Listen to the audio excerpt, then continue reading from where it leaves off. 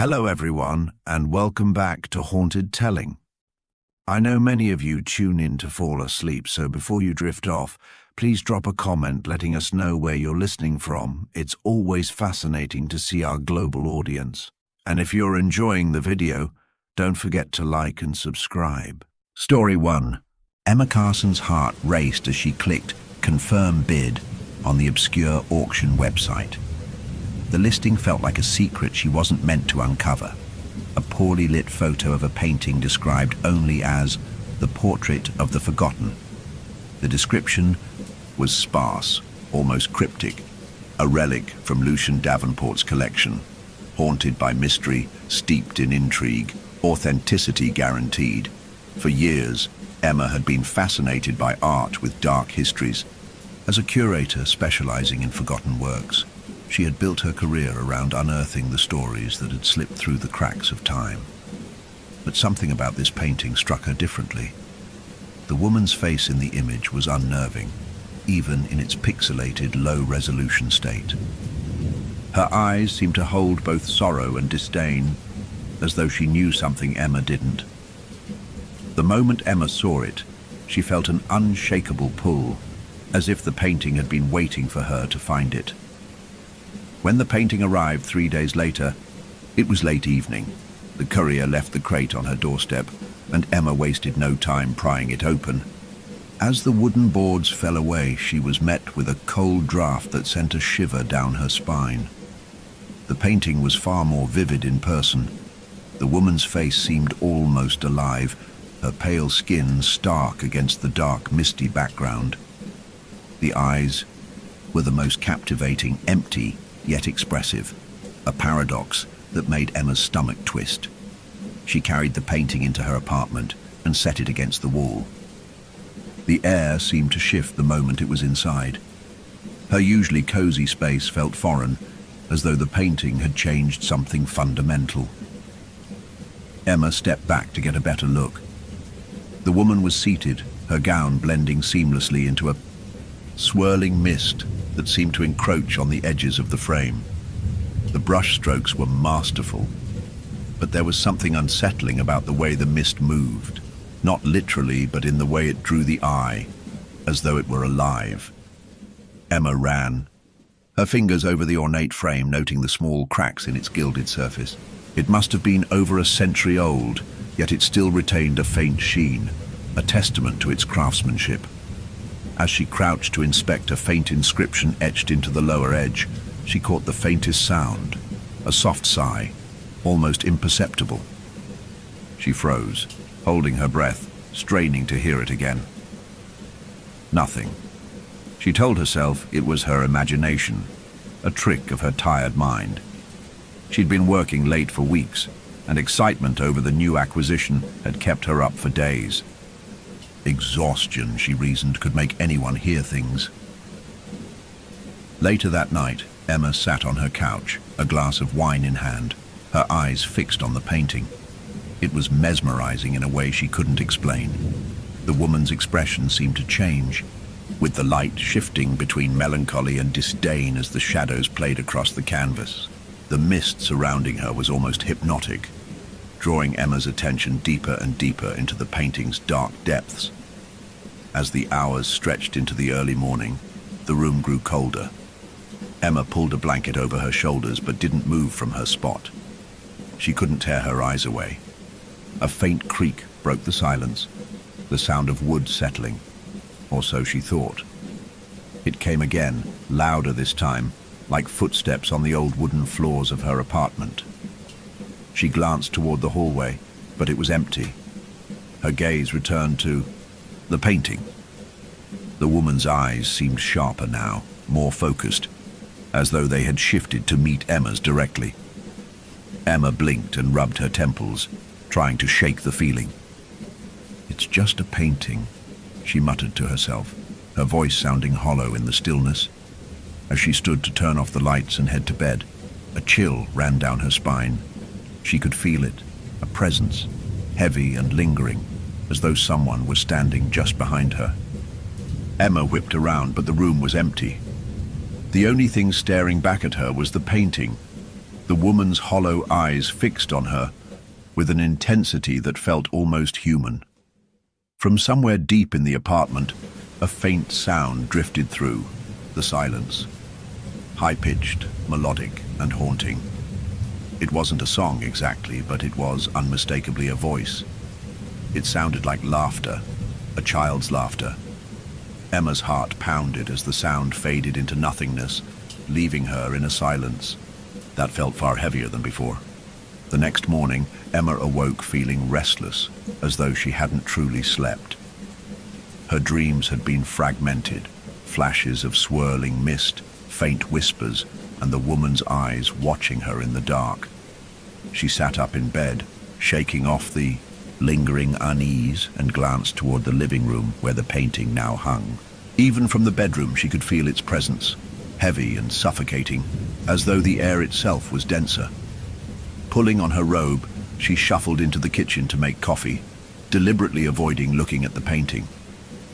The previous night had unnerved her more than she cared to admit, but in the light of day it seemed absurd to let herself feel so unsettled. It was just a painting, she told herself, albeit a particularly striking one. As the coffee brewed, Emma finally worked up the courage to glance toward the living room. The painting hung exactly where she had left it, the woman's face bathed in the soft morning light filtering through the blinds. Somehow, the daylight didn't diminish the painting's unsettling aura. If anything, it made the details even sharper. The subtle shadows around the woman's eyes, the faint shimmer of the misty background, the way her gown seemed to bleed into the darkness beyond. Carrying her coffee, Emma sat on the couch and opened her laptop. She had intended to spend the morning catching up on work, but her focus kept drifting to the painting. The woman's hollow gaze felt almost magnetic, drawing her attention even when she tried to look away. Finally, she gave in to her curiosity and began searching for information about the portrait of the forgotten and its creator, Lucien Davenport. What she found was both fascinating and deeply unsettling. Davenport had been a celebrated painter in the late 19th century, known for his hauntingly beautiful portraits. But his career had taken a dark turn with the creation of the portrait of the forgotten. According to the few surviving records, Davenport had become obsessed with the painting. He worked on it for months in near isolation, refusing commissions and cutting ties with colleagues. Rumors of his erratic behavior began to circulate, whispers of him talking to the painting late at night, claiming to hear the voice of the woman he was painting. The painting was completed shortly before Davenport's disappearance. He vanished without a trace, leaving behind only the portrait and a cryptic note scrawled on the back of the canvas. "She is waiting." Emma felt a chill run down her spine as she read the words. She glanced up at the painting, her heart racing. The woman's eyes seemed even more intense now, as though they were silently urging her to keep digging. She shook her head and closed her laptop. It was just a story, she told herself. A coincidence. But as the hours passed, the sense of unease only grew. The apartment felt colder than usual, the air heavier.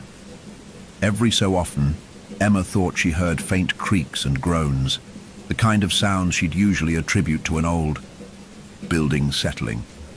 But these noises were different, more deliberate, almost rhythmic, like the measured steps of someone walking just out of sight.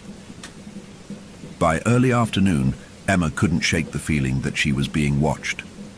No matter where she moved in the apartment, the sensation followed her, an invisible weight pressing on her chest. And always, when she turned around, her gaze was drawn back to the painting. She tried to busy herself with cleaning and organizing, anything to distract from the oppressive atmosphere. But when she reached the living room to straighten the cushions on the couch, she stopped dead in her tracks. The painting had changed. It wasn't anything dramatic, not at first glance.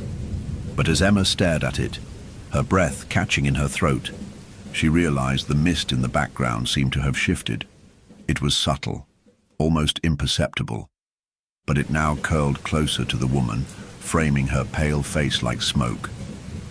And the woman's expression, though still subtle and reserved, seemed slightly different. She looked sadder. Emma blinked, stepping closer to inspect the painting. "That's impossible," she whispered. She'd spent hours studying the portrait the night before, memorizing every detail. She knew what she had seen. As she leaned in to examine the painting more closely, a sharp knock at the door startled her. Emma nearly dropped her coffee mug, her heart pounding in her chest. She hurried to the door and peered through the peephole, half expecting to find no one there.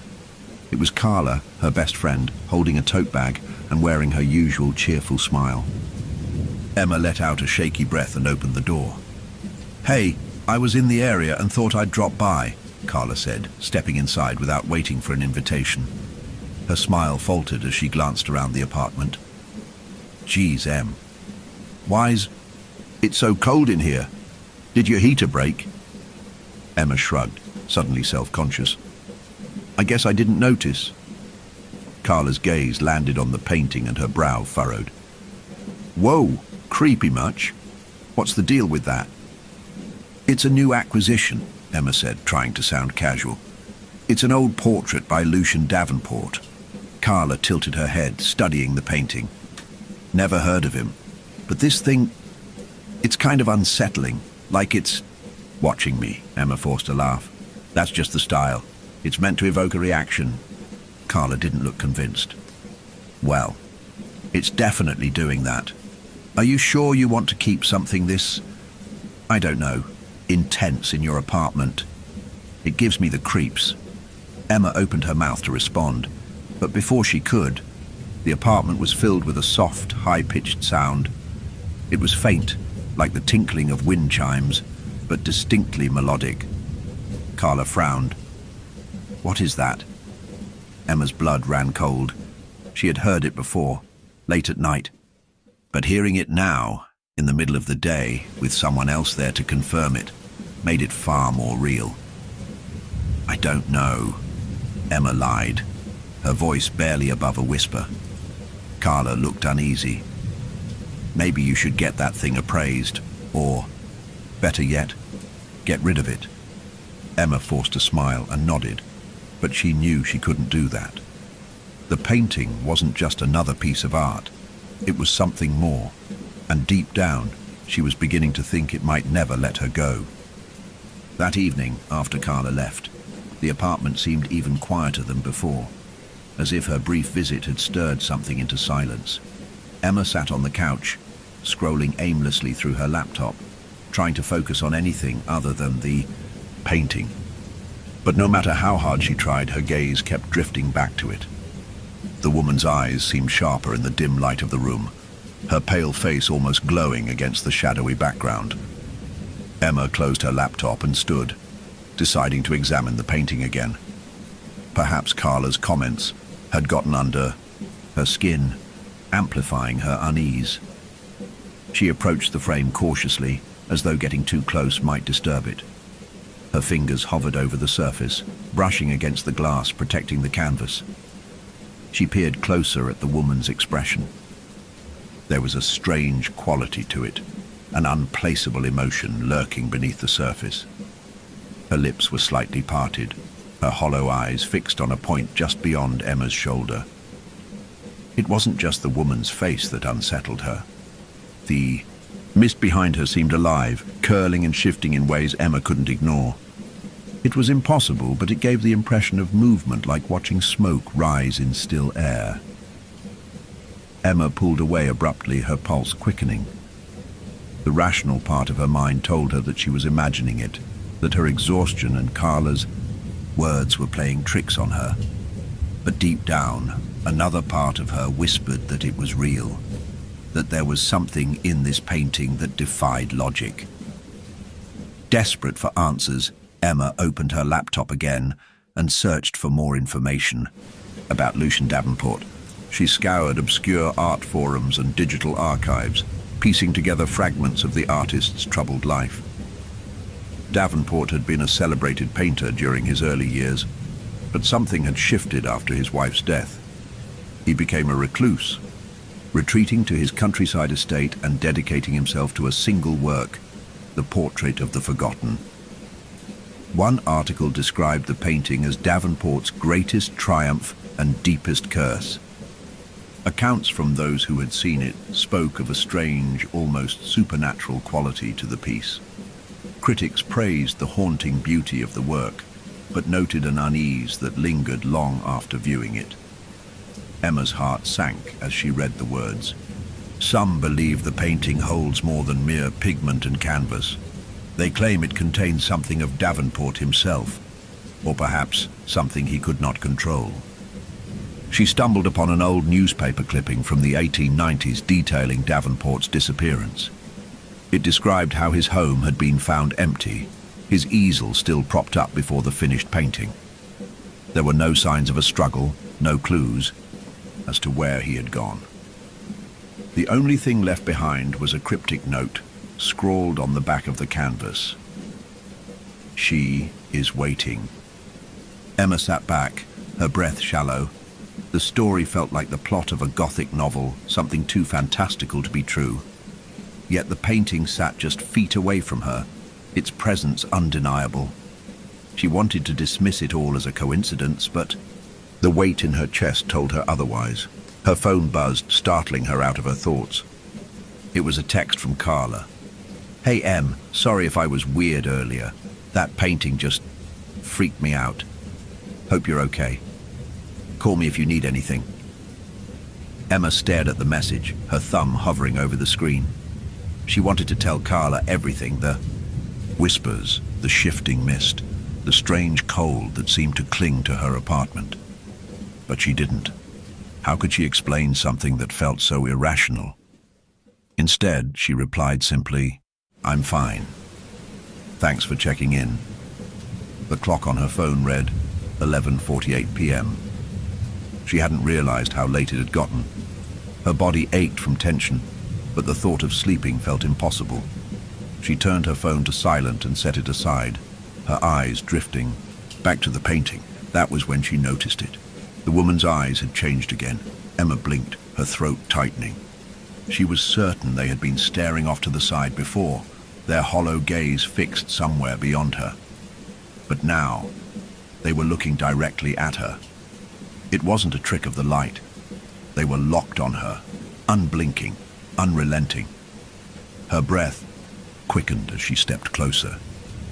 The mist in the painting seemed denser now, curling tightly around the woman's shoulders, framing her face with shadows. Emma's reflection in the glass trembled as she leaned in to inspect the changes. The air around her grew colder, the kind of cold that bit into her skin and sent a shiver down her spine. The silence in the apartment deepened, pressing against her ears like cotton. Then faintly, she heard it again. The laughter. It was soft, at first, like a child's giggle carried on a breeze. Emma whipped around, her eyes scanning the room. Nothing. The sound came again, closer this time, more distinct. Her heart raced as she turned back to the painting, half expecting to see the woman's lips moving. Instead, something else caught her eye. On the floor in front of the painting was a small white object. Emma crouched down, her hands shaking as she reached for it. It was a feather, delicate, impossibly pristine, as though it had just fallen from the air. But there were no birds in her apartment, no reason for it to be there. Emma straightened, clutching the feather tightly as the laughter faded into an eerie silence. Her gaze returned to the painting, and she froze. The mist in the background was shifting, curling into shapes that weren't there before. Shapes that looked disturbingly like outstretched hands. Emma sat frozen, her gaze fixed on the painting as the mist within it swirled unnaturally. Her rational mind fought against what she was seeing, searching for an explanation. It had to be a trick of the light, an illusion created by her overworked mind. But the shapes forming in the mist, the distinct outlines of hands, fingers stretching outward, defied all reason. She blinked hard, hoping the image would disappear. It didn't. A faint, cold draft brushed against her cheek, snapping her out of her trance. Her eyes darted around the room, searching for the source, but the windows were shut tight and the heater was off. The air in the apartment felt unnaturally heavy, thick with a presence she couldn't shake. The feather she'd picked up lay crumpled in her fist. She forced herself to move, to put some distance between herself and the painting. As she walked toward the kitchen, her footfalls sounded unnervingly loud in the stillness. She poured herself a glass of water, her trembling hand causing the liquid to spill slightly over the rim. She drank quickly, trying to calm the rising panic in her chest. "It's just a painting," she told herself again, repeating the mantra like a prayer. "It can't hurt me." But the memory of the shifting mist, the laughter, and the feather felt too vivid to ignore. Forcing herself to take slow, steady breaths, Emma returned to the living room. She avoided looking directly at the painting, keeping it in her peripheral vision as she grabbed a throw blanket from the couch and wrapped it around her shoulders. The air grew colder. A faint creak echoed through the room, the sound of wood groaning under pressure. Emma's heart leapt into her throat. It had come from the direction of the painting. She turned slowly, her pulse pounding in her ears. The woman's face hadn't changed, but her eyes. Her eyes were alive with something Emma couldn't define. The gaze was no longer hollow. It was filled with intent, sharp and penetrating. Emma felt as though the woman was studying her, assessing her like prey. Her breath hitched as she took a step back. The floor beneath her feet groaned loudly, as though protesting her retreat. And then she heard it. A whisper. At first it was indistinct, just the faintest murmur of sound. But as Emma strained to hear, it became clearer, forming words that chilled her to the bone. "Find me." Emma's legs gave out, and she collapsed onto the couch, clutching the blanket tighter around her shoulders. Her mind raced, torn between disbelief and terror. She had heard it. There was no denying it. The voice wasn't loud, but it was deliberate, coming from the direction of the painting. "Who are you?" she whispered hoarsely, her voice barely audible. The apartment was silent. The only sound was the rapid beating of her heart. She stared at the painting, waiting for something, anything. But the woman remained still, her gaze unyielding. Emma wanted to run, to leave the apartment and never look back. But a part of her was rooted to the spot, drawn to the painting despite her fear. She felt as though it was holding her in place, commanding her attention. Gathering what little courage she had left, she stood and approached the painting. Her hands trembled as she reached out and touched the cold glass covering the canvas. "What do you want?" she whispered, her breath fogging the surface. For a moment, there was nothing but silence. Then, the glass beneath her fingertips grew colder, so cold it burned. She yanked her hand back with a gasp, staring in disbelief as frost began to spread across the edges of the frame. The whisper came again, louder this time. "Find me." Emma staggered back, her chest tightening with panic. Her eyes darted around the room, searching for some sign of where the voice might be coming from. Her gaze landed on the feather she'd left on the coffee table. It seemed brighter now, glowing faintly in the dim light. She hesitated, then reached for the feather. The moment her fingers closed around it, a chill shot through her body, and the whisper grew louder. It wasn't just a voice now. It was a chorus, overlapping and echoing, filling her ears with unintelligible words. She clamped her hands over her ears, dropping the feather to the floor. The voices stopped abruptly, leaving behind a suffocating silence. Her vision swam and she stumbled toward the couch, collapsing onto the cushions. She pressed her palms into her eyes, willing herself to wake up from what felt like a nightmare. When she finally opened her eyes, the painting seemed to loom larger than before, dominating the room. The mist within it was darker now, swirling, with a malevolent energy that made Emma's skin crawl. The woman's eyes bore into her. and for the first time Emma noticed something she hadn't seen before. A faint glimmer of light reflected in their depths. It wasn't the light from her apartment. It was something else, something far away and unreachable. And then, in the dead silence of the room, the whisper returned. "Don't let it take you." Emma's blood ran cold as she realized the voice was no longer coming from the painting. It was behind her. Emma froze, her breath caught in her throat. The whisper was unmistakable, low, deliberate, and chillingly close. She couldn't bring herself to turn around, her muscles locked in a paralyzing blend of fear and disbelief. Every hair on her body stood on end and her chest tightened as the air around her seemed to thicken. Seconds passed like hours, each one stretching the silence into something unbearable. Summoning what little courage she had left, Emma whipped around, half expecting to see someone or something standing behind her. But there was nothing. The room was empty, its corners cloaked in shadow. The only sound was the faint hum of the refrigerator from the kitchen, distant and mundane, at odds with the oppressive unease that clung to the air. Emma's breathing was shallow as she scanned every inch of the room. Nothing moved. Nothing seemed out of place, yet the sensation of being watched hadn't faded. It was stronger now, suffocating in its intensity. Her gaze flicked back to the painting.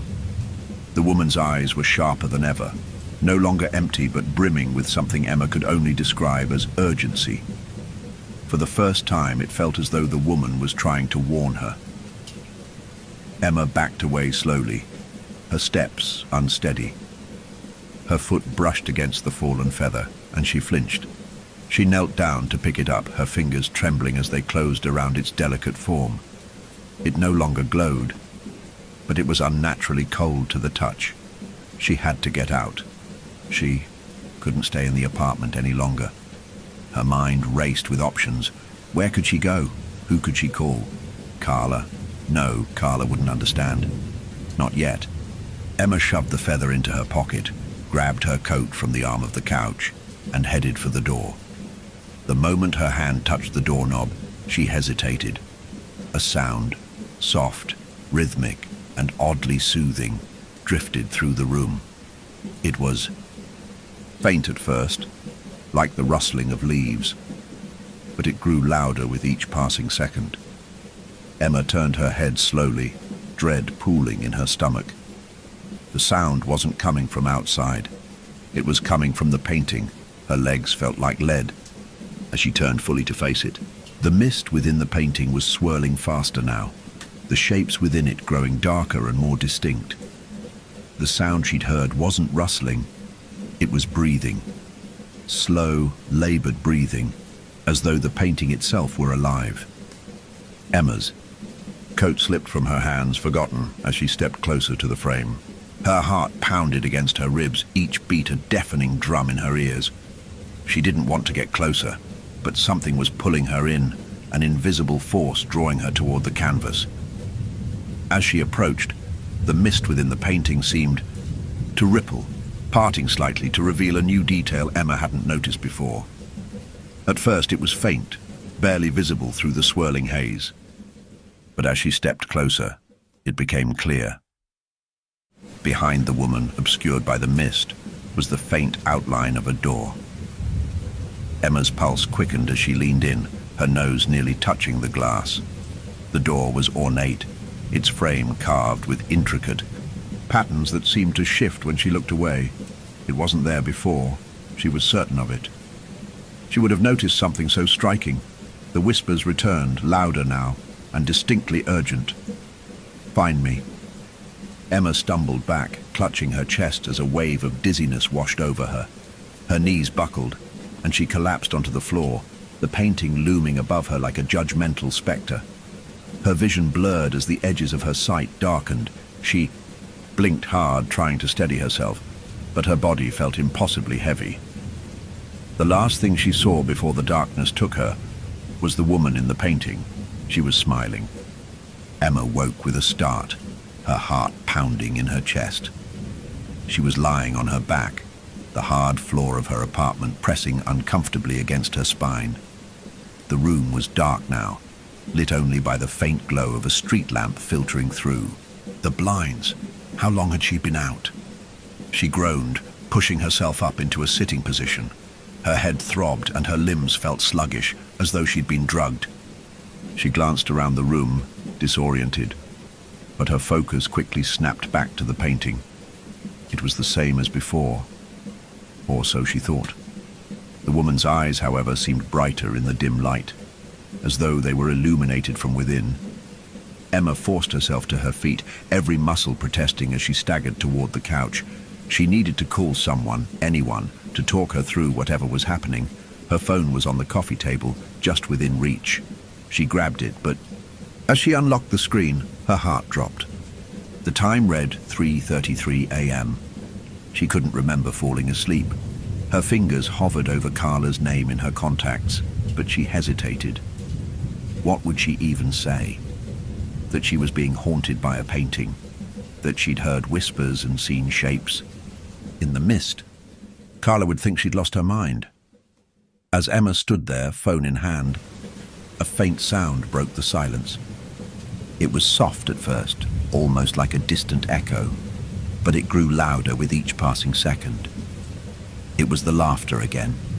This time, it wasn't faint or distant. It was clear and distinct, echoing through the room, as though the source was right there with her. Emma spun around, her breath hitching in her throat.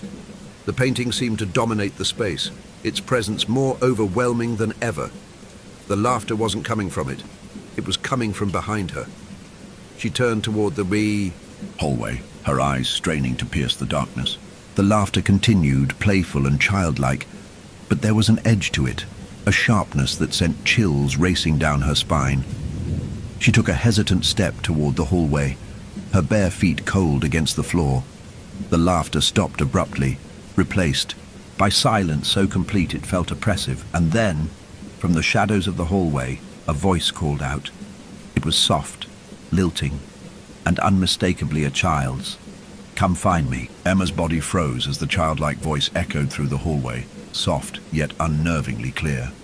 Her breath hitched, and her heart thudded painfully in her chest. The voice was playful, almost innocent, but there was something wrong about it. An underlying distortion, as though two voices spoke in unison, one overlaid on the other. The hallway stretched before her, shrouded in shadows. Her mind screamed at her to turn away, to grab her keys and leave the apartment, but her legs betrayed her. They carried her forward, each step hesitant and unsteady, drawn by a force she couldn't resist. "Who's there?" Emma whispered, her voice cracking. There was no answer. The air grew colder with each step she took. The walls of the hallway seemed to close in, the shadows deepening as she moved toward the source of the voice. Her hands clenched into fists at her sides, her nails digging into her palms as she forced herself to keep moving. When she reached the end of the hallway, she stopped. The faintest glimmer of light spilled out from beneath the door to her bedroom. She didn't remember leaving the light on. Emma reached for the doorknob, her hand trembling so violently she could barely grip it. She hesitated, pressing her ear to the door. For a moment there was only silence. Then faintly, the laughter returned. Emma wrenched the door open. Her bedroom was empty, bathed in the pale glow of her bedside lamp. The bed was unmade, the blankets tangled from her restless sleep earlier. The air felt colder here, unnaturally so, and Emma's breath came out in visible puffs. Her gaze swept across the room, her eyes darting from corner to corner. She didn't see anything out of place, no shadows, no figures, nothing to explain the voice or the laughter. But the sensation of being watched was stronger than ever, pressing against her like a tangible weight. Then she saw it, the feather. It was lying on her pillow, pristine and impossibly white, the same one she had dropped in the living room. Her pulse quickened as she approached the bed, her hands trembling as she reached for it. The moment her fingers touched the feather, A sudden wave of cold swept through the room, extinguishing the lamp and plunging her into darkness. Emma gasped, stumbling back and nearly falling as her foot caught on the edge of the rug. The room was pitch black now, the faint light from the hallway barely enough to illuminate her surroundings. She reached blindly for the lamp, her fingers brushing against the switch. Before she could turn it back on, the whisper returned. "Find me." This time it was louder, closer. It seemed to come from all around her, echoing off the walls and reverberating in her skull. Emma's breath came in shallow gasps as she fumbled with the lamp, her fingers trembling too much to find the switch. Went shut. She finally managed to turn it on. The light revealed something that made her blood run cold. The painting. It was hanging on the wall opposite her bed. Emma stumbled back, her heart pounding so hard it felt like it might burst. She had left it in the living room, she was certain of it. She hadn't moved it. She hadn't touched it. And yet, there it was. The woman's gaze was fixed on her, more intense than ever. The mist within the painting seemed to ripple and shift, dark shapes forming and dissolving in its depths. Emma couldn't look away, even as every instinct screamed at her to run. Her vision blurred, and for a moment, she thought she saw something move within the mist. A figure, faint and shadowy, standing just behind the woman. It was too vague to make out any details, but its presence was undeniable. The whisper returned, sharper now, more urgent. "Find me, before it's too late." Emma staggered back toward the door, her hand gripping the frame for support. She had to get out of the apartment. Whatever was happening, she couldn't stay here. But as she turned to leave, she caught a glimpse of something in the mirror above her dresser. A child's face, pale and gaunt, with hollow eyes that stared. Back at her, Emma screamed, spinning around to confront the figure. But the room was empty. The mirror reflected only her own terrified expression, her wide eyes darting frantically across the space behind her.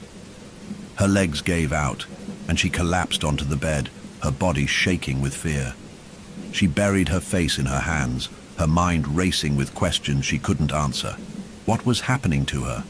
Was she losing her grip on reality, or was there truly something in the painting, something alive? As she sat there trembling, she felt the air grow colder still. The whispers returned, softer now but unrelenting, repeating the same phrase over and over. "Find me, find me, find me." Emma forced herself to her feet, her knees weak and unsteady. She grabbed her phone from the nightstand and dialed Carla's number, her trembling fingers barely able to press the buttons. The call went to voicemail. "Carla, it's me," Emma said, her voice shaking. "Something's wrong. I don't know how to explain it, but it's the painting. I think it's haunted. Please call me back. I don't know what to do." She ended the call and shoved her phone into her pocket, her gaze drifting back to the painting. The woman's face seemed softer now, almost pleading, as though she was silently begging Emma for something. "Find me," the whisper came again, louder this time. Emma clenched her fists, determination cutting through her fear. Whatever was happening, she couldn't ignore it any longer. She had to uncover the truth about the painting, about the woman, about the whispers, because deep down, she knew one thing for certain: this was only the beginning. Emma spent the next day poring over everything she could find about Lucian Davenport and the portrait of the forgotten. Her laptop screen was filled with dozens of tabs, archived newspaper articles, forum threads, and obscure academic papers. She hadn't slept. The shadows under her eyes were darker, her hands jittery from too much coffee, and the unshakable sense that she was never truly alone in her apartment anymore. The whispers had continued throughout the night, faint but insistent. By morning, the words had burrowed so deeply into her mind that she could hear them even when the apartment was silent. "Find me, find me." They pulsed in her thoughts, relentless, and she felt as though her very sanity were being pulled apart, thread by thread. The painting remained on the bedroom wall, immovable despite her attempts to take it down. When she had tried to remove it earlier, the frame wouldn't budge, as though it had fused with the plaster. The woman's gaze followed her every movement, unyielding. Emma could swear that, in the rare moments when she worked up the courage to glance at the painting, the mist had thickened, its edges darkened, and the faint outline of the door in the background had grown clearer. By mid-afternoon, she stumbled upon something new, a small mention of Davenport's personal journals in a faded forum post from nearly a decade ago. The post claimed that the journals had been sold at an estate auction after his disappearance. They described his last days as a painter, his growing obsession with the woman in the portrait, and his increasingly bizarre claims about her. Emma leaned closer to the screen, her pulse quickening. One user in the thread mentioned having seen the journals years ago at a private gallery exhibit in a small town not far from where she lived. Her hands shook as she read the name of the gallery, Hawthorne and Cumber Artifacts. She grabbed her phone and searched for the gallery. To her relief, it still existed, though its website looked as outdated as the forum itself. Emma called immediately, holding her breath as the line rang. A woman's voice answered, pleasant but disinterested. Hawthorne and Co. Artifacts. How can I help you? Hi, Emma said, her voice trembling slightly. I was wondering if you have any records of items related to Lucian Davenport, specifically his personal journals. The woman paused. Emma could hear the faint clicking of a keyboard in the background. Davenport, the painter. Yes, Emma said quickly, leaning forward as though it would somehow help. I read that his journals were on display at your gallery some years ago. Do you still have them? The woman hesitated. Let me check. Emma's heart pounded as the sound of typing continued. She could hear faint murmurs in the background, though she wasn't sure if it was from the gallery or the whispers that had become a constant hum in her ears. Finally, the woman spoke again. It looks like we do still have a set of his journals. They're not on display anymore, but they're in our archives. Can I see them? Emma asked, her words spilling out in a rush. The woman hesitated again. We don't usually allow public access to archived items. They're fragile and... I'll pay, Emma interrupted. Whatever it costs, I'll pay. I just need to see them. There was a long pause. Emma could feel her breath quickening, the walls of the apartment seeming to close in on her as she waited. Fine, the woman said finally. We close at 5. If you can get here before then, I'll let you take a look. Thank you, Emma said, relief flooding her voice. She hung up without another word and grabbed her coat. The painting's gaze bore into her back as she hurried toward the door, but she didn't look back. For the first time in days, she felt a glimmer of hope. The drive to the gallery took nearly an hour. The sky outside was overcast, the world around her cloaked in muted shades of grey. Emma's hands gripped the steering wheel tightly, her knuckles white as she navigated the winding roads. She couldn't shake the feeling that she was being followed. Every car that appeared in her rearview mirror felt like a threat, and every shadow seemed to shift just out of view. When she finally arrived, the gallery looked smaller than she had imagined, a narrow brick building wedged between two abandoned storefronts.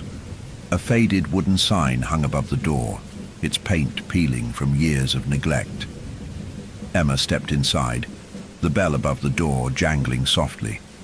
The woman from the phone stood behind a cluttered counter, her grey hair pulled into a loose bun.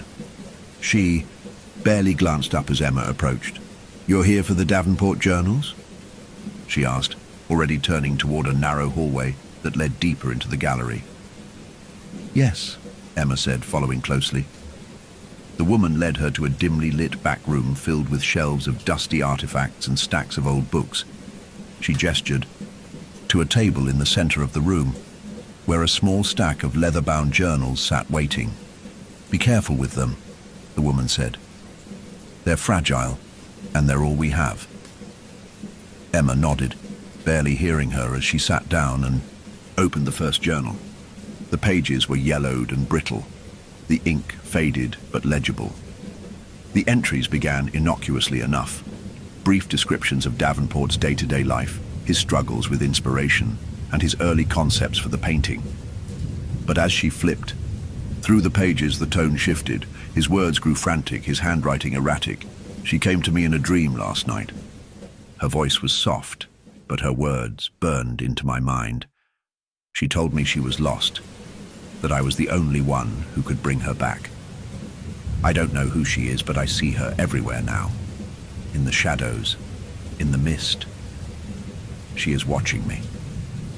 Emma's hands trembled as she turned the page. "The painting is consuming me. Each stroke feels like a step closer to something I can't comprehend. She whispers to me as I work, telling me secrets I can't bear to hear. Her eyes, they follow me, even when I'm not in the room." The final entry sent a chill through Emma's body. "The door is almost complete. She says it's the only way, but I fear what lies beyond it. If anyone finds this, know that she is waiting, and she will not wait forever."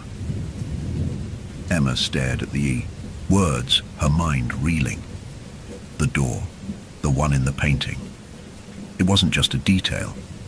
It was a portal, a link to something beyond comprehension. And now it was her turn to find it. Emma sat in the dim back room of the gallery, her heart pounding as she reread the final entry in Lucian Davenport's journal. The words seemed alive, pulsating with the same energy she had felt radiating from the painting. "The door is almost complete. She says it's the only way, but I fear what lies beyond it." Her mind raced with questions. What had Davenport meant? What door? Was it the one in the painting? And what, or who, was waiting on the other side? She shoved the journals into her bag without thinking, earning a sharp glare from the gallery owner. "I'll return these," Emma said hurriedly, not waiting for a response as she bolted out the door. The drive back to her apartment was a blur, her thoughts consumed by the cryptic warnings and the painting's growing power. The whispers had begun again, faint but persistent, following her even outside her home. The phrase, "find me," repeated in a loop, like a song she couldn't escape. By the time she reached her building, the sky had darkened and the first drops of rain began to fall. Emma climbed the stairs to her apartment, her hands trembling as she unlocked the door. She stepped inside and froze. The painting was no longer in her bedroom. It was hanging in the living room, perfectly centered. On the wall opposite the couch, Emma felt the air grow colder, the faint smell of smoke and damp earth filling her nostrils. Her chest tightened as she stared at the painting, unable to look away. The mist within it churned violently now, dark shapes swirling and colliding like a storm trapped within the canvas, and there behind the woman, the door was unmistakable. It was no longer a faint outline buried in the background.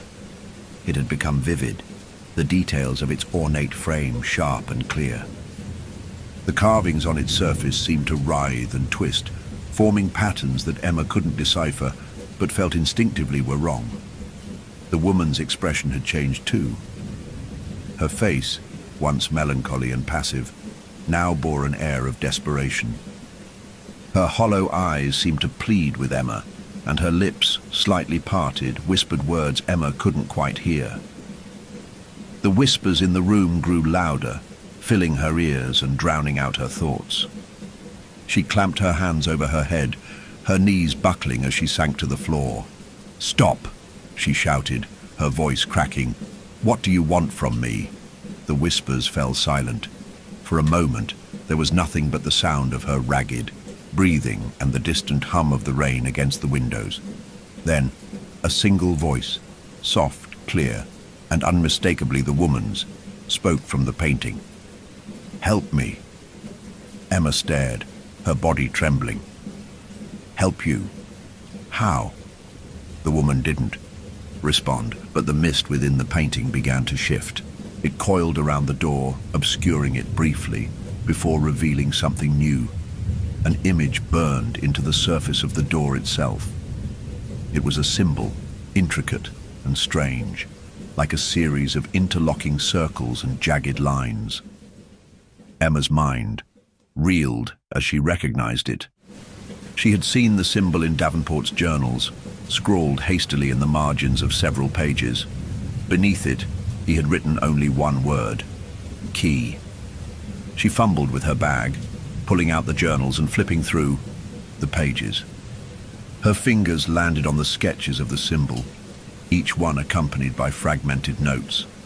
The door can only be opened with the key. It is both a threshold and a cage. She says the key lies where it all began. Emma sat back, her hands shaking. Where it all began. What did that mean? Was it the place where Davenport had painted the portrait? She thought of the countryside estate mentioned briefly in her earlier research, a sprawling property Davenport had retreated to after his wife's death. A quick search online confirmed it. The estate was located several hours away, abandoned for decades but still standing. Emma hesitated, her mind at war with itself.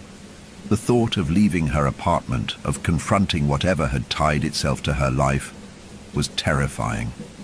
But the painting, the whispers, the woman's pleading gaze, none of it would stop until she did something. Her phone buzzed on the coffee table, breaking her concentration.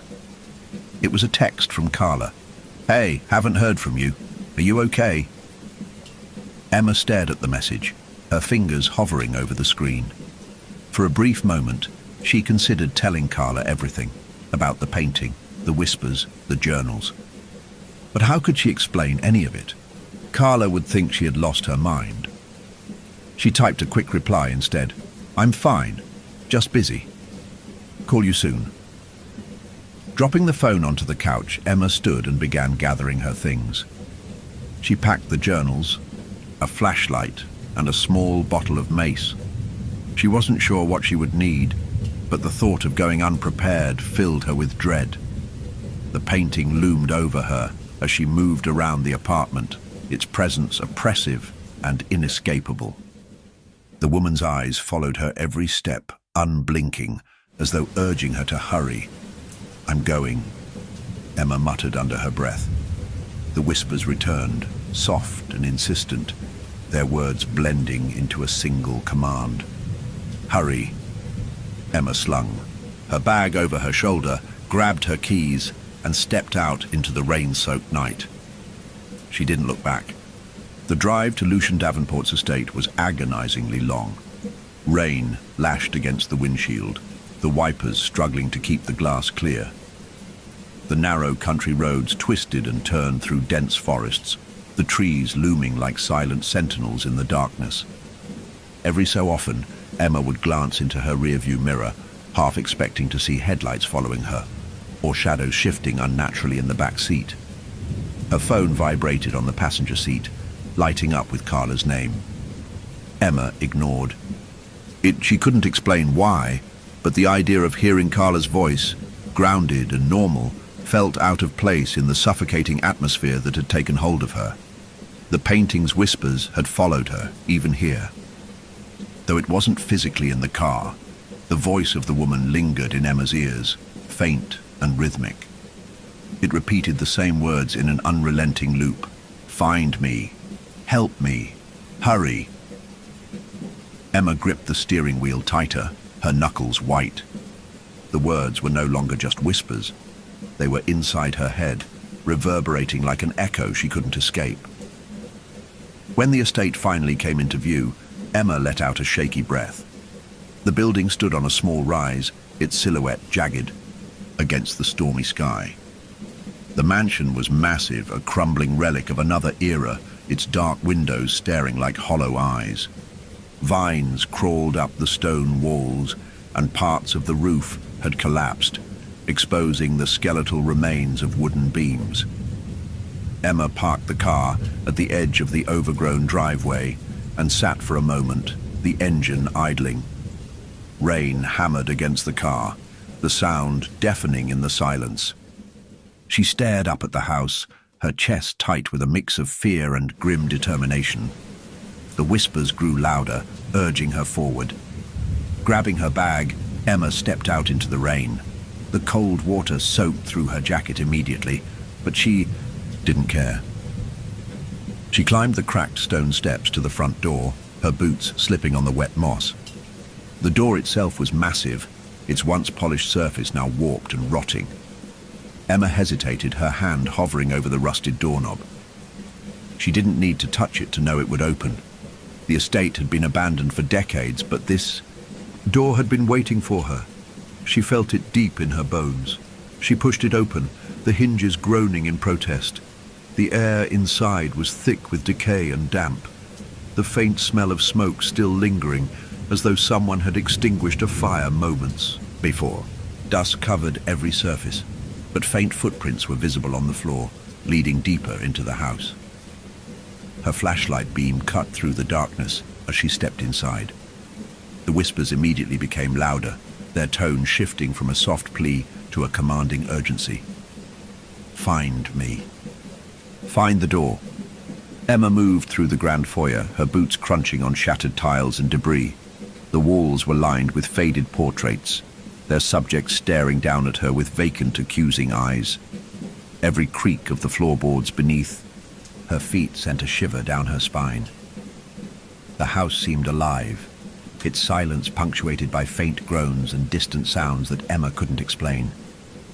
She felt watched, the sensation pressing against her back like unseen hands. The footprints led her to a massive staircase, its banister coated in dust and cobwebs. Emma climbed it cautiously, the whispers growing louder with each step. The air grew colder as she ascended, her breath visible in the dim light. At the top of the stairs, the footprints veered sharply to the right, leading toward a partially open door. Emma hesitated, her flashlight trembling in her hand. The door was cracked just enough for her to see a faint light flickering inside, as though from a fire. She pushed the door open slowly, her heart hammering in her chest. The room beyond was a studio, the remnants of Davenport's work scattered across the floor. Easels stood at odd angles, their canvases torn and faded. Brushes and broken jars of paint lay in piles of dust, and the faint scent of turpentine lingered in the air. But it was the painting at the center of the room that drew her attention. It was identical to the one in her apartment, the portrait of the forgotten. The woman's gaze bore into her, but there was something different about this version. The door in the background was far more prominent, its ornate carvings glowing faintly. The whispers fell silent, replaced by a low rhythmic hum that seemed to emanate from the painting itself. The mist within it churned violently, and the shapes of hands reached outward, pressing against the canvas as though trying to escape. Emma approached cautiously, her flashlight beam wavering. Her breath hitched as she noticed something scrawled on the wall behind the easel. "The key lies where her story began." Her story. Davenport had written about the woman's story, though the details were fragmented. Emma racked her brain, trying to piece together what she knew. Davenport had called her forgotten, a figure lost to time. He'd spoken of her whispers, her desperation, and the door that would lead to her salvation or damnation. Then it hit her, the one detail that had been consistent in every account. Davenport had first seen her in his dreams before she consumed his waking life. He'd mentioned a specific place, though only once, the meadow behind the estate. The key wasn't inside the house, it was outside. The hum from the painting grew louder as Emma turned and fled the room, the sound reverberating in her chest. She bolted down the stairs and out the front door, her boots splashing through the mud as she raced toward the back of the estate. The rain had slowed to a drizzle, but the wind howled through the trees, carrying faint whispers that urged her onward. She reached the edge of the meadow, her flashlight beam cutting through the mist. that clung to the ground like smoke. There, in the center of the meadow, stood a single, gnarled tree. Its branches were bare, twisted into unnatural shapes, and its roots protruded from the earth like skeletal hands. Emma approached it cautiously, her footsteps muffled by the wet grass. At the base of the tree, partially buried in the mud, was an object. She knelt down, her hands trembling as she dug it free. It was a key. The metal was cold and black, its surface etched with the same symbol that had appeared on the door in the painting. As she held it in her hand, the whispers returned, louder and more insistent than ever. "Bring it to me." Emma's chest tightened as the weight of the key pressed against her palm. She knew what she had to do. She had to go back. Emma stood frozen in the meadow, the cold, black key clutched tightly in her trembling hand. The rain had stopped, leaving the air thick with mist that coiled around her feet like living tendrils. The whispers were relentless now, louder and sharper, their tone filled with urgency and command. "Bring it to me." Her body felt impossibly heavy, weighed down by exhaustion and dread.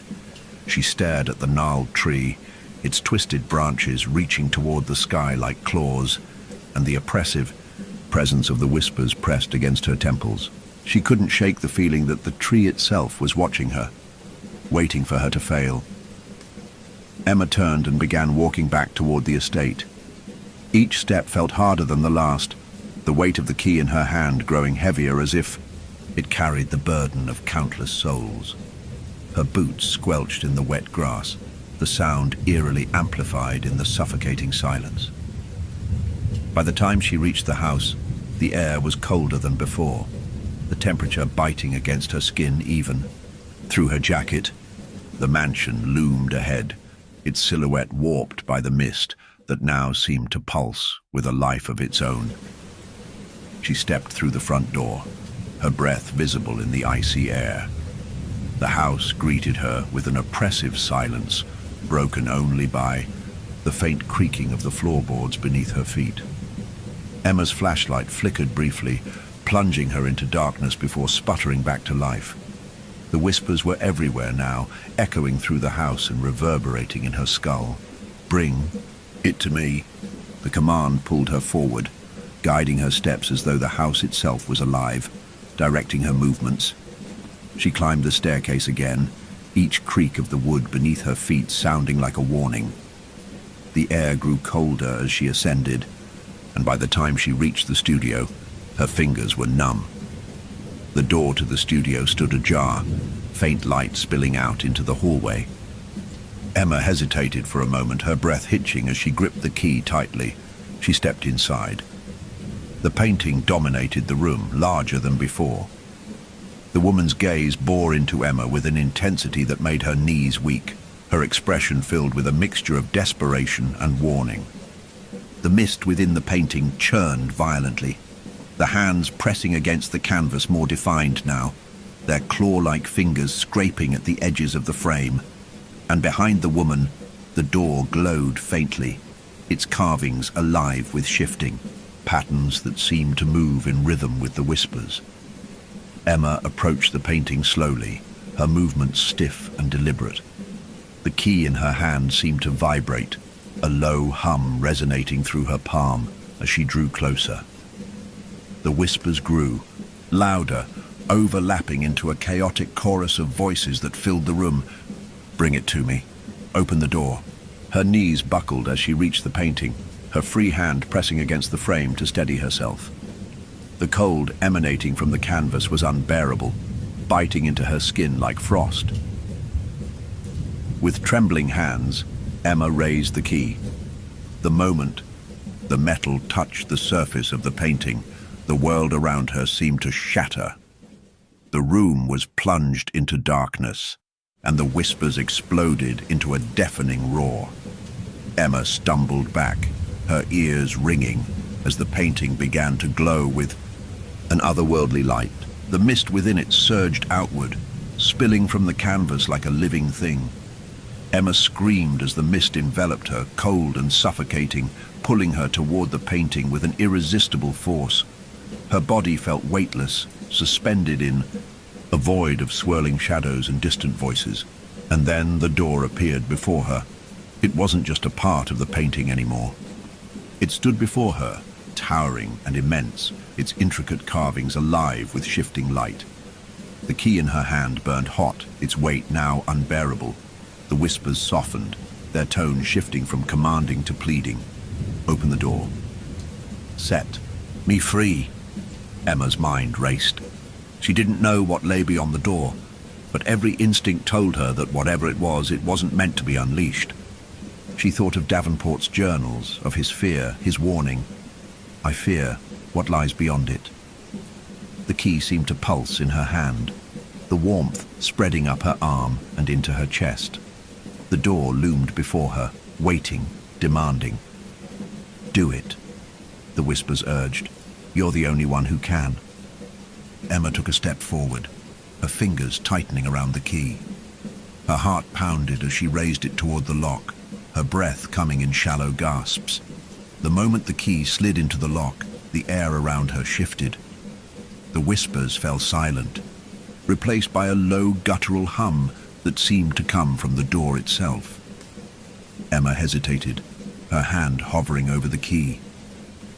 "Turn it," the voice of the woman said, clear and piercing. With a final trembling breath, Emma twisted the key. The lock clicked and the door swung open. The light that poured out was blinding, engulfing everything in its path. Emma raised her arm to shield her eyes, but the force of the light pulled her forward, dragging her into the doorway.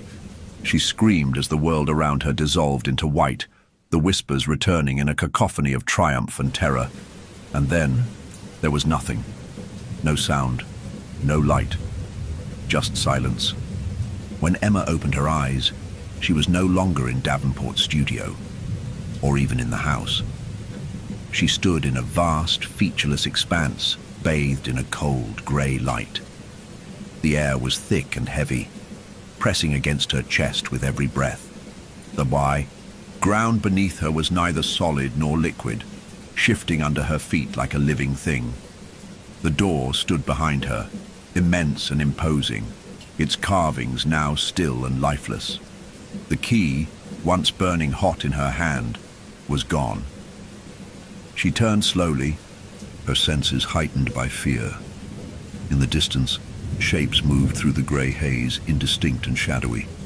Whispers drifted through the air, faint and fragmented, too quiet to understand, but unmistakably human. "Where am I?" Emma whispered, her voice trembling. The whispers stopped abruptly, replaced by a chilling silence that stretched endlessly. Then, a figure emerged from the mist. It was the woman from the painting. Emma gasped, her breath catching in her throat as the figure approached. The woman was exactly as she appeared in the portrait, pale and ethereal, her hollow eyes shimmering with a faint light.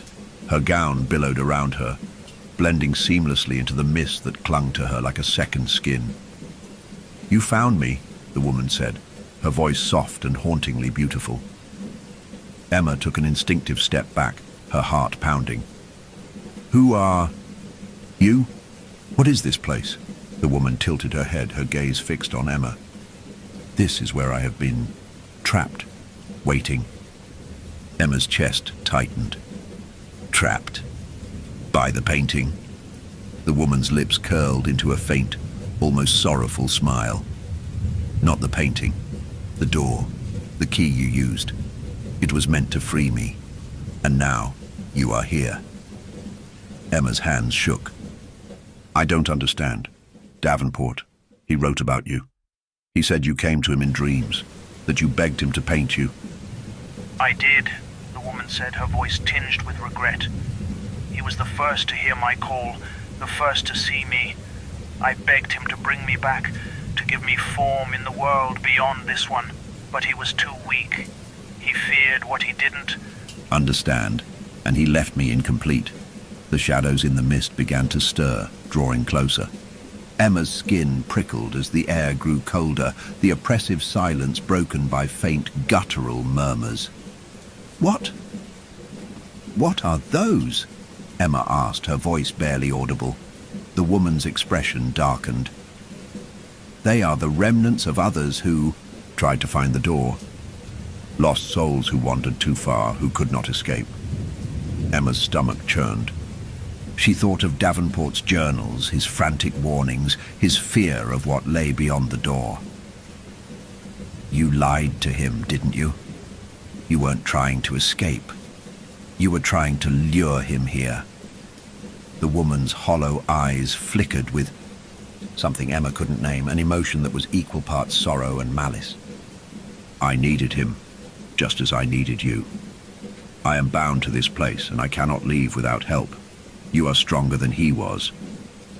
Emma's legs felt weak, her body trembling under the weight of the woman's words. "What do you want from me?" The woman stepped closer, her pale hand outstretched. "I need you to finish what was started, to complete the bond, to free us both. The door brought you here for a reason." Emma shook her head, her instincts screaming at her to run. "No, you're lying. If I help you, I'll end up like them." She gestured toward the shifting shadows in the mist. The woman's expression hardened. "You misunderstand. There is no leaving now. The door only opens one way. Your choice is not whether to help me. It is whether you will survive."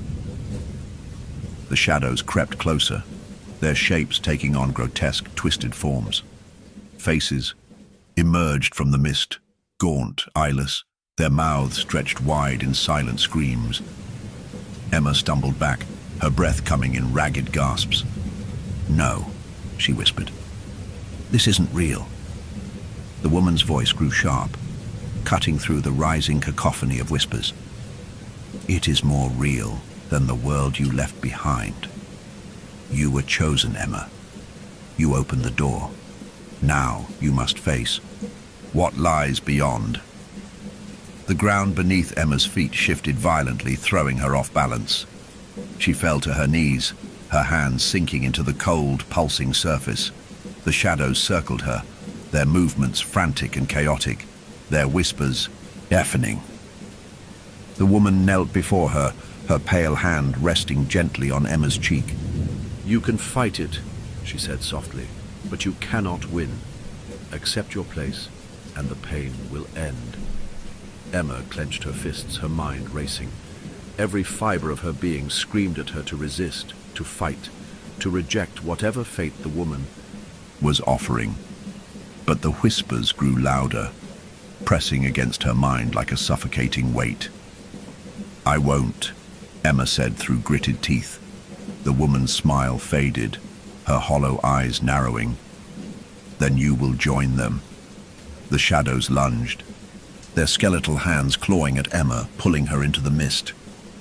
She screamed, thrashing against their grip, her body racked with searing cold, and then, through the chaos, she felt it. A faint warmth in her pocket. The key. Emma's fingers closed around it, the metal burning against her skin. She didn't know what it would do, but it was the only thing she had. With a desperate cry, she raised the key and plunged it into the ground. The world exploded into light. The shadows shrieked, their forms dissolving into nothingness. The woman screamed, her voice echoing with fury as the mist tore her apart, scattering her into the void. Emma was blinded by the light, her body weightless, as she was pulled upward away from the door, away from the endless expanse. And then, silence. Emma woke with a gasp, her body trembling and drenched in sweat. She wasn't in the void anymore, nor in Davenport's estate. She was back in her apartment, sprawled on the floor of the living room. Her head throbbed and her muscles ached, as though she'd been running for miles. The room was eerily still, the faint hum of the refrigerator in the kitchen, the only sound breaking the silence. Her eyes darted around, searching for the painting. It was gone. The wall where it had hung was bare, as if it had never been there at all. She sat up slowly, her hands clutching the edge of the coffee table for support. The last thing she remembered was the blinding light, the key, and the woman's face contorted in fury as the mist consumed her. But how had she returned? Her phone buzzed on the floor beside her, startling her. She grabbed it with trembling hands, the screen glowing with an incoming call. It was Carla. "Emma, where have you been?" Carla's voice was frantic, a mix of anger and relief. "I've been calling you for hours. Are you okay?" Emma swallowed hard, her throat dry. I'm fine," she said, though the words felt hollow. She wasn't fine. Nothing about what had happened was fine. "Fine?" Carla snapped. "You disappear, don't answer your phone, and now you sound like you've seen a ghost. What's going on?" Emma hesitated, her mind racing. She couldn't tell Carla the truth, not all of it. She barely understood it herself. I just needed some time," she said weakly. "I'll explain later, okay?" Carla was silent for a moment, then sighed. "Okay. But promise me, you're safe." "I promise," Emma whispered, though she wasn't sure it was true. After ending the call, Emma sat in the quiet of her apartment, her gaze fixed on the empty wall. Despite the absence of the painting, the room still felt wrong, too cold, too heavy, as though a part of the void had followed her back. Her bag lay on the floor nearby, its contents spilling out. The journals were there, their pages still intact, but the key was gone. Emma knelt and rifled through her belongings, searching desperately for it, but it was nowhere to be found. The door. She froze as the memory of the door came rushing back. The key had been the only thing keeping the door from opening fully, the only thing tethering the woman, and whatever else dwelled in that void.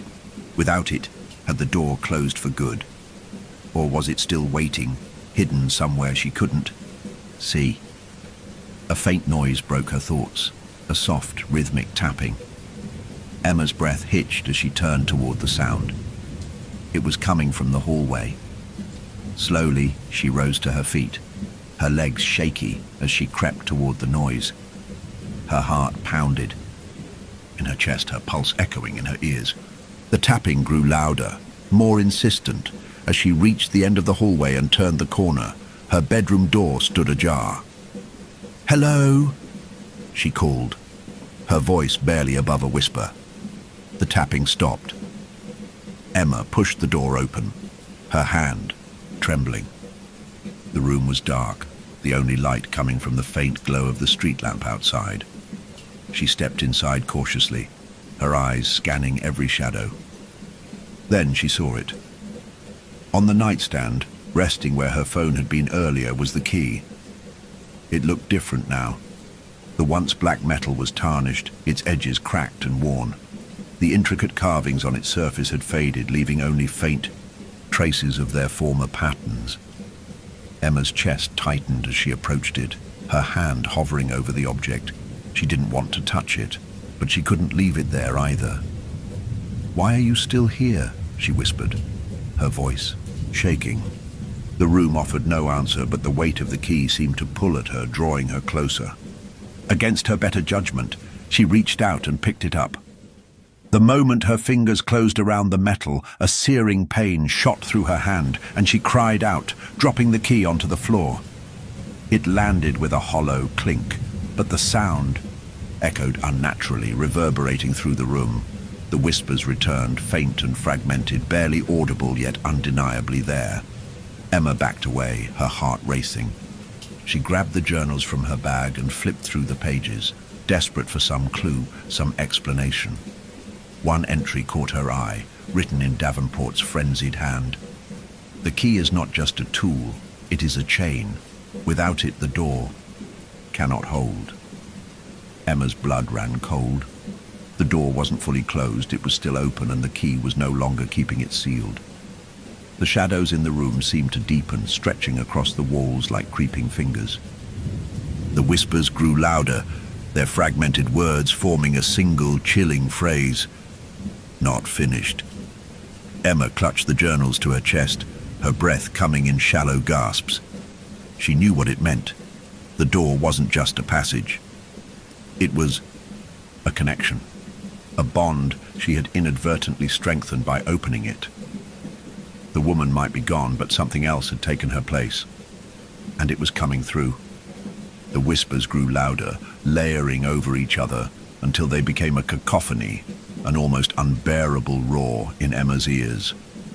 She stumbled back from the nightstand, the key still lying on the floor, its faint, distorted glow pulsing like a dying heartbeat. The room felt alive now, the shadows rippling as though the walls themselves were breathing. Emma clutched the journals tightly, her knuckles white. Her mind raced, trying to piece together Davenport's warnings, the fragments of his desperate notes. The key is not just a tool, it is a chain. The door was still open, and something was crossing through. She had to stop it. Her eyes darted toward the key, its tarnished surface reflecting the dim light. The whispers shifted, their tone sharper, more demanding. Finish it. Emma dropped the journals onto her bed and knelt, hesitating for a moment before grabbing the key. It was warm now, its earlier coldness replaced by a sickly, radiating heat that seeped into her palm. As she stood, the shadows around her deepened, converging into a single point at the far side of the room. From that darkness, something began to emerge. At first, it was indistinct, a mass of shifting, writhing shadows that defied definition. But as it moved, it began to take shape. A tall, humanoid figure, its body stretched and twisted in unnatural ways. Its head tilted unnervingly to the side, its face a void of swirling mist and flickering light. The figure stepped forward, its elongated limbs bending as though it were folding itself into existence. Emma's breath caught in her throat as the whispers grew louder, the voices merging into a single commanding tone. "Give it to me." Emma stumbled back, clutching the key tightly. Her instincts screamed at her to run, but there was nowhere to go. The figure blocked the doorway, its towering presence filling the room. "What do you want?" she gasped, her voice trembling. The figure's head tilted further, an unnatural clicking sound accompanying the movement. Its voice echoed in her mind, not spoken but forced directly into her thoughts. "You open the door. The key belongs to me." Emma shook her head, her grip tightening on the metal. "No, I don't understand what this is, but I know if I give this to you, it'll only get worse." The figure moved closer, its body gliding rather than walking. The air around it grew colder, and Emma's knees threatened to buckle under the weight of its presence. "The door is open because of you," it said, its voice devoid of emotion. "The key is mine. You cannot stop what has begun." Emma's mind raced. Davenport's journals had described the door as both a threshold and a cage. The key was more than just a way to unlock it. It was part of the balance, keeping whatever was inside contained. She glanced down at the object in her hand, its glow intensifying as the figure approached. A realization struck her like a lightning bolt. The key wasn't meant to be handed over. It was meant to be destroyed. "You're lying," Emma said, her voice steadying despite the fear coursing through her veins. "The key isn't yours. It was meant to keep you in." The figure froze, its elongated form straightening unnaturally. The shadows around it rippled violently, and the whispers surged again, overlapping in chaotic fury. "You cannot destroy it," the figure hissed, its voice dripping with malice. "Without the key, the balance will collapse. You will unleash far worse than me." Emma's grip on the key tightened. "I don't believe you." The figure lunged forward, its limbs extending with impossible speed. Emma dodged to the side, her shoulder slamming into the wall as the figure's claw-like hand sliced through the air where she had been standing. The room shook, the shadows on the walls rippling like water. Her breath came in ragged gasps as she scrambled toward the journals. Flipping through the pages frantically, she found one of Davenport's final entries. The key is the source, the tether that binds them. To destroy it is to sever the connection, but the cost. The sentence trailed off. The ink smudged. What cost? Emma whispered, her voice trembling. The figure moved closer, its form becoming more distorted, more monstrous with each step. "Give it to me," it growled, its voice no longer calm but desperate. "You cannot comprehend the price of failure." Emma didn't know if she could trust what Davenport had written, but she had no choice. Whatever the cost of destroying the key, it couldn't be worse than letting this thing have it. Her gaze darted to the nightstand. A small, decorative bowl of matches sat there, remnants from a long-forgotten candle.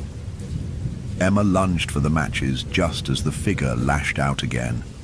Its hand grazed her arm, icy pain shooting through her body as she tumbled onto the floor. She clutched the key tightly, fumbling with the matchbox. The figure loomed over her, its form convulsing as it reached for her. "You don't know what you're doing," it hissed. "You will doom them all." Emma struck a match, the flame flaring to life. "No," she said, her voice steady despite the tears streaming down her face. "I'm stopping this." She held the key over the flame. The metal glowed brighter, the heat intensifying as the figure shrieked, its voice a mixture of rage and agony. "No!" The key began to melt, its intricate carvings warping and dripping like molten wax. The shadows in the room writhed violently, and the air filled with an ear-splitting roar as the figure collapsed inward, its form dissolving into the mist. Emma screamed as the light from the key exploded, engulfing everything in a blinding flash, and then silence. Emma awoke on the floor of her bedroom, her body aching as though she had been crushed under a great weight. Her hands were empty, blistered from where the key had burned her palms. The faint smell of smoke hung in the air, mingling with the acrid scent of something unnatural, something that shouldn't exist. The room was quiet, too quiet. Her eyes adjusted to the dim light as she pushed herself upright. The walls, once alive with writhing shadows, were still. The oppressive presence that had filled the air was gone. She scanned the room, her pulse hammering in her ears, but there was no sign of the figure or the key. It was over. She stumbled toward the nightstand, her legs weak and unsteady. The journals lay scattered across her bed, their pages curling slightly from the damp air. She picked one up, her fingers trembling as she flipped through it. The words seemed meaningless now, fragments of a puzzle that no longer mattered. But her relief was short-lived. As Emma stepped into the hallway, she froze. The air was cold, unnaturally so, and the faintest hint of a whisper brushed against her ears. It was distant, almost imperceptible, but unmistakable. "No," she whispered, her voice trembling. She moved cautiously through the apartment, her heartbeat quickening with every step. The living room was exactly as she had left it, empty, quiet, mundane. Yet the feeling of being watched returned, crawling up her spine like a physical presence. Her gaze fell to the wall where the painting had hung. It was still bare, but now the faint outline of a rectangular frame was etched into the plaster, as though the painting had burned itself into the fabric of the apartment. The whisper came again, louder this time, a faint, lilting voice that sent chills racing across her skin. Not finished. Emma's breath hitched as she turned toward the sound. The shadows in the corners of the room seemed darker, deeper, as though they were watching her. "No," she said again, backing away. "I destroyed it. It's over." But the whisper persisted, repeating the words like a mantra. "Not finished. Not finished." Emma's legs buckled, and she sank onto the couch, her hands clutching her head as the whispers grew louder. She could feel them pressing against her mind, fragments of voices layering over each other, each one more insistent than the last. She had destroyed the key. She had severed the connection. But something had crossed through before the door had closed completely. The realization hit her like a blow to the chest. The woman, the figure, the shadows. Whatever they weren't the only things trapped on the other side of the door. And now, something else was here. Emma's phone buzzed on the coffee table, breaking the spell of the whispers. She snatched it up, desperate for a distraction, and saw Carla's name on the screen. "Carla," Emma said as she answered, her voice shaky. "Emma, are you okay?" Carla's voice was sharp with worry. "You've been avoiding me all day. I was about to come over." Emma hesitated, her eyes darting around the room as though expecting something to emerge from the shadows. "I'm fine," she said, forcing the words out. Carla didn't buy it. "You don't sound fine. Emma, please tell me what's going on."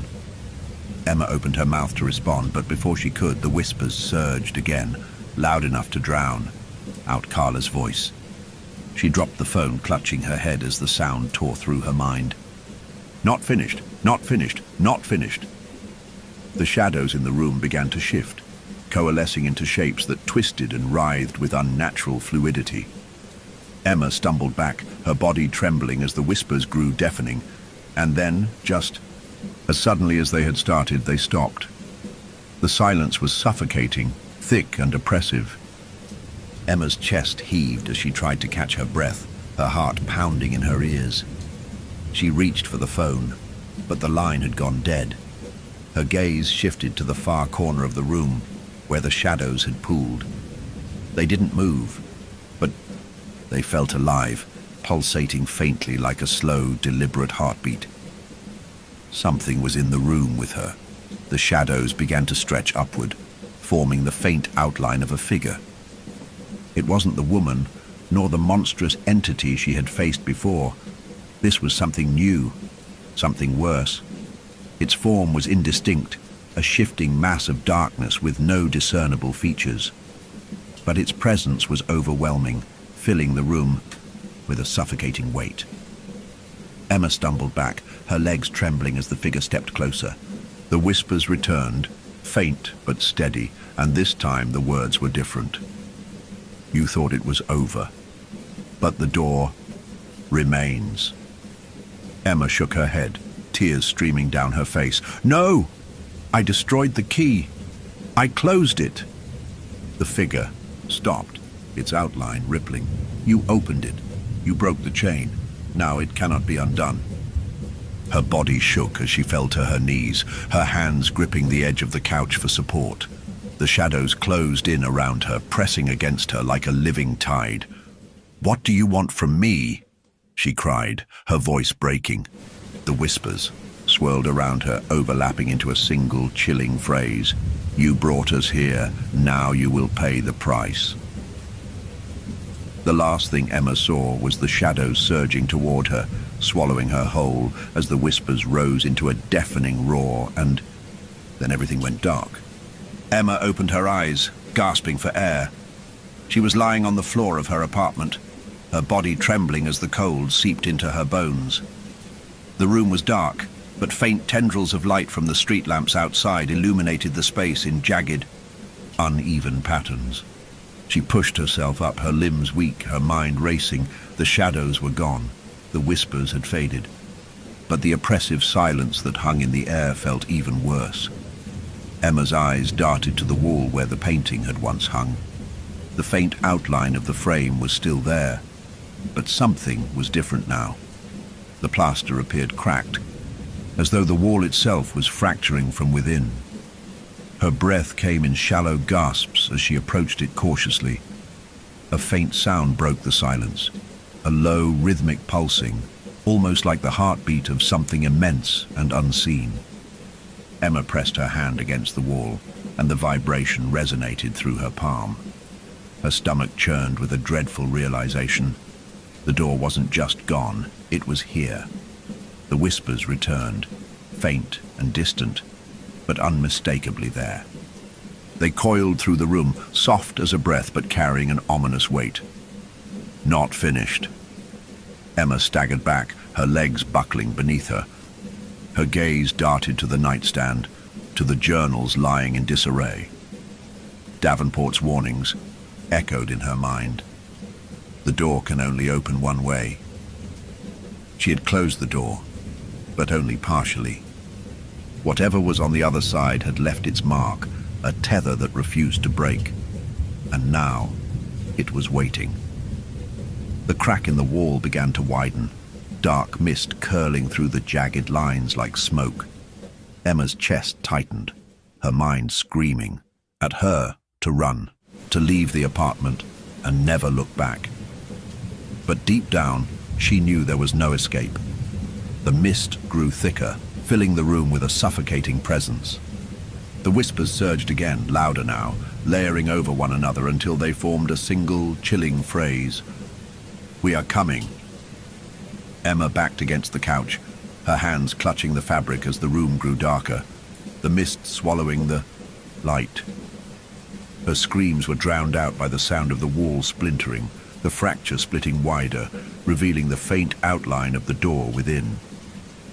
The last thing she saw was the faint glow of its carvings, alive and shifting, as the mist surged forward to claim her. Do you dare to peer deeper into the mysteries of the portrait of the forgotten? Share your thoughts. Was Emma doomed from the moment she touched the painting? Or was there a way to stop what crossed through the door? If this story gave you chills, make sure to subscribe to the channel for more haunting tales of the supernatural and unknown. Hit the like button, share your theories in the comments below, and remember, some doors are meant to stay. Story 2. The rain poured down in heavy sheets, hammering against the windshield as Tom Carter squinted at the barely visible road ahead. "This GPS better be right," he muttered, gripping the steering wheel tighter as the forest seemed to close in around them. The trees, tall and gnarled, lined the narrow path like silent sentinels. From the back seat, 7-year-old Emily broke the silence with a question that sent a chill down Melissa's spine. "Mommy, do people live here?" Melissa glanced over her shoulder, puzzled. "What do you mean, sweetie?" Emily pointed toward the fogged-up window, her tiny finger trembling. "That house, the one with the light on." Melissa turned to Tom, her confusion growing. They hadn't reached the manor yet, but when she looked through Emily's window, all she saw was darkness. No house, no light, just the endless, shadowy forest. "Probably just a reflection," Melissa said, forcing a smile. "We're almost there." The tires skidded slightly on the muddy road as they turned a corner, revealing a set of rusted iron gates standing wide open. Beyond them loomed the manor, its silhouette jagged against the stormy sky. The headlights illuminated a crumbling stone facade, broken shutters, and a tower that seemed to pierce the clouds. "That's it," Tom said, exhaling as if trying to convince himself. But no one in the car felt relieved. The car came to a halt in the overgrown driveway, weeds brushing against the undercarriage. "Home sweet home," Tom said with forced cheer, stepping out into the rain. Melissa stayed seated, staring at the house. It was even larger than she had imagined from the photos, an ancient Gothic behemoth of a building. A chill crept up her spine as her eyes landed on the topmost window. For a fleeting moment, she thought she saw movement behind the cracked glass. She blinked, and it was gone. "Melissa!" Tom's voice jolted her. He was unloading their bags from the trunk. "Coming," she said, shaking off her unease. She opened the car door, gripping Emily's hand as they made their way up the cracked stone steps. 12-year-old Jacob trudged behind them, earbuds in and hoodie pulled tight over his head, oblivious to the storm, or so it seemed. The heavy oak door creaked as Tom pushed it open, revealing a dark hallway lined with faded wallpaper and cobweb-draped chandeliers. The smell of damp wood and mildew filled the air. "This needs a little TLC," Tom admitted, his voice echoing in the cavernous space. Emily clung to Melissa's leg. "It's cold." Melissa nodded. It was cold, unnaturally so, as if the house itself was breathing an icy draft through its ancient walls. "Jacob," Tom called, "help me find the circuit breaker." Jacob pulled out one earbud. "You're kidding, right? This place even has electricity." "Just do it." Jacob groaned but complied, vanishing down one of the hallways. Melissa watched him disappear, a gnawing unease settling in her chest. The manor felt alive, its shadows too dark, its silence too heavy. As they explored, strange things began to happen.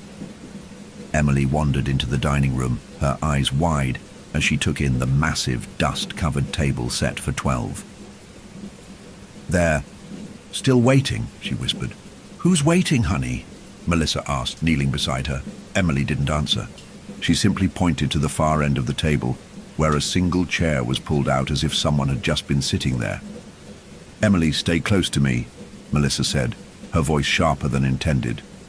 From the basement, Jacob's shout rang. "Out!" "Dad, I think I found it." The lights flickered on, casting the house in a sickly yellow glow. Shadows danced on the walls, and for a moment, Melissa thought she saw something move in the corner of her eye. A figure, small and childlike, darting out of sight. "Just my imagination," she whispered to herself. But deep down, she didn't believe it. By the time they had unpacked, the storm had worsened. Thunder rattled the windows and the wind howled through unseen cracks. Tom built a fire in the living room, trying to create a sense of normalcy, but the flickering flames only made the shadows seem more alive. Emily refused to sleep alone, so Melissa tucked her into the bed they were sharing. Jacob, now back to his usual brooding self, retired to his room upstairs, shutting the door firmly behind him. In the middle of the night, Melissa woke to the sound of soft footsteps. She froze, her heart pounding as the sound grew louder, moving down the hall. She glanced at Emily, who was fast asleep beside her. "Tom," she whispered, but there was no answer. The footsteps stopped just outside the bedroom door. Melissa held her breath, the silence stretching unbearably, until a soft knock broke the stillness. "Mommy," Emily mumbled, half awake. "The girl's here." "What girl?" Melissa asked, her voice barely audible.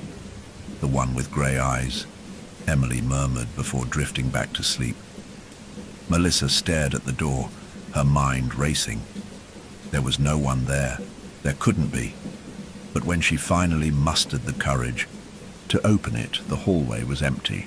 The only sound was the whisper of the wind, except it wasn't the wind, it was a voice, and it was saying, "Stay." Melissa sat upright in bed, clutching the blanket as the faint voice seemed to seep through the walls. It was too soft to make out the words, but it carried a chilling tone, like a lullaby sung just off key. Beside her, Emily stirred in her sleep, mumbling something incoherent. "Tom," Melissa whispered, glancing toward the closed bedroom door. Her husband didn't respond. She shook him lightly. "Tom, wake up." "What is it?" he groaned, rubbing his eyes. "Do you hear that?" He paused, listening. The house groaned as the wind battered its walls, but beneath it was something else, a faint, rhythmic whisper.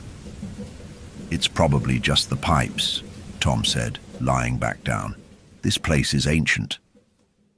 But Melissa couldn't shake the feeling that it wasn't the pipes. The next morning, Emily was unusually quiet at breakfast. She pushed her cereal around the bowl, her eyes fixed on the table. "Not hungry, sweetheart?" Melissa asked. Emily shook her head. "The girl doesn't want me to eat." Tom chuckled nervously. "What girl?" Emily looked up, her face pale. "The girl with grey eyes. She said the food isn't for us." Melissa exchanged a worried glance with Tom. "It's just a bad dream, Emily," she said, forcing a smile. But Emily wasn't convinced. "She's not a dream," she whispered. As the day wore on, the house seemed to awaken, its eerie presence growing stronger. While unpacking boxes in the hallway, Melissa heard a soft humming behind her. It was faint, almost melodic, but when she turned, expecting to see Emily or Jacob, the hallway was empty. The sound had vanished, leaving only the quiet creaks of the old manor. Downstairs, Jacob was growing increasingly frustrated with his phone, which had mysteriously stopped working. The screen displayed nothing but static no matter what he tried. Sighing, he left it on the kitchen counter, intending to figure it out later. When he returned a short while later, the phone was gone. He searched everywhere, but it had simply vanished. Meanwhile, in the living room, Tom noticed something strange.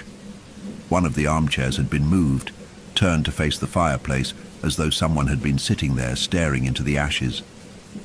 "Did you move this?" he asked Melissa when she passed by. She shook her head, her expression mirroring his unease. Neither of them mentioned it again, but both felt the weight of the unspoken. That night, Melissa tucked Emily into bed again, staying with her until she fell asleep. "Mommy," Emily murmured as her eyes fluttered shut, "don't let the girl in." The words sent a shiver through Melissa. Downstairs, Tom sat in the dimly lit living room, nursing a glass of wine. The fire crackled, but the warmth did little to chase away the growing sense of unease. He glanced at the old clock on the mantel. It had stopped ticking decades ago, but tonight it let out a single, hollow tick. Tock. Tick. "Must be the heat from the fire," he muttered, though his voice betrayed doubt. Upstairs, Jacob tossed and turned in bed. A faint scratching noise came from the wall behind his headboard. At first he ignored it, assuming it was just mice, but the sound grew louder, more deliberate. He sat up, his heart racing. "Dad?"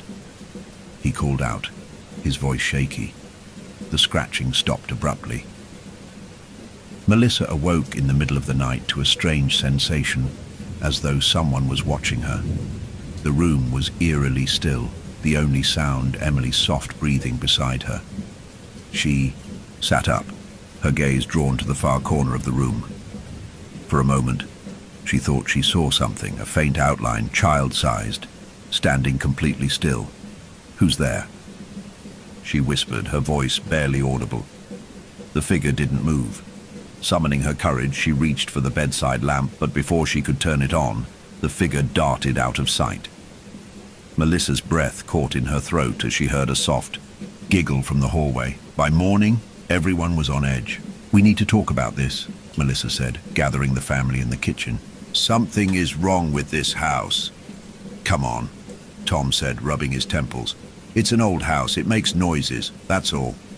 "It's not just noises," Jacob snapped. "Something was scratching the wall behind my bed last night, and my phone's gone." "I saw something," Melissa admitted. "In our room. It wasn't human." Tom opened his mouth to argue, but Emily interrupted.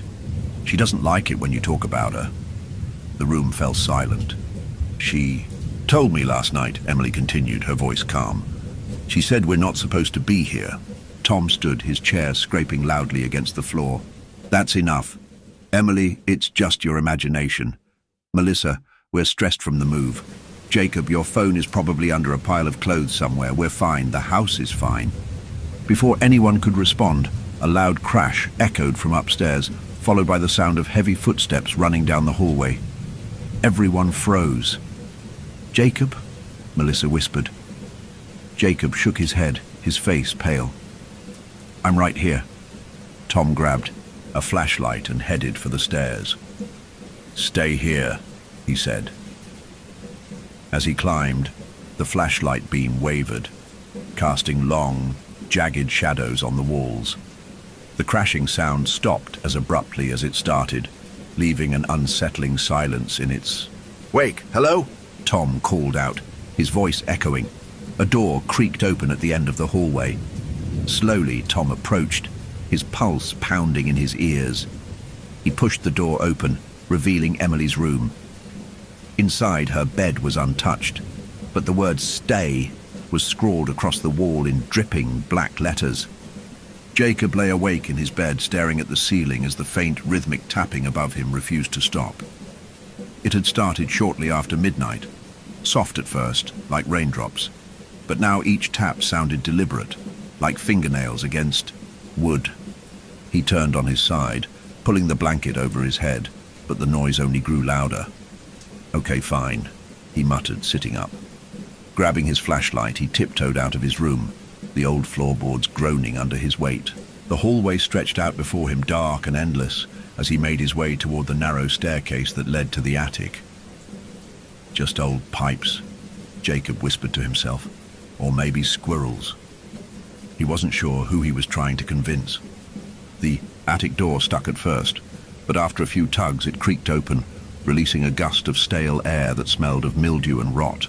Jacob hesitated before ascending the steep, narrow stairs.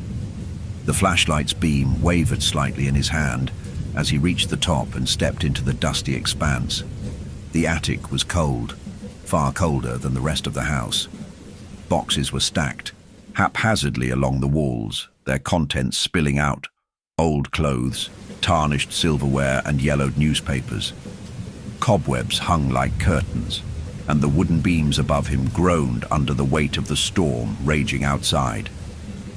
Jacob swept, the flashlight across the room, the beam landing on something that made him freeze. At the far end of the attic, partially obscured by shadows, was a large, ornate painting propped against the wall. He approached cautiously, his footsteps stirring up small clouds of dust. The painting depicted a family, 2 adults and 3 children, standing in front of the very manor they were in. But there was something deeply unsettling about their faces. The adults' expressions were too stiff, their eyes too wide, as if they were forced to smile. The children were worse. Their eyes were hollow, black voids that seemed to follow Jacob as he moved. At the bottom of the frame, a tarnished plaque read, "The Holloways, forever watching, forever here." Jacob stumbled back, nearly dropping the flashlight as he noticed something else. One of the children in the painting, a young girl with piercing grey eyes, looked eerily similar to how Emily had described her friend. Before he could process it, a faint giggle echoed through the attic. It was soft and playful, but in the silence, it sounded deafening. Jacob whipped the flashlight around, but the beam only revealed empty space. "Who's there?" he called out, his voice cracking. The giggle came again, this time closer. Jacob backed away, his breathing shallow. The beam of the flashlight caught something small, darting past the corner of his vision. "Emily?" he whispered, though he knew it couldn't be her. Suddenly, the flashlight flickered, plunging him into darkness. Jacob fumbled with it, his hands trembling, as the giggle turned into a low, guttural laugh. He froze as he felt a cold breath on the back of his neck. "Leave," a voice hissed barely above a whisper. The flashlight flared back to life, and Jacob spun around, finding the attic empty once more. But the painting was different now. The Holloways were still there, but the grey-eyed girl was no longer standing with her family. She was gone. Jacob bolted down the stairs, his heart hammering in his chest. He didn't stop until he was in the kitchen, where Melissa and Tom were unpacking boxes. They turned as he burst in, his face pale and his breathing ragged. "What happened?" Melissa asked, rushing to his side. "There's something in the attic," Jacob gasped. "A painting. There's this family, and the girl. She's gone. I saw her. I heard her." Tom frowned, putting a hand on his son's shoulder. "Slow down. What are you talking about? I'm not making it up," Jacob shouted, tears welling in his eyes. "She was there, and she told me to leave." Melissa exchanged a worried glance with Tom. "It's probably just your imagination," she said gently. "This place is old. Shadows, noises. They can play tricks on you." Jacob shook his head vehemently. "It wasn't my imagination. I know what I saw." Emily appeared in the doorway, rubbing her eyes. Did you see her? She asked, her voice small. See who, honey? Melissa asked, kneeling in front of her. The girl with grey eyes, Emily said. She likes to play in the attic. A chill settled over the room. Tom ran a hand through his hair, trying to maintain composure. All right, he said. First thing tomorrow, I'm going up there to see this painting myself. But for now, let's all try to get some sleep. As the family prepared to settle in for the night, Jacob sat at the kitchen table, staring at the flashlight in his hands. He couldn't shake the feeling of cold breath on his neck, or the sight of the empty space where the grey-eyed girl had once been. Upstairs, in the attic, the painting stood silently against the wall. But now, if anyone had been there to see, they would have noticed a new figure in the frame, a boy with dark hair and wide, terrified eyes. Melissa sat at the old wooden desk in the study, her laptop humming softly as she scrolled through the sparse search results. The storm continued to rage outside, lightning briefly illuminating the dusty room. The words she had typed into the search bar felt wrong even as she stared at them. Holloway family manor disappearance. The screen refreshed, displaying a handful of results. Most were obscure references to local legends, but one article caught her eye. Its title sent a chill down her spine. The Cursed Holloway Estate, a family erased. From the hallway, Emily's voice called out, startling Melissa. Mommy, are you looking for the girl? Melissa turned, her heart racing. Emily stood in the doorway, clutching her stuffed rabbit. Why are you awake? Melissa asked, trying to sound calm. Emily shrugged, her expression blank. She said you'd be curious. She said it's better not to know. Melissa shivered. Who said that, Emily? Emily didn't answer. She simply turned and walked back to her room, her footsteps eerily soft on the old floorboards. Melissa's hands trembled as she clicked the article. The story was written by a local historian and recounted the grim tale of the Holloway family, who had once lived in the manor nearly a century ago. The Holloways had been wealthy, eccentric, and deeply reclusive. Rumors swirled in the nearby town about their strange practices. Rituals conducted at odd hours, visitors who entered the manor but never seemed to leave. Then, one stormy night, the entire family disappeared without a trace. The only clue left behind was a series of cryptic symbols carved into the walls and a note scrawled in blood on the dining table, "Forever watching." The article speculated that the Holloways had dabbled in the occult, attempting to summon something beyond their control. The locals believed the house was cursed, a belief reinforced by the disappearances of several people who tried to live there over the decades. Melissa leaned back in her chair, her breathing shallow. The details of the story felt too familiar. The storm, the whispers, the symbols Jacob had described. She clicked on a grainy black and white photo embedded in the article. It showed the Holloway family standing in front of the manor. Melissa's stomach dropped. There they were, the same faces from the painting Jacob had described down to the grey-eyed girl. Tom needs to see this, Melissa whispered, her voice barely audible. The next morning, Tom kept his word and ventured into the attic. Melissa followed reluctantly, clutching a flashlight despite the daylight streaming through the narrow windows. The attic seemed even colder than Jacob had described. Dust swirled in the air as Tom approached the painting, his jaw tightening when he saw it. "This is what scared Jacob?" Tom asked, his voice tinged with disbelief. "It's just a creepy old painting." Melissa stepped closer, her eyes drawn to the plaque. "The Holloways forever watching, forever here." She pointed to the grey-eyed girl. "That's her. That's the girl Emily keeps talking about." Tom sighed. "It's a coincidence. Kids have active imaginations. We shouldn't feed into it." But Melissa wasn't convinced. Jacob said the girl disappeared from the painting. She's still here now, but... Tom, what if he wasn't imagining things? Tom opened his mouth to respond, but a loud crash interrupted him. It came from the far corner of the attic, where a stack of boxes had toppled over. "Let's get out of here," Melissa said quickly. Later that day, Jacob and Emily were playing in the living room when Jacob noticed something strange. Scratched into the wooden floor beneath the coffee table were faint, looping symbols. "Mom, come look at this," he called. Melissa knelt beside him, her heart sinking as she recognized the markings from the article. They were identical to the symbols left behind after the Holloway family vanished. "What do they mean?" Jacob asked. "I don't know," Melissa said, brushing her fingers over the scratches. "But I think the Holloways left them." From the doorway, Emily spoke up.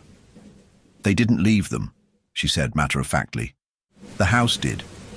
As the family continued to explore the house, more symbols began to appear. They found them carved into door frames, etched into the fogged mirrors, even faintly scrawled across the wallpaper in the upstairs hallway. That night, the whispers returned, louder and more insistent. Melissa lay awake, gripping the blankets, as the voice seemed to move through the walls.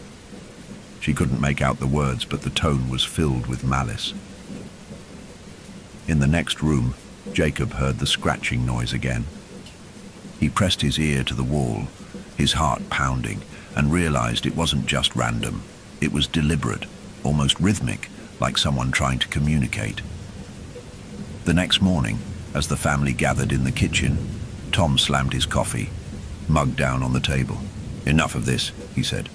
"We're letting this house get into our heads. There's a rational explanation for everything." Melissa wanted to argue, but before she could, Emily interrupted. "She's angry," Emily said softly, her voice barely above a whisper. "Who's angry?" Tom asked, his tone sharp. "The house," Emily said, her eyes wide and unblinking. "It doesn't want us here." As if in response, the kitchen lights flickered violently, and a loud bang echoed from upstairs. The family froze as a single word was scratched into the foggy glass of the kitchen window: "Leave." The wind howled around the manor, rattling the old windows as if it were trying to force its way inside.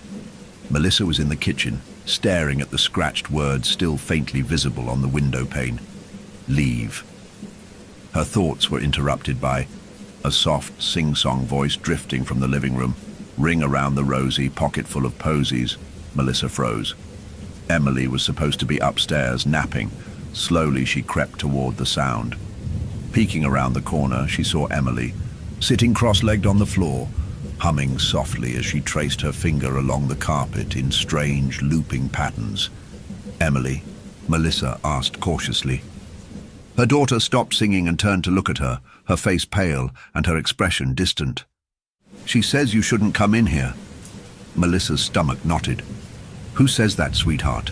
she asked, forcing calm into her voice. Emily tilted her head, her finger still tracing invisible shapes on the floor. "The girl," she said simply. "She doesn't like you very much." Melissa took a step closer. "Emily, there's no girl here. It's just us." Emily frowned as though Melissa had said something ridiculous. "She's always here. She lives in the house. She likes me." Melissa crouched beside her, her voice trembling. "What does she say to you?" Emily hesitated, glancing at the doorway as if checking to see if someone was listening. "She says, 'You don't belong. None of you do.'" Over the next few days, Emily's behavior grew increasingly unsettling. She spent hours in her room, speaking in low whispers that stopped the moment someone entered. When asked who she was talking to, she'd shrug and say, "Just the girl." At night, Melissa and Tom often woke to find Emily standing silently at the foot of their bed, staring at them. "Emily," Tom said sternly one night, sitting up and switching on the lamp, "what are you doing?" "She wanted to see you," Emily said, her voice flat. "She likes to watch you sleep." The hair on Melissa's arms stood on end. "Sweetheart, you need to go back to bed," she said, trying to hide her fear. Emily didn't argue. She simply turned and walked out of the room, leaving the door ajar behind her. One afternoon, Jacob found Emily sitting in the attic. She was crouched near the painting of the Holloways, her back to him. "Mom's going to freak out if she catches you up here," he said, trying to sound casual. Emily didn't respond. Jacob sighed and stepped closer. "Emily?" She turned her head slightly, her expression unreadable. "Do you want to play the whispering game?" "What's that?" he asked, uneasy. Emily smiled faintly. "You close your eyes, and she whispers a secret to you." Jacob shivered. "Who's she?" Emily's smile widened. "The girl with grey eyes." "Okay, that's enough," Jacob said, grabbing her arm and pulling her to her feet. "We're going back downstairs." Emily yanked her arm away, her face twisting with sudden anger. "You're going to make her mad," she hissed. "Good," Jacob snapped, trying to cover his fear. "I hope she's mad." Emily glared at him for a long moment before storming past him and down the stairs. As Jacob turned to leave, his gaze fell on the painting. His breath caught in his throat. The grey-eyed girl was back, but now her face was pressed against the canvas, as if she were peering out at him. Her lips curled into a faint, mocking smile. Melissa decided it was time to confront Emily directly. That night, she sat on the edge of her daughter's bed and stroked her hair. "Emily," she said gently, "I need you to tell me about the girl you've been talking to. Is she nice to you?" Emily nodded. "She's my friend." "What's her name?"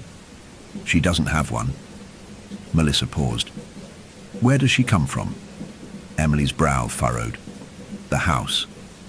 Melissa's heart ached as she tried to keep her voice steady. "And what does she want?" Emily looked up at her, her grey eyes unnervingly bright in the dim light. "She wants you to leave, or she'll make you." The whispers grew louder that night, filling the halls with unintelligible murmurs. The temperature plummeted, and the faint scent of decay wafted through the air. In the kitchen, Melissa found the word "leave" carved deeply into the wooden countertop. Upstairs, Tom discovered claw marks gouged into the wall near Emily's room. Jacob refused to sleep in his own room, insisting that the shadows moved when he wasn't looking. By morning, the family gathered in the living room, pale and exhausted. "We need to get help," Melissa said firmly. "From who?" Tom asked, his frustration barely contained. "I don't know," Melissa admitted, "but this isn't just in our heads. Something is wrong here." Before Tom could respond, Emily walked into the room, a stuffed rabbit dangling from her hand. "Says you can't leave," Emily said softly. "Not anymore." Melissa knelt in front of her daughter, her hands gripping Emily's shoulders. "Why not, sweetie? Why can't we leave?" Emily tilted her head, her voice barely above a whisper. "Because she likes you. She wants you to stay forever." As she spoke, the fire in the living room hearth roared to life, its flames unnaturally high, casting long, flickering shadows on the walls. And for the briefest moment, one of those shadows didn't match the others. It was a girl. The plan to leave was simple. Pack what they could, pile into the car, and drive away from the nightmare that was the Holloway Manor. But as Tom jiggled the keys in the ignition, a deep, unsettling silence enveloped the car. No engine, no hum, just silence. "Try again," Melissa urged, gripping Emily's hand tightly in the back seat. Tom turned the key harder this time. Still nothing. Frustration flared in his voice as he muttered, "The battery was fine yesterday." Jacob leaned forward from the passenger seat. "Can we just go? I don't care if we have to walk." But as Tom reached for the door handle, it wouldn't budge. He pulled harder. Locked. Every door was locked. "We're not leaving," Emily said, her voice oddly calm. Back inside the house, the tension was suffocating. Melissa paced the kitchen, her movements jittery, while Tom rummaged through a toolbox, muttering about checking the car battery. "This isn't mechanical," Melissa snapped, her voice trembling. "You saw the doors. They locked on their own." Tom didn't respond, focusing instead on the task at hand. Jacob stood near the front window, peering out into the mist-shrouded woods. "It's not just the car," he said, his voice low. "Look." Melissa and Tom joined him at the window. The tall iron gates that had stood open when they arrived were now tightly shut, the chains around them glinting in the pale daylight. "It's keeping us here," Jacob murmured. "It's just a coincidence," Tom said, though his voice lacked conviction. Melissa turned to Emily, who sat quietly at the kitchen table, her stuffed rabbit cradled in her lap. "Sweetie," Melissa began carefully, "did the girl tell you anything about why we can't leave?" Emily didn't look up. "She doesn't want you to go. She likes it when people stay." That evening, the noises began again. Faint whispers, creaks in the floorboards, and the distant sound of a door slamming. Tom dismissed it as the house settling, but Melissa wasn't so sure. When the family gathered in the living room, the lights flickered, plunging the room into darkness for a brief moment. "Great," Jacob muttered. "Now the power's going out too." As Tom grabbed a flashlight from the coffee table, Emily suddenly stood up, her eyes fixed on the hallway. "What is it, Emily?" Melissa asked, her heart pounding. "She's coming," Emily whispered. The family froze as the whispers grew louder, seeming to swirl around them. The air turned icy, and the faint scent of rotting wood filled their nostrils. At the end of the hallway, a figure emerged from the shadows, a girl no older than Emily, with pale skin and piercing grey eyes. She stood motionless, her head tilted slightly, as if studying them. Tom shone the flashlight toward her, but the beam seemed to pass through her, hitting the wall behind. "Who are you?" Melissa managed to choke out. The girl didn't answer. Instead, she smiled, a slow, unsettling curl of her lips, and took a step forward. The lights flickered again, and when they steadied, the girl was gone. Tom, determined to regain control, stormed toward the front door. "We're getting out of here one way or another," he growled. He yanked at the door, pulling with all his strength, but it refused to budge. Even the heavy oak felt unnaturally cold, as though the house itself were holding it shut. "We'll break a window," Tom said, grabbing a nearby chair. "Wait!" Melissa shouted, but it was too late. Tom hurled the chair at the large living room window. The glass didn't shatter. Instead, the impact sent a loud, resonant echo through the house, as though the walls themselves were groaning in protest. From upstairs, a loud crash reverberated, followed by the unmistakable sound of footsteps, heavy, deliberate, and coming closer. Melissa clutched Emily tightly as the footsteps stopped abruptly. A moment later, the basement door, which had been closed since their arrival, creaked open slowly. Jacob's eyes widened. "What's down there?" "Nothing we need to see," Melissa said firmly. But Tom, still clinging to the idea that this was all explainable, grabbed the flashlight and stepped toward the open door. "I'll check it out." "Tom, don't," Melissa pleaded. "It's just an old basement," he said, trying to sound confident. "There's probably a fuse box or something down there." He disappeared into the darkness, the beam of his flashlight casting erratic shadows as he descended the creaky stairs. Minutes passed, then 10. Melissa glanced nervously at the others. "Tom," she called out. No response. "Dad!" Jacob shouted. Dad!" Silence stretched unbearably before the sound of footsteps echoed back up the stairs. Relief flooded Melissa as Tom's figure emerged from the shadows. But as he stepped into the light, she realized something was wrong. His face was pale, and his eyes seemed unfocused. He held something in his hand, an old dusty key. "What is that?" Melissa asked. Tom blinked, as though coming out of a trance. I don't know, it was just lying on a table down there." But there was something else. He hesitated, his voice shaking. Carved into the wall, words.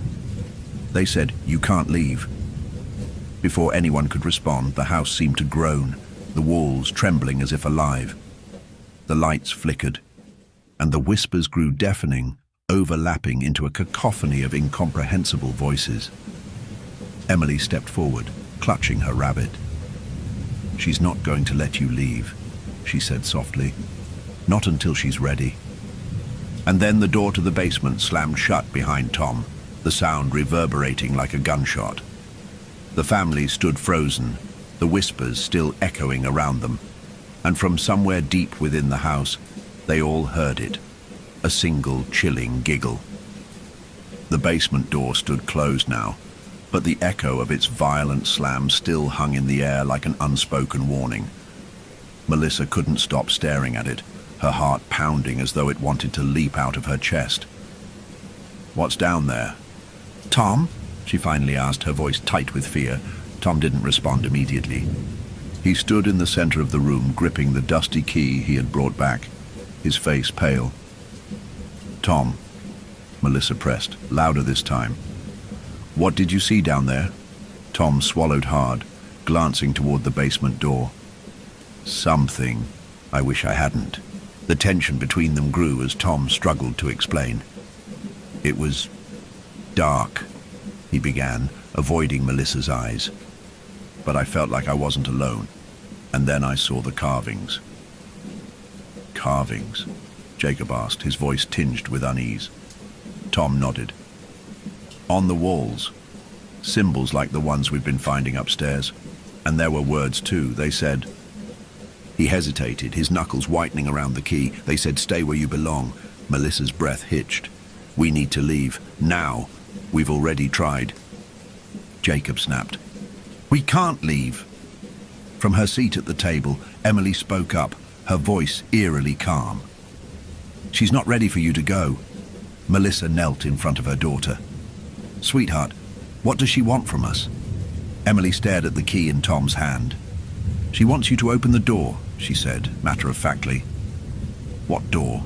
Tom asked, frowning. Emily pointed toward the basement, the one she's hiding behind. Tom shook his head. "No, no way. I'm not going back down there." But the words seemed to hang in the air, pressing down on them. The house felt alive, listening, waiting. Finally, Melissa stood, her face set. "If that's what it takes to end this, we'll do it. But we're going together." The family gathered flashlights and moved toward the basement door, each step heavier than the last. Tom led the way, followed by Melissa, Jacob, and Emily. The stairs creaked ominously as they descended, the air growing colder with each step.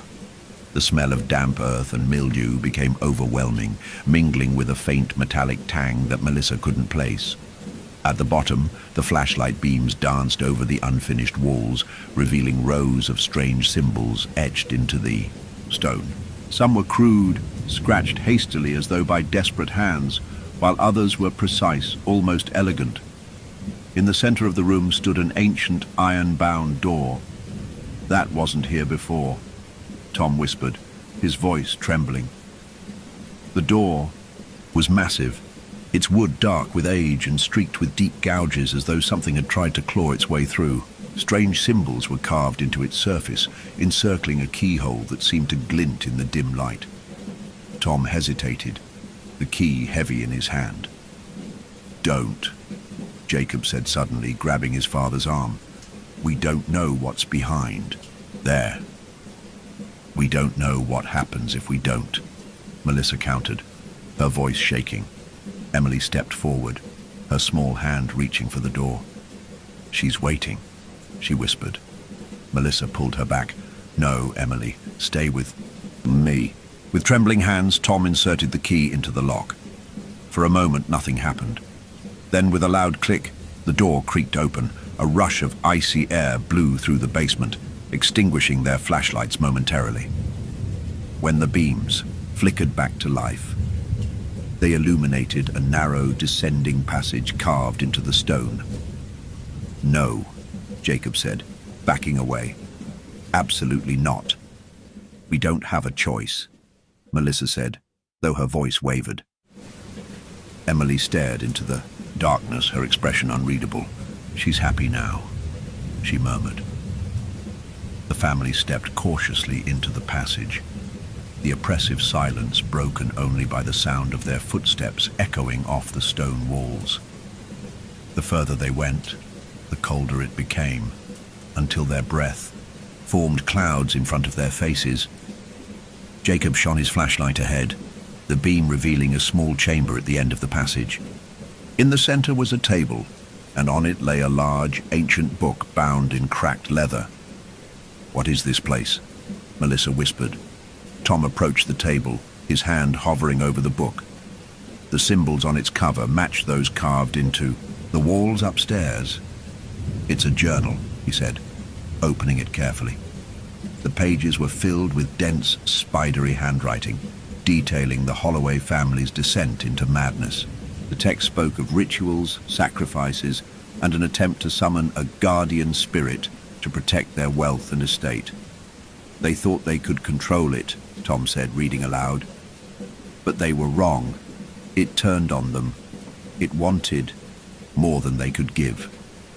Melissa's stomach churned as she glanced at Emily, who stood silently by the wall, staring at something they couldn't see.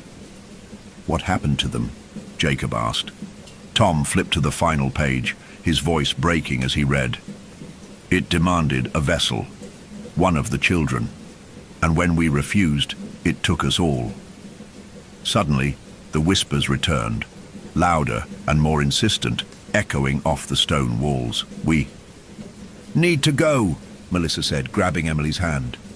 But as they turned to leave, the passage behind them collapsed with a deafening roar, sealing them inside. The whispers grew into a chorus, overlapping and incomprehensible, until one voice rose above the rest, a low, guttural growl. "Stay." The family huddled together as the ground beneath them began to tremble, the air growing impossibly cold. And from the shadows, something began to emerge. It had grey eyes. Jacob jolted awake, gasping for breath as the icy grip of his nightmare lingered. His heart pounded like a drum, and his sweat-soaked shirt clung to his skin. The shadows in his room stretched unnaturally long, and for a fleeting moment, he thought.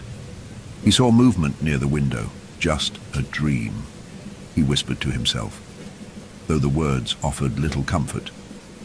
But deep down, he knew the dreams weren't just in his head. In his dream, Jacob had been standing in the manor's basement, but it wasn't the same as before. The walls pulsed like they were alive, and the air was thick with a foul, metallic smell. A faint voice called his name from the darkness, soft at first, but growing louder with each repetition. "Jacob, Jacob, come closer." Against his will, his feet moved toward the iron-bound door at the end of the chamber. It creaked open slowly, revealing the grey-eyed girl standing in the passage beyond. Her pale skin glowed faintly, and her lips twisted into a smile that didn't reach her. "Eyes, you're not safe," she whispered, tilting her head. "Safe from what?" Jacob had asked, his voice trembling. Her smile widened, revealing rows of jagged teeth. From her. Jacob sat up in bed, his breathing ragged. The dream had felt too real, every detail vivid, every sound sharp. As he glanced around the room, the shadows seemed to shift, and a cold draft brushed against his face. Reaching for his flashlight, he swept the beam across the room. The closet door, which he was sure he had closed before going to bed, now stood ajar. He swung his legs over the edge of the bed, every creak of the floorboards beneath him amplified in the silence. "It's just a dream," he muttered again, clutching the flashlight tightly. But when he peered into the closet, a pair of faint grey eyes stared back at him. The next morning, Jacob joined the rest of the family in the kitchen, his face pale and his eyes bloodshot. Melissa handed him a cup of tea, her brow furrowed with concern. "You didn't sleep, did you?" she asked. "Dreams," Jacob mumbled. About her, the girl. Emily, sitting quietly at the table with her stuffed rabbit, looked up. "She's nice to me," she said softly. "She's not nice," Jacob snapped, slamming his hand on the table. "She's playing with us. All of this, it's her fault." "Jacob," Tom said, his tone sharp. "That's enough." Jacob stood abruptly, his chair scraping against the floor. "You don't get it. She's not a little girl. She's something else. And she's not alone." Later that day, as Jacob tried to shake off the lingering dread, he found himself drawn back to the basement. Something about the passageway, the door, and the journal called to him, though he couldn't explain why. Armed with a flashlight and a sense of defiance, he descended the stairs. The air was colder than before, and the symbols on the walls seemed to glow faintly in the dim light. As he reached the iron door, his vision blurred, and the room around him seemed to dissolve. Suddenly he was standing in a vast open field under a blood-red sky. The ground beneath his feet was cracked and barren, and in the distance, the manor loomed, shrouded in shadow.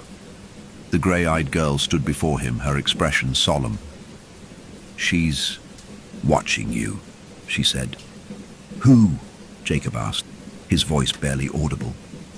The girl pointed toward the manor, and Jacob turned to see a towering, grotesque figure emerging from the shadows. Its body was twisted and unnatural, its eyes glowing with a sickly yellow light. "She's hungry," the girl whispered. Jacob stumbled back, his heart racing. The vision faded, and he found himself back in the basement, his hands clutching the edge of the table.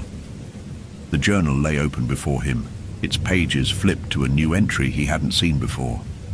"The Guardian feeds on fear, drawing strength from those who enter its domain. It cannot be destroyed, only sated. Beware the vessel, for it is through them that it speaks." "Jacob?" Melissa's voice called from upstairs, pulling him from his trance. "I'm here," he shouted back, his voice shaking. He slammed the journal shut and ran up the stairs, his mind reeling. When he returned to the living room, the rest of the family was waiting. "Where were you?" Melissa demanded. "The basement," Jacob admitted. "There's something down there. I saw her again. The girl, and something else. Something worse." Tom frowned. "What are you talking about?" Jacob hesitated, unsure how to put his fear into words. "She's not trying to help us. She's warning us. There's something bigger, something in this house that doesn't want us to leave." Emily looked up from her rabbit. "She says you shouldn't talk about her," she said, quietly. Before Jacob could respond, a loud crash echoed from the kitchen. The family froze, staring at each other as the whispers began again, louder and more insistent than ever. "Everyone upstairs," Tom ordered, grabbing a flashlight. "Now." As they moved toward the staircase, the whispers grew into guttural growls, and the lights flickered violently. From the corner of his eye, Jacob thought he saw a shadow dart across the hallway, tall, misshapen, and unnatural. The family huddled in one of the bedrooms, the door locked and the lights off. Outside, the whispers grew louder, mingling with the sound of something heavy dragging along the floor. Jacob turned to Emily, who was sitting calmly on the bed. "What's happening?" he asked desperately. Emily tilted her head, her voice eerily calm. "She's letting you see her now." And from the hallway came a deep, resonating knock. The knock echoed through the house, deep and deliberate, as though something heavy was behind the door. The family sat frozen in the bedroom, their breaths shallow. Melissa clutched Emily close, her heart pounding in her chest. "Who's out?" "There?" Tom called, his voice trembling despite his attempt to sound authoritative. The only response was silence. Then, from the other side of the door, a soft voice whispered, "Let me in." Tom grabbed a heavy candlestick from the bedside table, holding it like a weapon. "Stay back," he ordered, his eyes locked on the door. "Tom, don't," Melissa pleaded. He moved cautiously toward the door, his hand trembling as he reached for the knob. But before he could touch it, the voice came again, louder this time. "You don't belong here." The lights flickered, and the air in the room grew colder, the shadows on the walls twisting unnaturally. Emily giggled softly, drawing everyone's attention. "She's just playing," Emily said, her tone eerily cheerful.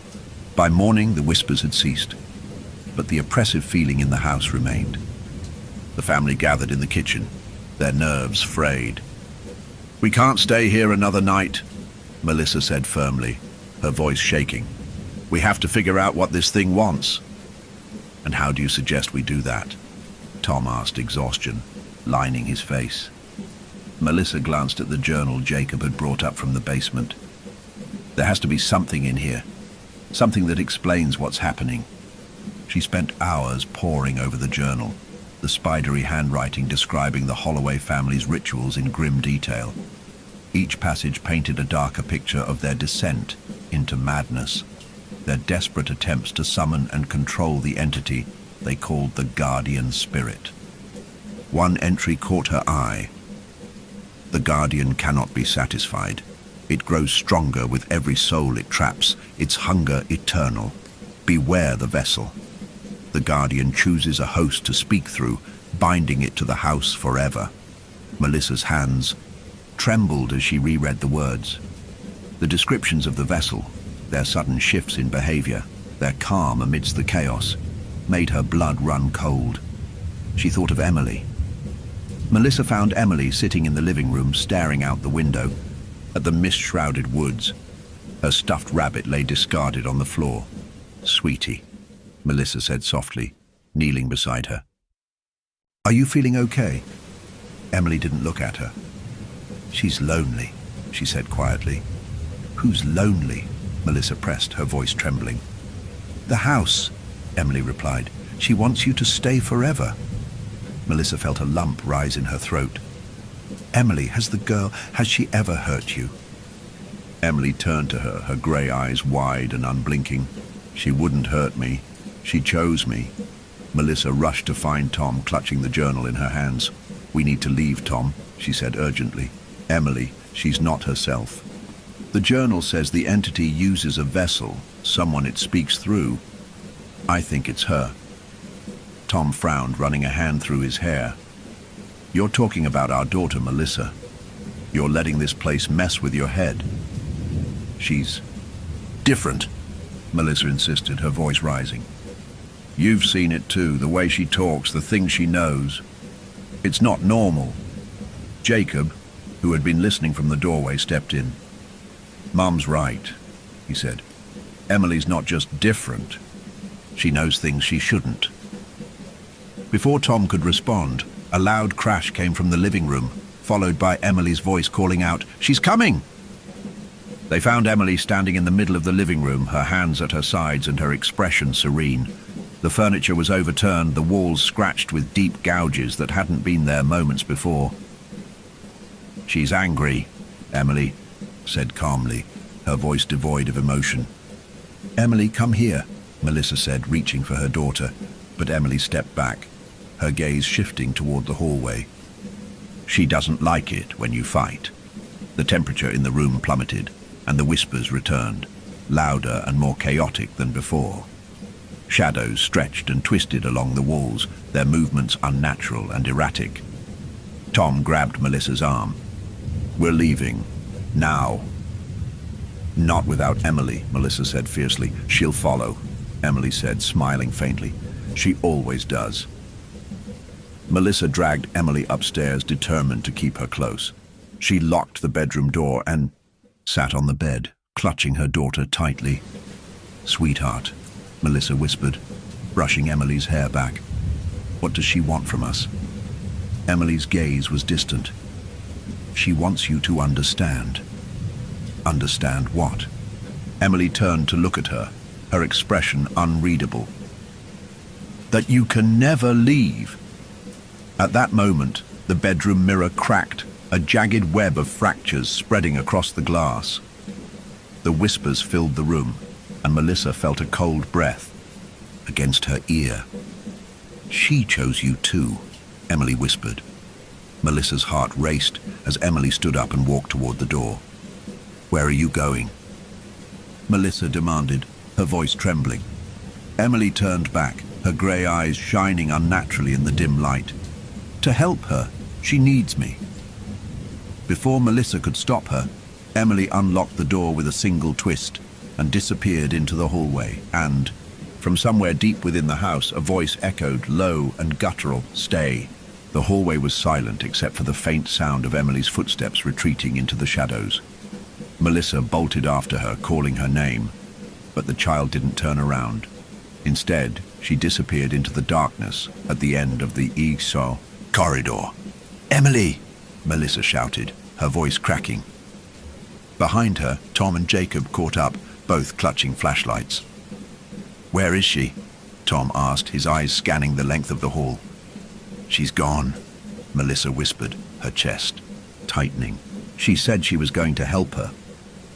A loud creak echoed from the basement, followed by the unmistakable sound of a door opening.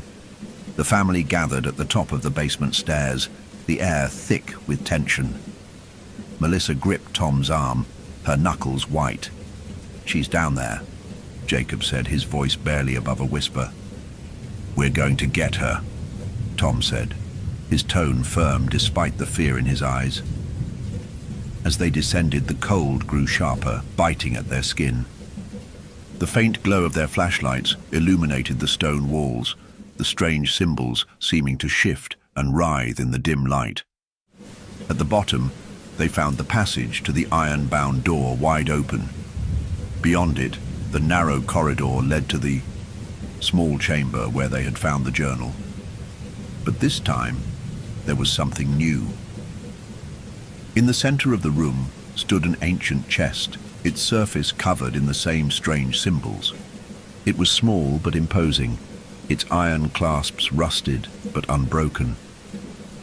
"She's in there," Emily's voice said softly, echoing from the shadows. Melissa swung her flashlight toward the sound, but Emily was nowhere to be seen.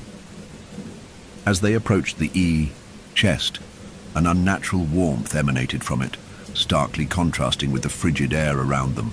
Melissa hesitated, her instincts screaming at her to leave it alone. "Do we open it?" Jacob asked, his voice trembling. "We have to," Tom said, stepping forward. "No." Melissa grabbed his arm, her voice filled with urgency. "We don't.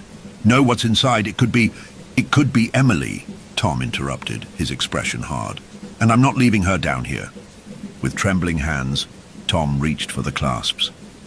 The clasps gave way with a metallic groan, and the lid creaked open, releasing a rush of warm air that smelled faintly of decay. Inside was a bundle wrapped in tattered, blood-stained fabric. Tom hesitated, then unwrapped it carefully. What lay within made Melissa gasp and Jacob recoil in horror. It was a child's skeleton, small and fragile, the bones yellowed with age. The skull had been split, a jagged crack running from temple to jaw. This can't be," Tom whispered, his voice shaking. As they stared at the remains, the whispers returned, louder and more insistent, swirling around them like a storm. "She's not in there," Emily's voice said again, clear and close this time. They turned to find her standing in the doorway, her grey eyes glowing faintly in the darkness. "Emily!" Melissa cried, rushing toward her, but Emily held up a hand, stopping her in her tracks. "She doesn't like it when you open her things," Emily said, her voice calm but with an edge that wasn't her own. "Emily, we're leaving," Tom said, stepping toward her. "Right now." Emily tilted her head, her lips curling into a faint smile. "You don't understand. You can't leave." As she spoke, the chamber began to tremble. Dust and small stones fell from the ceiling, and the symbols on the walls glowed faintly. "Emily, stop!" Melissa pleaded. "She's not Emily anymore," Jacob muttered, backing away. The whispers grew into a deafening roar, overlapping into a cacophony of voices. From the chest, a dark, viscous liquid began to seep, pooling at their feet. "She's here," Emily said, her voice now hollow and echoing. The liquid began to rise, forming into a grotesque shape. A towering, twisted figure with glowing yellow eyes. Its body was a mass of writhing shadows, its form constantly shifting as though it couldn't hold its shape. The figure spoke, its voice resonating like the rumble of thunder. "You will stay. All of you." Tom pushed Melissa and Jacob behind him, his jaw tight. "We're not staying," he said firmly. The figure let out a guttural laugh. "You already belong to me." As the figure advanced, Melissa grabbed Jacob's arm, pulling him toward the door. "We have to run!" she shouted. "What about Emily?" Jacob yelled. "We'll come back for her," Melissa said, though the words felt hollow even as she said them. Tom swung the flashlight at the figure, the beam slicing through its form but having no effect. The Guardian roared, its shadowy limbs stretching toward them. "Go!" Tom shouted, turning to face the creature. Melissa and Jacob hesitated for a moment before running toward the passageway. Emily stood motionless as they passed her, her glowing eyes following their every move. "You can't escape her," Emily whispered as they fled. As Melissa and Jacob reached the top of the stairs, the basement door slammed shut behind them with a force that shook the entire house. They turned, gasping for breath, and heard a single chilling sound from the other side of the door, a soft giggle, unmistakably Emily's. The whispers returned, faint at first but growing louder, as the words, "You belong to me," echoed through the house. Melissa stared at the locked door, her heart breaking. "We'll get her back," she said, more to herself than to Jacob. But deep down, she couldn't shake the feeling that Emily was already gone. The house seemed alive now, its groans and creaks no longer random but deliberate, like the shifting breaths of some ancient, restless being. Melissa and Jacob sat in the living room, the air thick with a cold that chilled them to the bone. "Have to get her back," Melissa said, her voice trembling but resolute. "How?" Jacob asked, staring at the darkened hallway. "The house isn't going to let us." As if in response, the lights flickered and the whispers began again, rising and falling like a sinister melody. The house had heard them. Tom burst into the room, his face pale and his breathing ragged. "It's not just Emily," he said, clutching a crowbar he had grabbed from the basement. "The whole house is turning against us." Before Melissa could respond, a deafening crash came from the dining room. The family rushed in to find the chandelier swaying violently, shards of glass scattered across the floor. "It's trying to scare us," Tom said, gripping the crowbar tightly. "No," Jacob said, his voice trembling. "It's trying to keep us here." Suddenly, the door to the dining room slammed shut, and the room plunged into darkness. The whispers grew louder, now interspersed with guttural growls. "Get behind me," Tom shouted as the furniture began to shake, the table flipping onto its side with a thunderous crash. The shadows on the walls writhed, forming shapes, tall, misshapen figures with glowing eyes. "They're coming," Jacob whispered. The family managed to force the door open and stumble back into the hallway, but something was wrong. The hallway was longer now, impossibly so, stretching into darkness that their flashlights couldn't penetrate. "This wasn't here before," Melissa said, panic rising in her voice. "The house is changing," Tom said, pulling them forward. "Stay together, don't stop." They moved cautiously, their footsteps echoing in the unnatural silence. Doors lined the hallway, each one slightly ajar, revealing glimpses of rooms that didn't belong, an empty nursery, a dining room filled with cobwebs, a ballroom with shattered mirrors. "It's messing with us," Jacob said, his flashlight flickering, "trying to get in our heads." As they continued, a voice broke through the whispers, soft, familiar. "Mommy," Melissa froze, her heart racing. "Emily," she called, her voice echoing down the corridor. "Don't," Tom warned, grabbing her arm. "It's not her. Mommy, help me," the voice pleaded, closer now.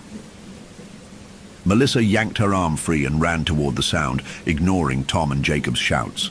She stopped at the end of the hallway, where a door stood ajar.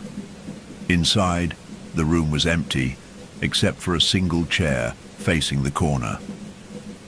Melissa stepped inside cautiously, her flashlight beam sweeping the room. "Emily," she whispered.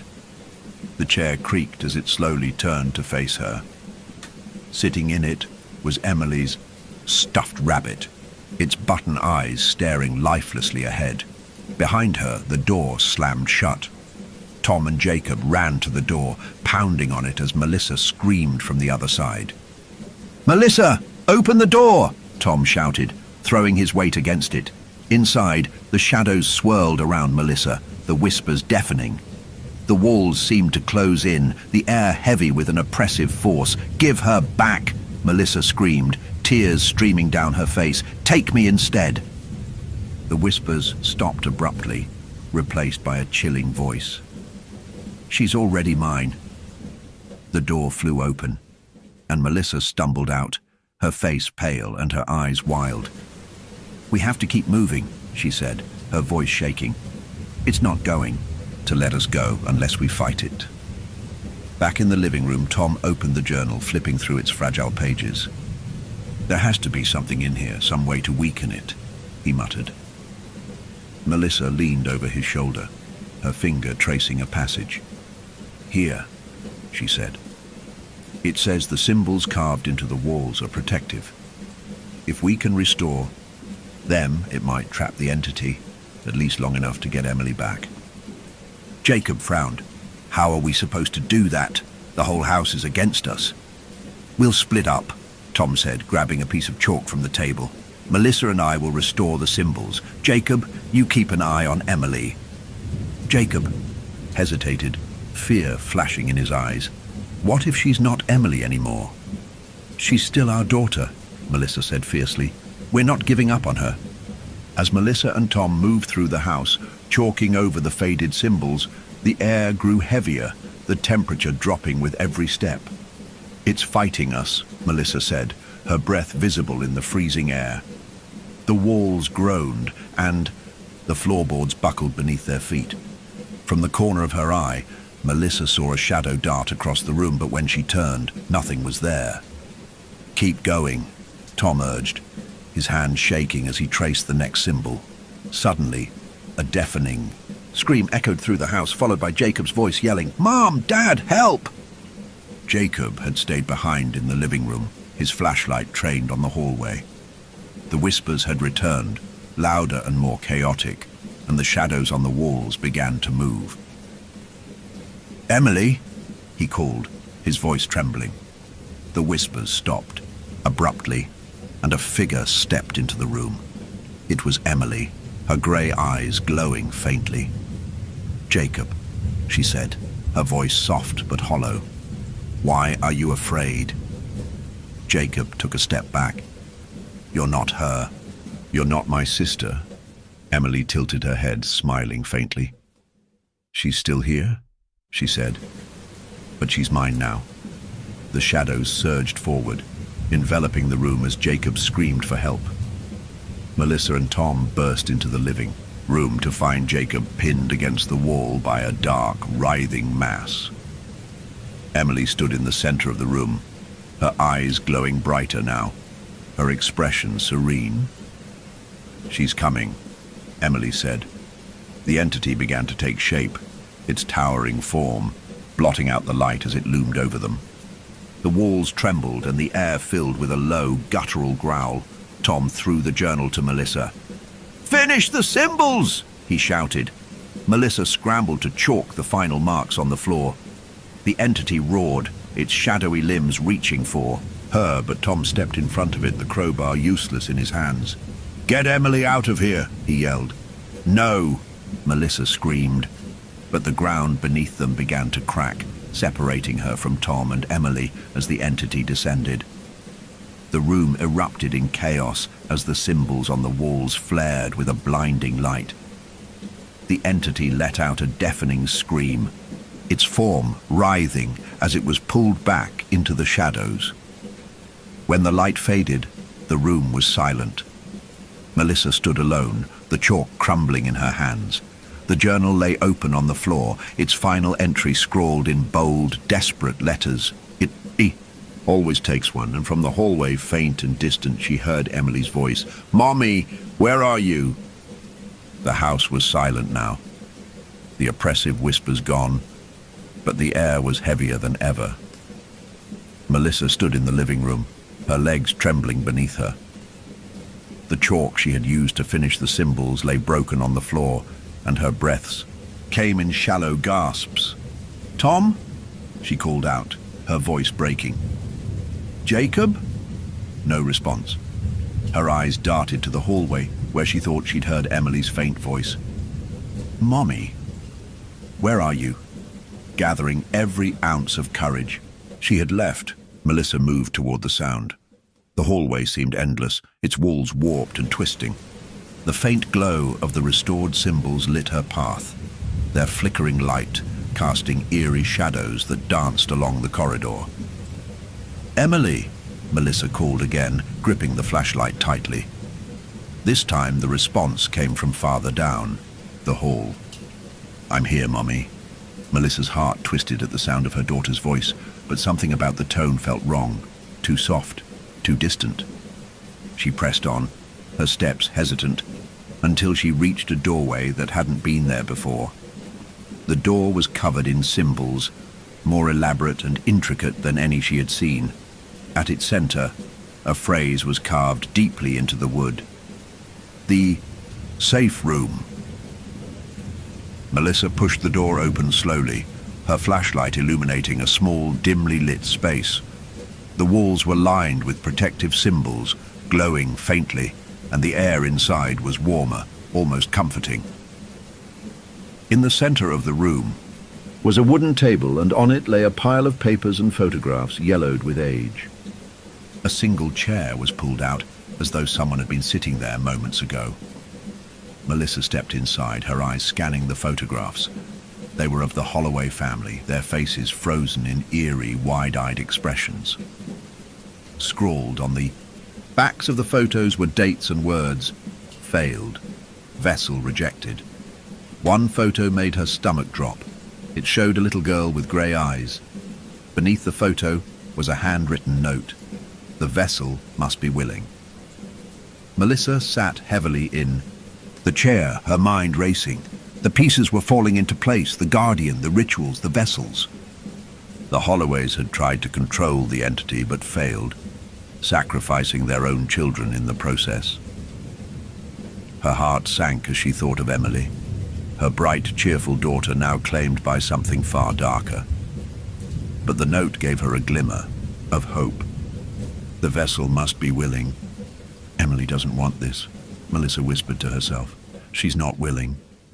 The room seemed to respond, the glowing symbols flaring briefly before dimming again.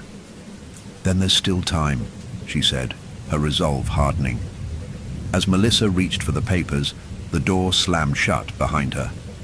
The warm air in the room turned icy, and a voice echoed from the shadows. "You think you can take her back?" Melissa froze, her blood running cold. "Who are you?" The voice laughed, low and guttural. "She is mine now. She chose me." "That's a lie." "Melissa," shouted standing, "Emily didn't choose this. You tricked her." The shadows in the room coalesced, forming into a vague humanoid shape. Its eyes glowed faintly yellow, and its presence filled the space with an unbearable weight. "Leave while you can," it growled. "Or join her." Melissa clutched the flashlight, her hands trembling. "This room is protected," she said, her voice steadier than she felt. "You can't hurt me here." The figure laughed again. "For now, but the room won't hold forever." Ignoring the creature, Melissa focused on the papers spread across the table. One of them caught her eye, a map of the house, its walls marked with symbols and annotations. At the center was a single word: heart. "The heart of the house," she whispered. "That's where it's strongest. That's where it's keeping her." The figure snarled, its form shifting. "You'll never make it there." Melissa clenched her jaw. "Watch me." Armed with the map and her newfound resolve, Melissa pushed open the door to the safe room and stepped into the hallway. The house groaned in protest, the walls shifting and twisting as though trying to block her path. She called out for Tom and Jacob, her voice echoing through the warped corridors. Finally, she heard a faint reply. "Mom!" Jacob's voice was faint but unmistakable. She followed the sound, navigating the ever-changing maze of the house. When she found them, Jacob was slumped against a wall, his face pale, while Tom stood, protectively in front of him, the crowbar still in his hand. "Thank God," Melissa said, rushing to them. "Are you both okay?" "We're fine," Tom said, though his voice was strained. "What about Emily?" Melissa held up the map. "I know where she is, but we have to hurry." The journey to the center of the house was harrowing. The whispers returned, louder and more insistent, and the shadows seemed to claw at them as they passed. The air grew colder, and the ground beneath their feet felt unstable, as though it could give way at any moment. The family followed the map, their flashlights barely piercing the oppressive darkness. When they finally reached the heart of the house, they found themselves in a massive circular chamber. The walls were covered in glowing symbols, but these were different, darker, more malevolent. In the center of the room stood Emily, her grey eyes glowing brightly. She was surrounded by writhing shadows, her expression serene. "Emily," Melissa called, stepping forward. Emily turned slowly, her smile chilling. "You shouldn't be here," she said, her voice layered with something far older and crueler. The shadows surged forward, and Tom swung the crowbar wildly, trying to hold them back. Jacob grabbed one of the chalk pieces and began drawing symbols on the floor, desperate to create a protective barrier. Melissa stepped closer to Emily, her voice breaking. "Sweetheart, it's me. It's Mommy. You have to fight it." Emily tilted her head. "She's not here anymore," she said softly. "Yes, she is," Melissa shouted. "You're stronger than this. You can push it out." For a moment, Emily's expression faltered, and the shadows around her wavered. The entity roared, its form towering over them. "She belongs to me," it bellowed. Melissa reached into her pocket and pulled out the photo of Emily she had taken from the safe room. She held it up, her voice shaking with emotion. "Emily, look at this. This is you. You're my daughter, and I won't let you go." Emily's glowing eyes flickered, her lips parting as though to speak. The entity surged forward, its shadowy limbs reaching for Melissa. But Tom stepped in, front of her, swinging the crowbar with all his strength. The room erupted in chaos, the symbols on the walls flaring with blinding light. And then, from the center of it all, Emily screamed. Emily's scream reverberated through the chamber, shaking the very walls of the house. The glowing symbols flickered erratically, casting eerie shadows that danced like phantoms. Melissa lunged toward her daughter, but the shadows surged forward, slamming her back with a force that knocked the air from her lungs. "You will not take her," the entity roared, its voice a guttural symphony of rage. Melissa struggled to her feet, her eyes locking on Emily, who stood motionless at the center of the room, her grey eyes glowing brighter with each passing second. "I won't let you have her," Melissa growled, her voice filled with defiance. For a brief moment, Emily's eyes flickered and her lips parted. "Mommy," she whispered, her voice small and uncertain. "She's still in there," Melissa shouted, pointing to her daughter. "Emily, you can fight this. I know you can." The shadows around Emily writhed violently, as though the entity were tightening its grip. The room filled with its guttural laughter, a chilling sound that seemed to vibrate through their very bones. "She is mine," the entity declared, its towering form looming over them. "Her fear, her despair, her soul, all of it belongs to me." "No, it doesn't," Melissa yelled, grabbing a piece of chalk from Jacob's trembling hand. She began frantically redrawing the protective symbols on the floor, her fingers shaking.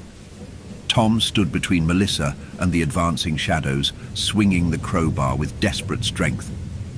"Keep going," he shouted over his shoulder. "I'll—" "Hold it off." Jacob knelt beside his mother, helping her trace the symbols. "Will this even work?"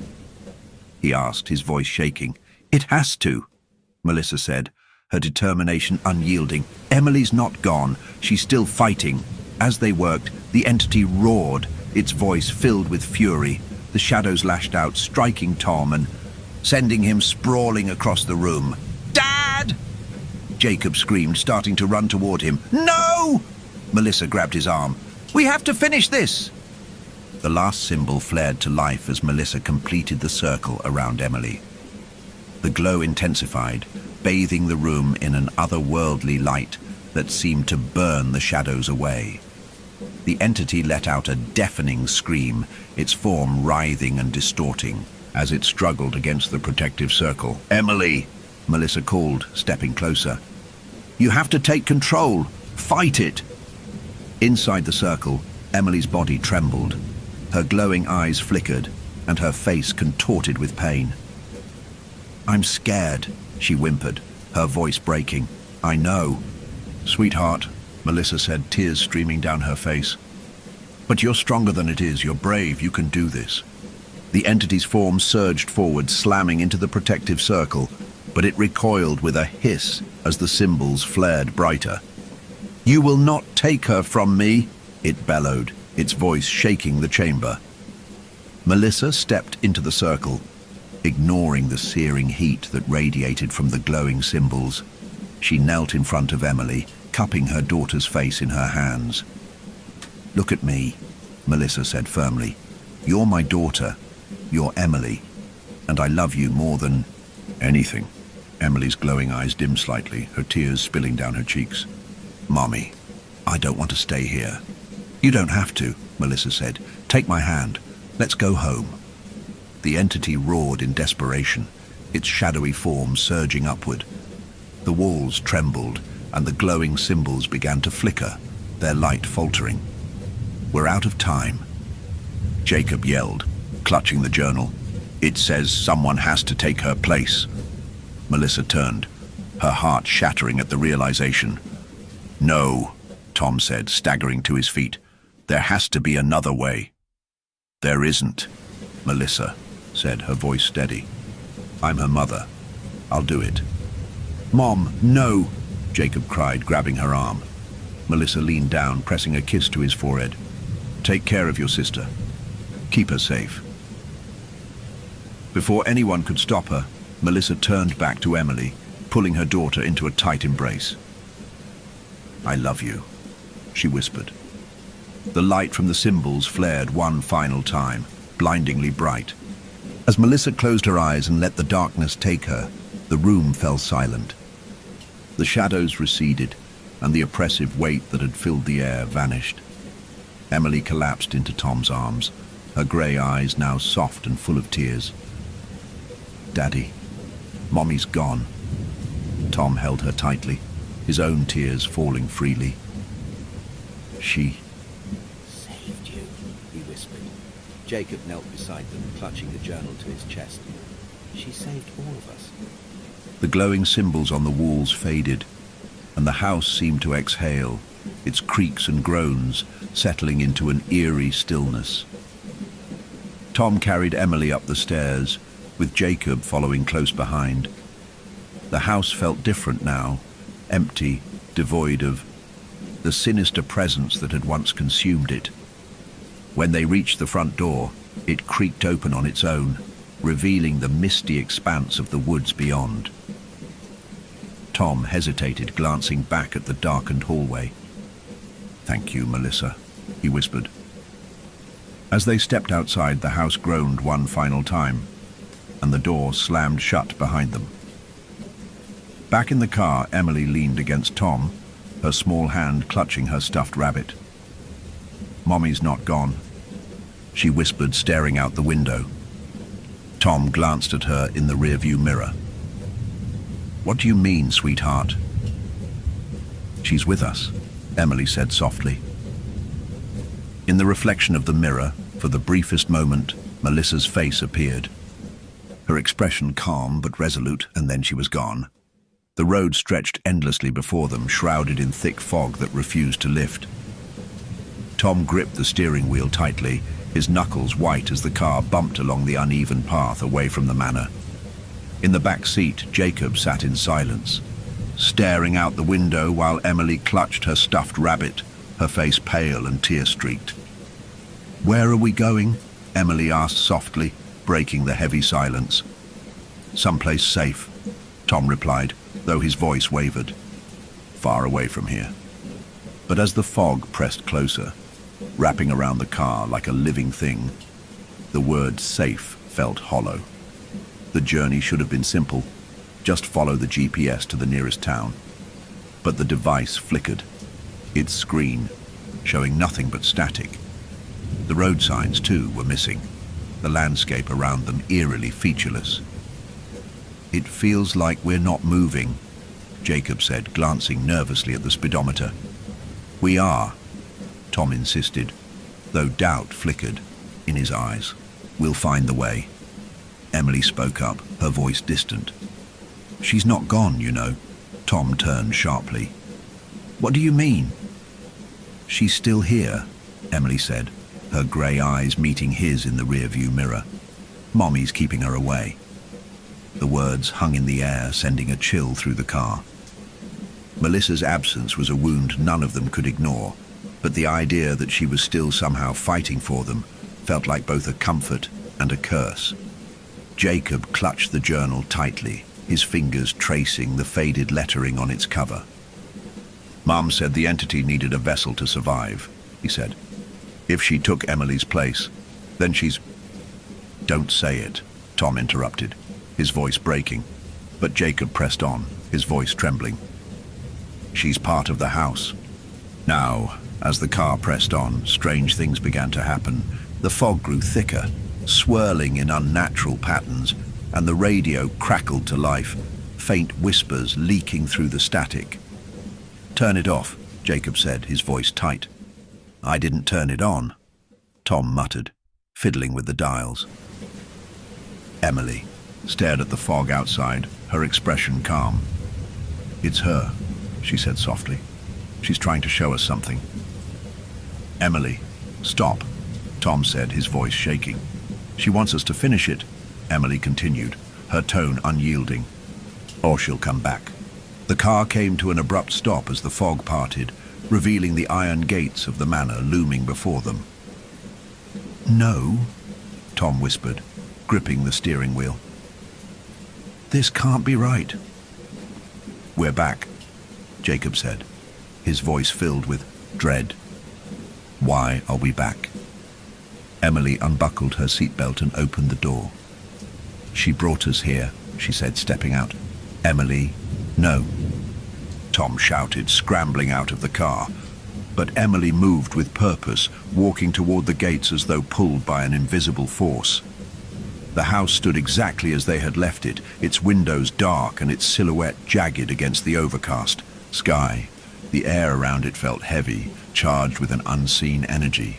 "She's still fighting," Emily said, her voice carrying an odd mix of sadness and determination. "But she can't hold it forever." Tom grabbed her shoulders, kneeling in front of her. "We're not going back in there," he said firmly. "We'll find another way." "There is no other way," Emily said, her grey eyes locking onto his. "The house won't stop until it takes all of us. Mommy knows that." Jacob, still clutching the journal, flipped through its pages frantically. "Wait," he said, pointing to an entry. "There's something here. A ritual to sever the connection. It says the vessel can be freed, but only if the house is destroyed." "How do we destroy a house?" Tom asked, his voice tinged with desperation. "The heart," Jacob said, his eyes scanning the text. "The heart of the house. We have to burn it." Emily nodded slowly. "Mommy's waiting there."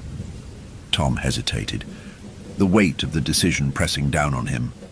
Returning to the house felt like walking into the jaws of a monster, but leaving Melissa behind was unthinkable. "We do this together," he said finally, his voice steady. Jacob nodded, his grip on the journal tightening. "Let's end this."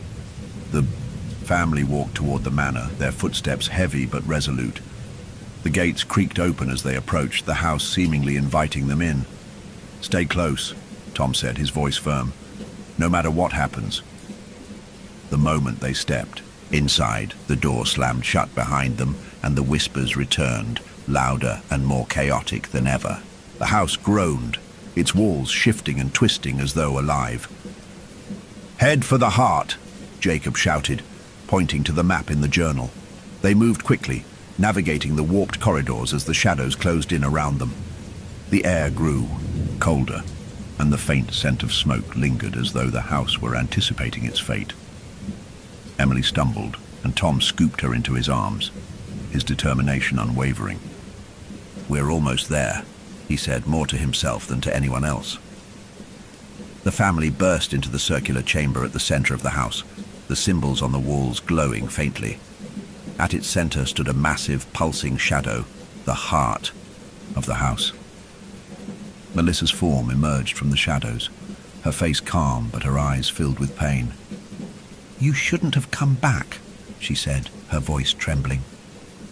"We're not leaving without you," Tom said, stepping forward. "You have to destroy it," Melissa said, tears streaming down her face. "It's the only way to free us." All. As the family prepared to ignite the ritual, the entity roared, its form twisting and surging toward them. Tom lit the torch, his hands steady despite the chaos around him. "We end this now." The heart of the house pulsed violently, the shadows lashing out in desperation, and from the edge of the room, Melissa's voice rose above the chaos. "Do it." The torch dropped, flames erupting as the house let out a final deafening scream.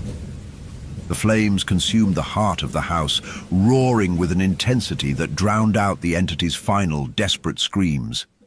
The chamber shook violently, cracks spreading across the walls as the oppressive shadows dissolved into nothingness. Tom grabbed Emily and pulled her close, shielding her as debris rained down. "Jacob, stay with me," he shouted, his voice barely audible over the chaos. "We have to get out of here," Jacob yelled, clutching the journal. From the center of the flames, Melissa's figure stood silhouetted, her face calm, her expression one of bittersweet relief. "Go," she said softly. "It's over." The family scrambled through the collapsing house, the floor buckling beneath their feet. The protective symbols on the walls flared briefly as they passed, their light fading into embers as the house groaned in defeat. Emily clung to Tom, her small frame trembling as she buried her face in his shoulder. Jacob stumbled but regained, his footing, the journal slipping from his grasp and disappearing into the rubble. As they reached the front door, it creaked open one final time, the cold night air rushing in like a gasp of freedom. "Go," Tom shouted, ushering Jacob and Emily outside. The moment they crossed the threshold, the house let out a deafening roar, its walls folding inward as flames erupted from every window. Tom turned, his breath catching as he saw Melissa standing in the doorway, her figure framed by the inferno. "Melissa!" he cried, reaching for her. She shook her head, a sad smile on her lips. "You're safe now," she said, her voice barely audible over the roar of the flames. And then she was gone. The family stood on the edge of the driveway, watching as the house collapsed in on itself.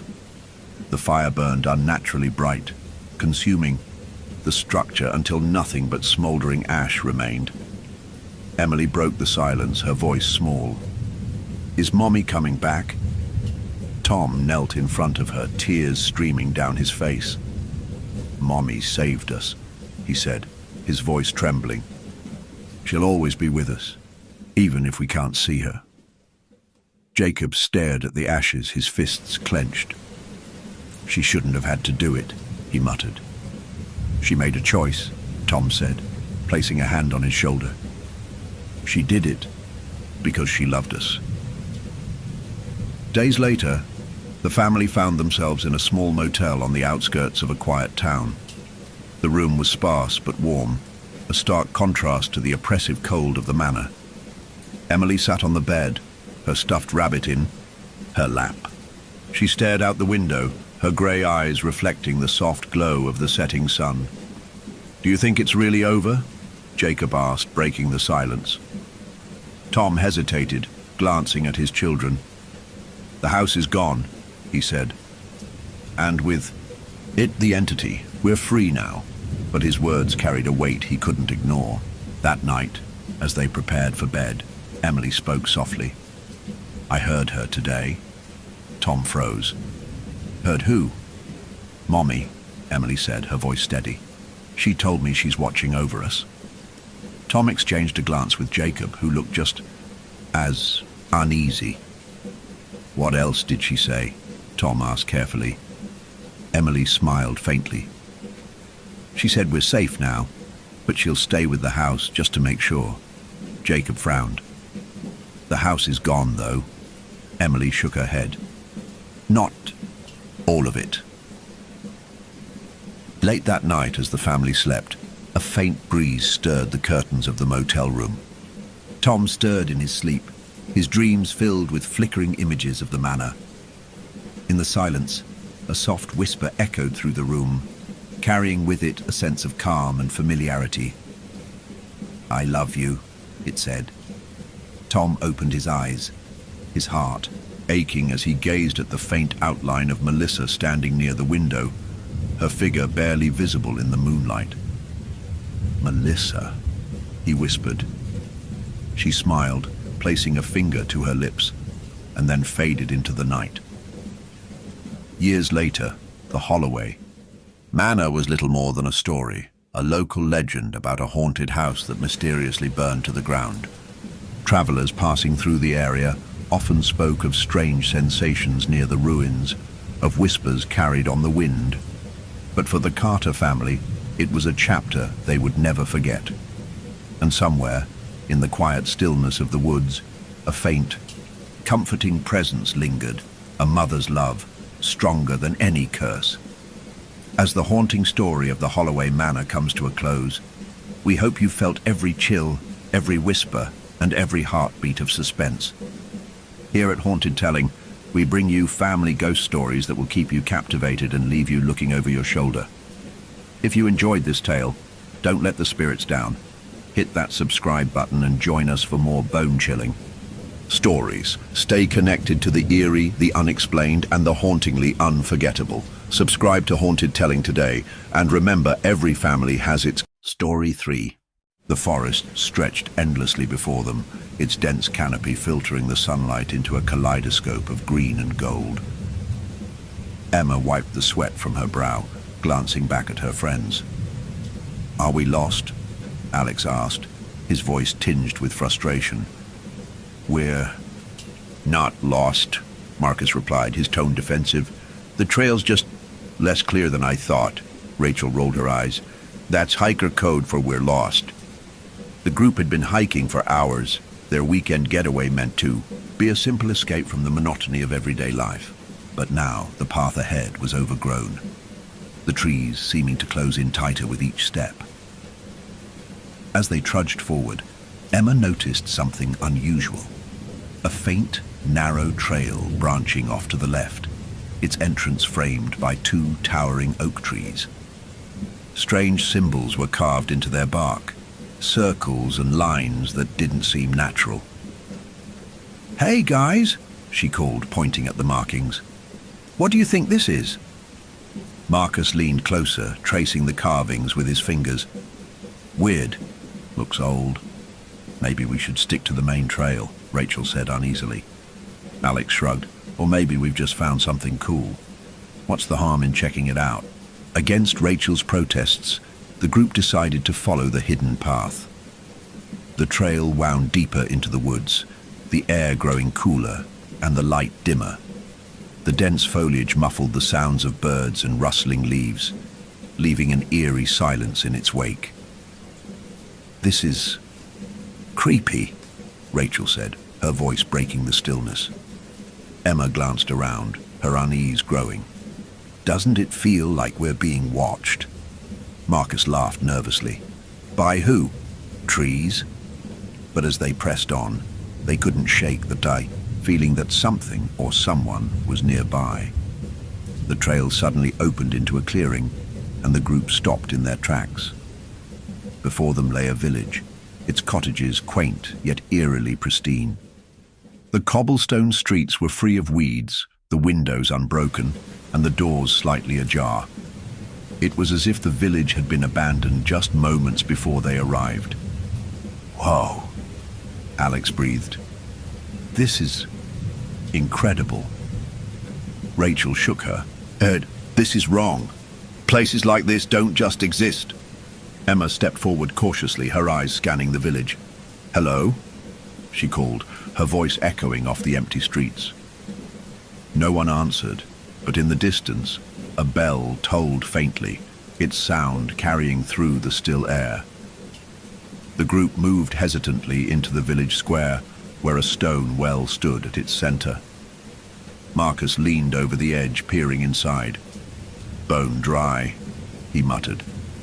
Rachel pointed at a nearby cottage. Let's just look around and figure out what this place is. Inside the cottages, they found half-finished meals on tables, chairs overturned, and dusty children's toys abandoned on the floor. The air felt heavy, oppressive, as if the walls themselves were holding their breath. Emma wandered into a room filled with books, her eyes catching on a journal lying open on a desk. Its pages were yellowed with age, but the handwriting was frantic, desperate. She read aloud, "The plague has taken everything. There's no escaping it. We're all cursed now." As the sun began to set, the group gathered back in the square. "This place gives me the creeps," Rachel said, hugging her arms to her chest. "We need to leave." "But it's getting dark," Marcus pointed out. "Do you really want to hike back in the dark?" Alex nodded in agreement. "We can stay here tonight, then leave first thing in the morning." Emma hesitated, glancing at the journal in her hands. "I'm not sure that's a good idea," she said softly. The bell tolled again, louder this time, as if answering her fears. The group decided to stay, settling into one of the larger cottages. As they set up their sleeping bags, the air grew colder, the silence deeper. From the window, Emma thought she saw a shadow move across the empty square. She shook her head, convincing herself it was nothing. But in the back of her mind, the journal's words echoed, "There's no escaping it, we're all cursed now." Morning broke, but the light didn't bring the comfort the group had hoped for. A thick fog clung to the village, muffling sounds and distorting shapes. The cottages loomed like silent sentinels, their doors and windows dark and lifeless. "Let's pack up and get out of here," Rachel said, her voice tense. But as the group stepped outside, they realized something was wrong. The cobblestone streets looked different, worn and cracked. The once pristine houses now seemed to sag under the weight of years. "Wasn't this cleaner yesterday?" Emma asked, her voice trembling. The group fanned out cautiously, their footsteps echoing unnaturally in the stillness. Marcus stopped at the well, peering inside again. This time he saw water shimmering faintly at the bottom. "That's weird," he muttered. "It was bone dry yesterday." Alex approached the church, its bell tower looming over the square. The door creaked open as he pushed it, revealing rows of dusty pews and an altar covered in cobwebs. "Guys, check this out," Alex called. The others joined him, their unease deepening as they entered the church. A strange smell lingered in the air, like decay, and something older, something wrong. Emma held the journal tightly, flipping through its pages. More entries seemed to have appeared overnight, their ink fresh and glistening as if written moments ago. "It's adding new entries," she said, her voice barely a whisper. "What does it say?" Rachel asked, glancing nervously at the dark corners of the church.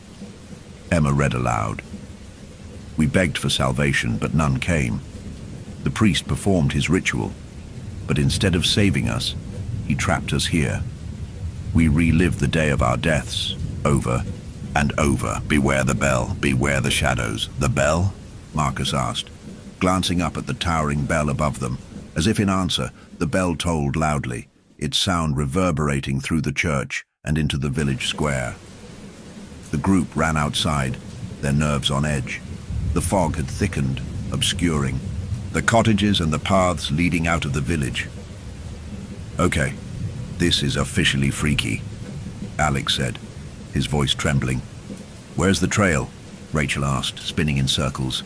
The path they'd taken to enter the village was gone, swallowed by the fog. "We'll find it," Marcus said, trying to sound confident. "We just need to head back the way we came." But as they walked, the fog seemed to shift around them, twisting the village into an endless maze. Hours passed, or so it seemed, but the group found themselves back in the village square every time. The bell tolled again, louder and closer than before. "This can't be real," Rachel said, her voice breaking. "We're walking in circles." "It's not circles," Emma said, clutching the journal. "The village is keeping us here." "That's ridiculous," Marcus said, though his eyes betrayed his fear. "It's just fog. We'll find the way out." The bell tolled again, and the group froze as shadowy figures appeared in the fog, their shapes barely visible but unmistakably human. "Who's there?" Alex called, his voice echoing unnaturally. The shadows didn't respond, but they moved closer, their movements jerky and unnatural. "Run!" Emma screamed, grabbing Rachel's arm. The group sprinted through the fog, their breaths ragged. The shadows followed, their distorted forms darting between the cottages and closing the distance with alarming speed. Marcus stumbled, falling to the ground. One of the shadows loomed over him, its hollow face twisting into a cruel grin. "Help me," he shouted, scrambling backward. Alex swung a branch he'd picked up, the shadow recoiling with an unearthly hiss. The group burst into a large cottage, slamming the door behind them. The air inside was heavy, but the shadows didn't follow. "They didn't come in," Rachel said, her chest heaving. "They can't," Emma said, holding up the journal. "It says here the houses are safe, for now." The group sat in silence, the distant tolling of the bell sending shivers through their bodies. "This place isn't just abandoned," Alex said finally. "It's cursed." "We need to find a way to break it," Emma said, flipping through the journal again. "Before it's too late." As the group rested, the shadows gathered outside the cottage, their forms pressing against the windows. From the fog, a voice echoed, low, distorted, and filled with malice. "You shouldn't have come here." The bell tolled again, louder and closer as the shadows began clawing at the walls. The morning light seeped into the cottage, pale and cold. Emma woke with a start, the journal still clutched in her hands. The events of the previous day played in her mind. The bell, the shadows, the fog. She glanced around the room. Rachel was curled up on a makeshift bed, while Alex and Marcus slumped in chairs, their faces pale and drawn. For a moment, Emma allowed herself to hope that it had all been a bad dream. But then, from the village square, the bell tolled again. Emma stepped outside cautiously, the journal tucked under her arm. The fog had lifted, and the village appeared. Pristine again, the cottages upright and untouched, the cobblestones clean. "Guys, come here," she called, her voice shaking. The others emerged slowly, their confusion turning to dread as they took in their surroundings. "Wait a second," Marcus said, pointing to the well. "Wasn't this cracked yesterday?" "It was," Alex confirmed, his brow furrowed. "And the houses, they look new." Emma opened the journal, her hands trembling. The entries had changed again. New lines scrawled in jagged handwriting. "Read, the day resets, the curse remains. Beware the bell." Determined to break free, the group retraced their steps, heading toward where they believed the trail was. But as they walked, the familiar unease settled over them. The woods surrounding the village were gone, replaced by endless rows of cottages that seemed to stretch into the horizon. "This doesn't make sense," Rachel said, her voice trembling. "We walked this way yesterday. Where's the forest?" "It's like the village is expanding," Emma said. The bell tolled again, its sound closer now, sending shivers down their spines. As the bell rang, the shadows returned, their distorted forms slipping through the fog. This time they moved faster, their shapes flickering unnaturally. "Run!" Alex shouted, grabbing Marcus by the arm. The group sprinted back toward the square, the shadows closing in around them. One lunged at Rachel, its claw-like hand grazing her shoulder. She cried out, stumbling. Emma turned back, swinging a broken piece of wood at the shadow. It hissed and recoiled, allowing Rachel to escape. "We can't keep doing this," Rachel screamed as they reached the safety of another cottage. Inside the cottage, Emma scanned the journal for clues. "There has to be something we're missing," she said, flipping through the pages. Marcus leaned against the wall, catching his breath. "This isn't just a curse," he said. "It's a trap. The village is messing with us." Emma nodded, her eyes landing on a sketch of the bell tower. The notes beneath it read, "The bell marks the beginning of the end. Find the key." "What key?" Alex asked, glancing at the sketch. Emma looked up, her expression grim. "The one that might get us out of here." The group decided to head to the bell tower, its looming presence casting a long shadow over the village. The air grew colder as they approached, the bell tolling faintly despite the absence of wind. Inside the church, the pews were as they'd left them the day before, covered in dust and cobwebs. But this time, a new element caught their attention, a set of stairs spiraling upward into the bell tower.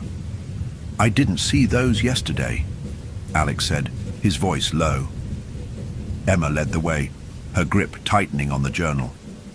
"Maybe this is where the key is." The stairs creaked beneath their feet as they climbed, the air growing thicker with each step. At the top, they found the bell, an enormous rusted structure that seemed to hum with an unnatural energy. Below it, on a pedestal, sat a small iron key. "This has to be it," Marcus said, reaching for it. But as his fingers brushed the key, the bell let out a deafening toll, and the shadows swarmed into the tower, their forms more menacing than ever. "They're here!" Rachel screamed, backing into a corner. The shadows closed in, their claws reaching for the group. Emma grabbed the key, clutching it tightly, but the bell tolled again, and everything went black. When Emma opened her eyes, she was back in the cottage, the morning light streaming through the windows. The key was gone, and the journal lay open on her lap. New words had appeared on the page. "You must break the cycle. Time is running out." The bell tolled faintly in the distance, signaling the start of the loop once more. Emma stood, her hands trembling. "We're running out of chances," she said. From the window, she saw the shadows lurking at the edge of the square, their hollow faces watching. And then, the bell tolled again. The village square was silent, save for the faint tolling of the bell in the distance. The shadows lingered at the edge of the square, their hollow faces staring as if waiting for something or someone. "We can't keep doing this," Rachel said, pacing the cottage. "Every time we try, it resets. How do we get out of here?" Emma clutched the journal, her eyes scanning the cryptic entries. "The key is part of it," she said softly. "But it's not enough. There's something we're missing." Alex glanced nervously out the window. "If the shadows get stronger with each loop, what do we have before we're stuck for good?" The group ventured outside cautiously, their movements tense. The village looked familiar but wrong. Small details had changed. The cobblestones were cracked, the cottages appeared more weathered, and the air felt thicker, harder to breathe. It's like the village is decaying, Marcus said, frowning. Every time the loop resets, it gets worse. As they walked, they noticed more unsettling changes. A child's doll lay in the middle of the street, its glass eyes cracked. A faint trail of blackened footprints led from the square toward the church, stopping abruptly. Emma knelt by the footprints, her stomach churning. "These weren't here before," she said. Rachel shivered. "Neither were they." She pointed to the cottages, where shadows flickered behind the windows, moving as though alive. The shadows began to emerge from the fog, their forms more defined than before. One of them stepped closer, its hollow face twisting into something resembling a smile. "We need to move," Alex said, his voice low. The group hurried toward the church, the shadows following them, their movements unnaturally smooth. As they entered the building, the shadows stopped, lingering at the doorway like a malevolent tide held at bay. "Why don't they come inside?" Marcus asked, his voice trembling. Emma flipped through the journal frantically. "The houses are safe zones," she read aloud. "They're bound to the streets and fog." Rachel looked at the doorway warily. "For now," she muttered. Emma placed the journal on the altar, its pages fluttering as if moved by an invisible hand. New text began to appear, scrawled in jagged letters. "They grow stronger with your fear. To break the loop, you must face the bell and silence it." "The bell," Alex said, pointing toward the tower. "It's the only thing that's constant in every loop." "But how do we silence it?" Marcus asked. "Every time we get close, the shadows attack and the loop resets." Emma traced her fingers over the journal's pages. "Maybe we're going about this the wrong way," she said. "What if the shadows aren't just here to stop us? What if they're part of the loop itself?" As the group debated their next move, a soft, guttural whisper filled the church. The shadows at the doorway began to shift, their forms flickering like flames in a strong wind. One of the shadows stepped forward, stopping just short of the threshold, its hollow face twisted, and a voice echoed from deep within it. "You shouldn't be here," it said, the words distorted and layered. Rachel backed away, her face pale. "It spoke," she whispered. Emma swallowed hard. "What do you mean we shouldn't be here?" she asked, her voice trembling. The shadow's head tilted, unnaturally. "This is our time. Leave, or stay forever." Emma stared at the journal, her mind racing. If the shadows are part of the loop, then breaking the bell's connection might disrupt them too. "How do we do that?" Marcus asked. "We need to get to the bell tower again," Emma said, "but this time we have to destroy it." Rachel's eyes widened. "Destroy the bell? Won't that make everything worse?" "Or it might end this," Alex said firmly. "We don't have another choice." The group prepared to leave, gathering makeshift weapons, a broken chair leg, a piece of glass, the journal itself. "Stick together," Emma said, her voice steady, "no matter what." As the group stepped out into the square, the shadows surged forward, their forms more solid and menacing than before. One of them reached for Rachel, its claw-like hand grazing her arm. She screamed, swinging her weapon wildly. The shadow hissed. "Retreating but not disappearing. They're getting bolder," Marcus shouted, swinging his chair leg at another shadow. Emma held the journal tightly, its pages glowing faintly. The shadows recoiled slightly when they drew near it, as if repelled by its energy. "Use the journal," Alex yelled. "It's keeping them back." The group burst into the church and climbed the stairs to the bell tower, their breaths ragged. The bell loomed above them, its rusted surface humming faintly. "This is it," Emma said, her voice shaking.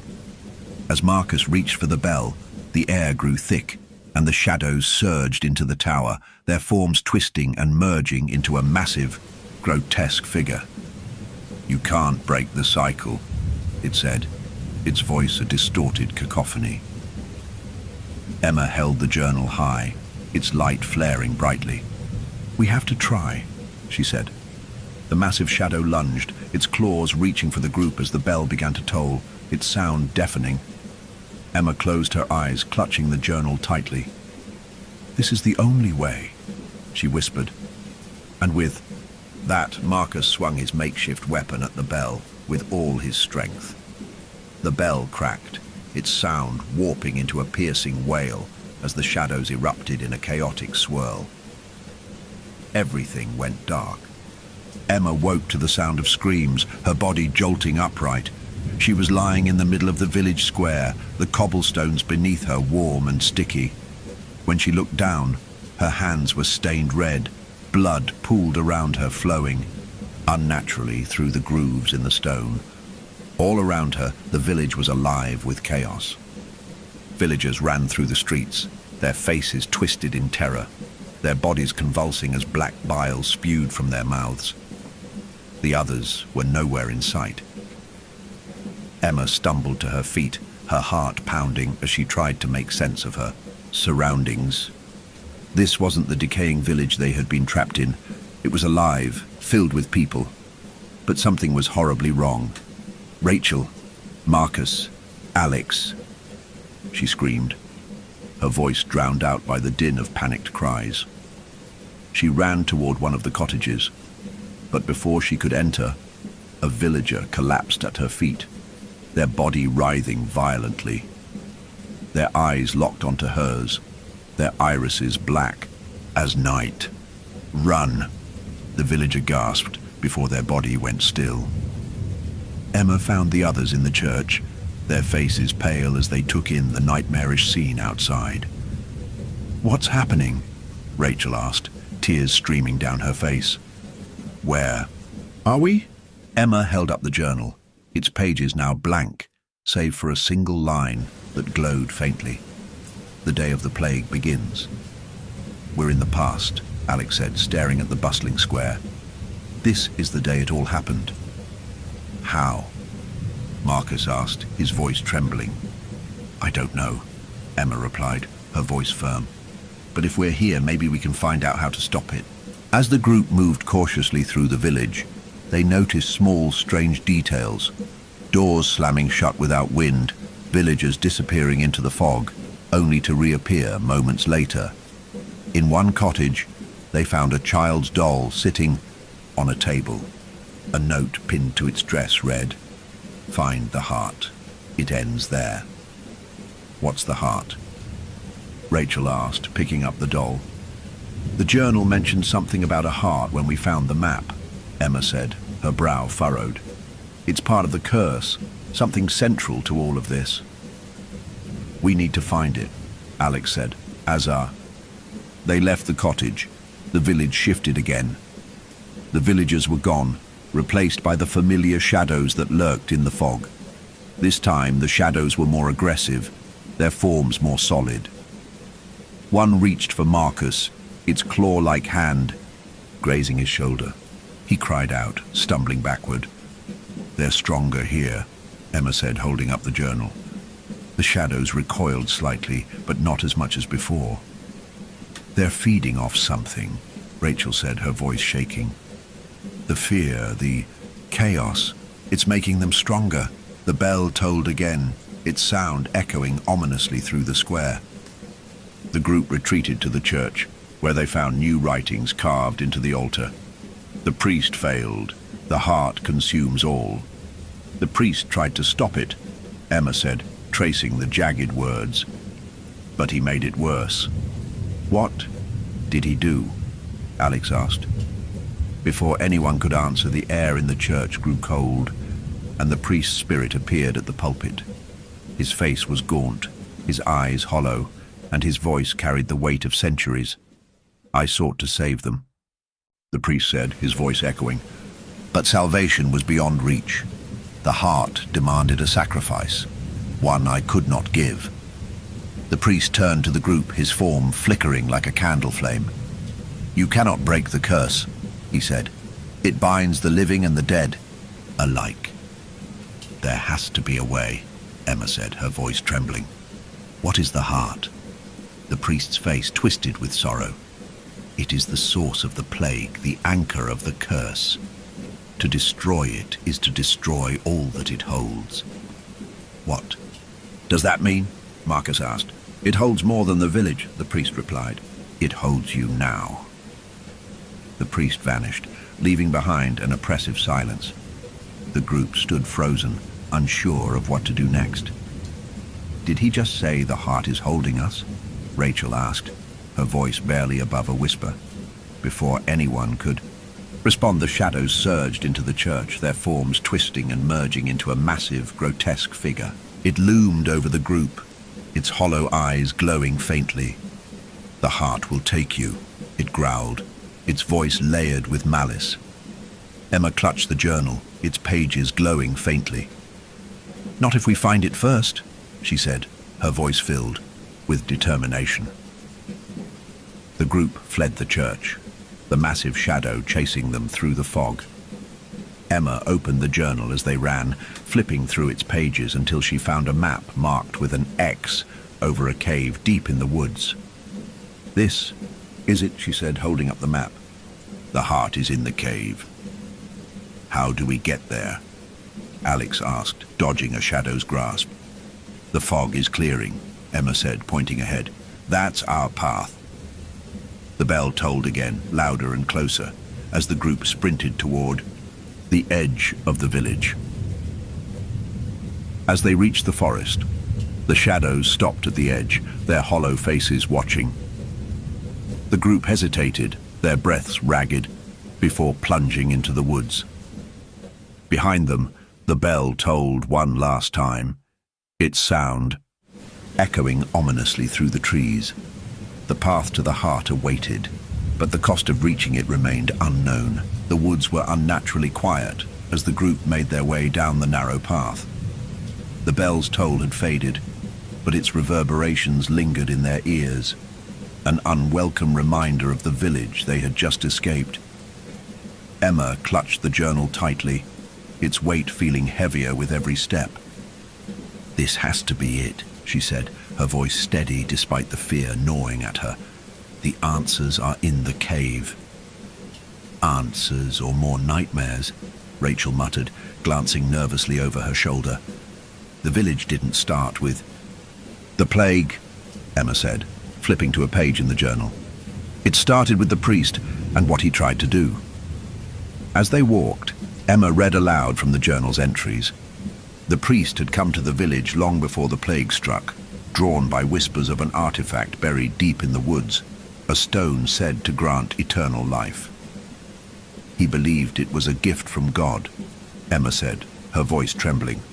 But it wasn't. The stone wasn't meant for mortals. It was alive. Alive? Alex repeated, his brow furrowed. Emma nodded.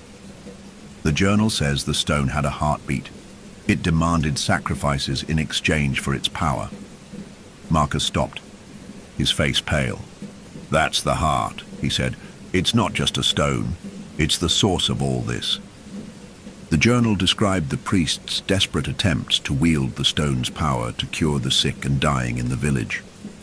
He performed a forbidden ritual, offering his own blood to awaken the stone. At first, it worked.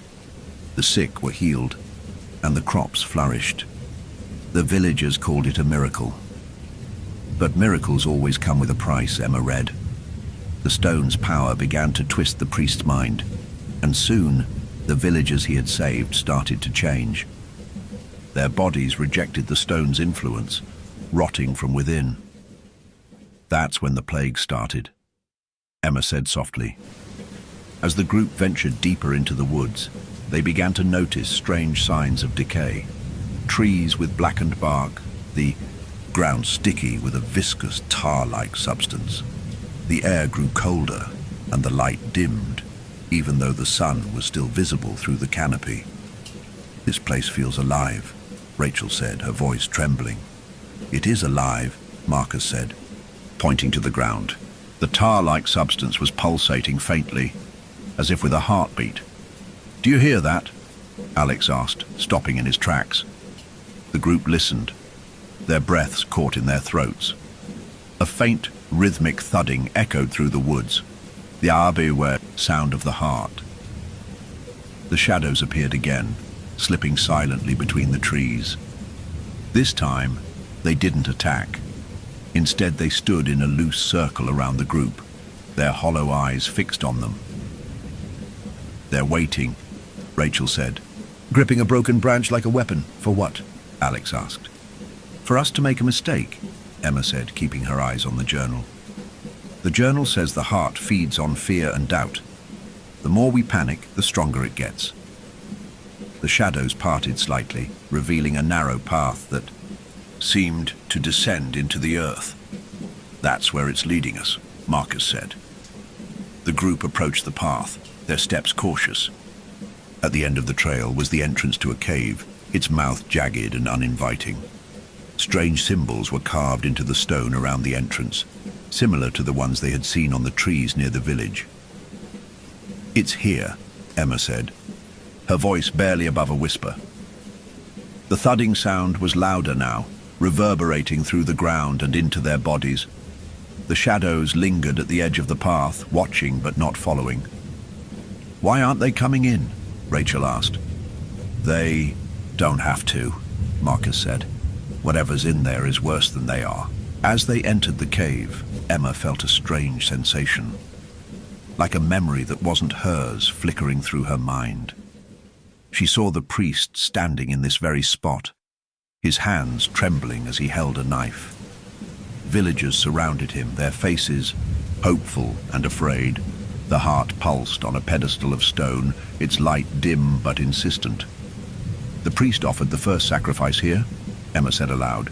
"A villager who volunteered to save the others."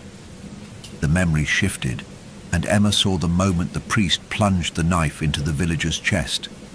The heart absorbed the blood, glowing brighter. "But it wasn't enough," she whispered. The heart wanted more. The group pressed on, the cave narrowing as the heartbeat grew louder. The walls were slick with the same blackened tar they had seen in the forest, and the air was suffocating. Rachel paused, clutching her stomach. "I don't feel right," she said, her voice strained. Emma turned to her, noticing dark veins crawling up her neck. "It's the heart," she said. "It's trying to pull us in. We have to stay focused." Marcus pointed ahead. "There it is," he said, his voice trembling. At the end of the tunnel, the heart sat on a pedestal, its surface blackened and cracked, but pulsing with an unnatural light. As they approached, the heart began to glow brighter, and a low, guttural voice filled the cave. "You have come to feed me," it said, its tone both inviting and menacing.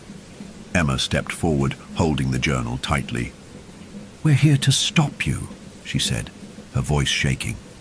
The heart pulsed violently, and the shadows appeared in the cave, their forms twisting and merging into grotesque shapes.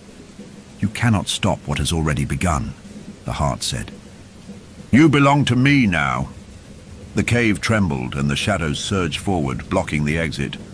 The heart's glow filled the space, casting their distorted reflections on the walls.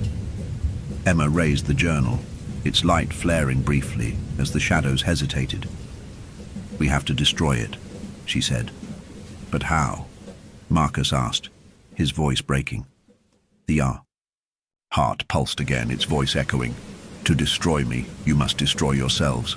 The cave plunged into darkness, the sound of the heartbeat deafening. The cave was alive with shadows and sound.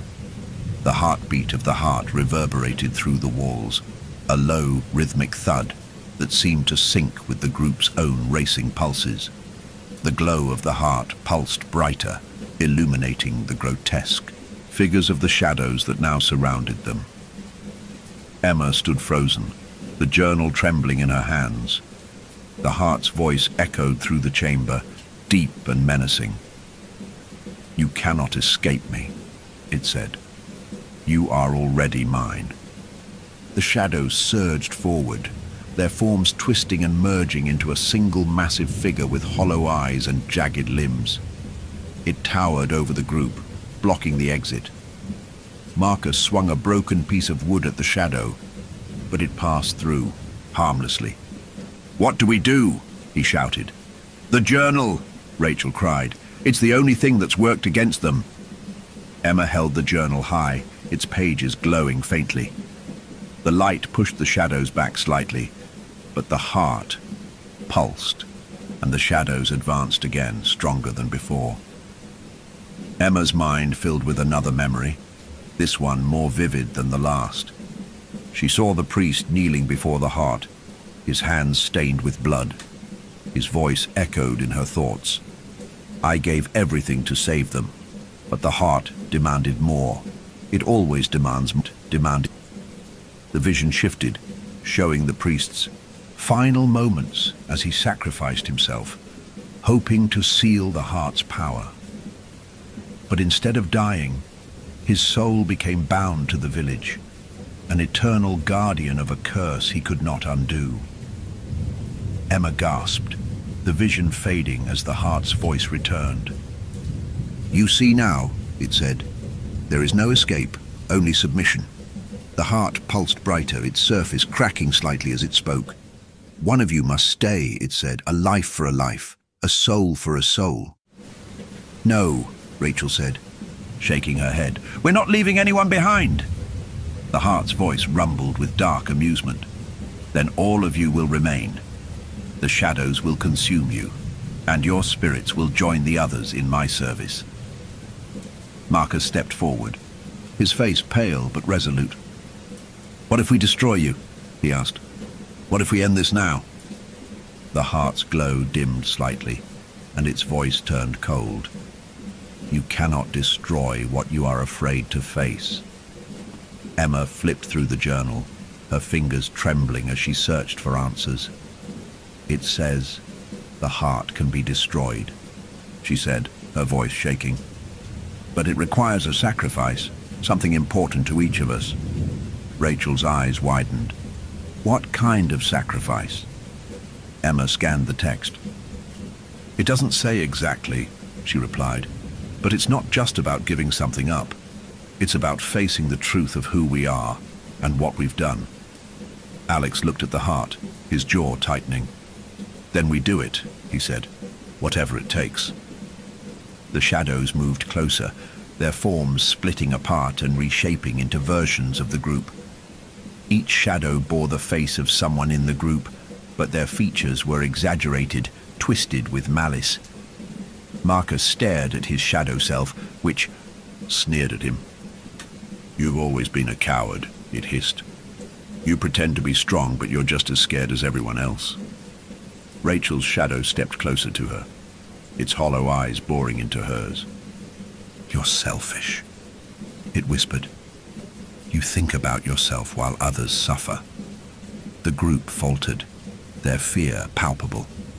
The heart glowed brighter, feeding on their doubt. Emma took a deep breath, clutching the journal tightly.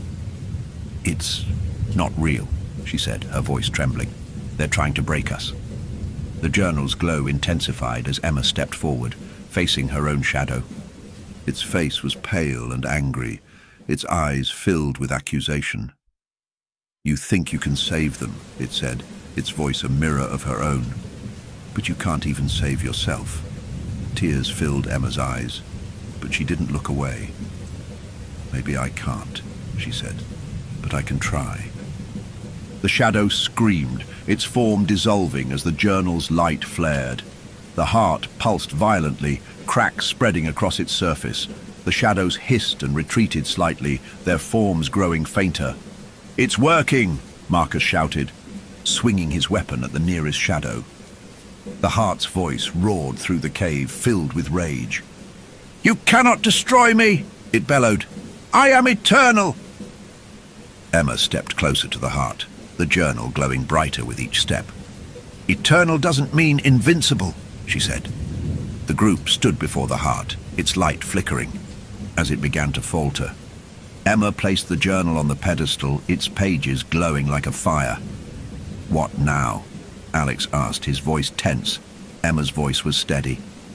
"We make the sacrifice." Each of them stepped forward, placing something personal on the pedestal. Marcus's father's compass, Rachel's childhood necklace, Alex's journal filled with his dreams. Finally, Emma placed the glowing journal on top, its light flaring brightly. The heart cracked open, a blinding light pouring from its core. The shadows screamed, their forms dissolving as the cave trembled violently. As the light consumed the group, Emma closed her eyes, her final thought echoing in her mind. Did we really break the curse? And then everything went silent. Emma woke to the sound of water dripping somewhere in the distance. The cave was dark now, its oppressive heartbeat silenced. She sat up slowly, her head pounding, her body aching as if she'd been crushed under the weight of 1,000 stones. The journal was gone, replaced by the faint glow of cracked stones scattered across the pedestal where the heart had been. Emma, a voice called softly. She turned to see Alex sitting against the cave wall, his face pale and tired. What happened? She whispered. As the rest of the group stirred, they noticed the cave had changed. The black tar that had coated the walls was gone, replaced by glistening stone streaked with veins of faintly glowing silver. It's quiet, Rachel said, her voice trembling. The heartbeat. It's gone. Does that mean it's over? Marcus asked, glancing around nervously. Emma approached the pedestal, touching the broken stones. They were warm under her fingers, pulsing faintly like dying embers. I don't know, she said, but something feels unfinished. As the group prepared to leave, Emma noticed something strange, her reflection in the smooth walls of the cave. It didn't move as she did. Instead, it stood still, watching her with hollow eyes. Guys, she said, backing away. Something's wrong. The others turned, and they too saw their reflections twisted and distorted, staring back at them from the walls. They're still here, Rachel said, her voice trembling. The shadows emerged from the walls, faint and translucent, their forms flickering like dying flames. You have silenced the heart, one whispered. But the curse remains. The shadows circled the group, their hollow eyes fixed on them. You broke the heart's connection to this place, the shadows said in unison, their voices echoing. But its power is not undone.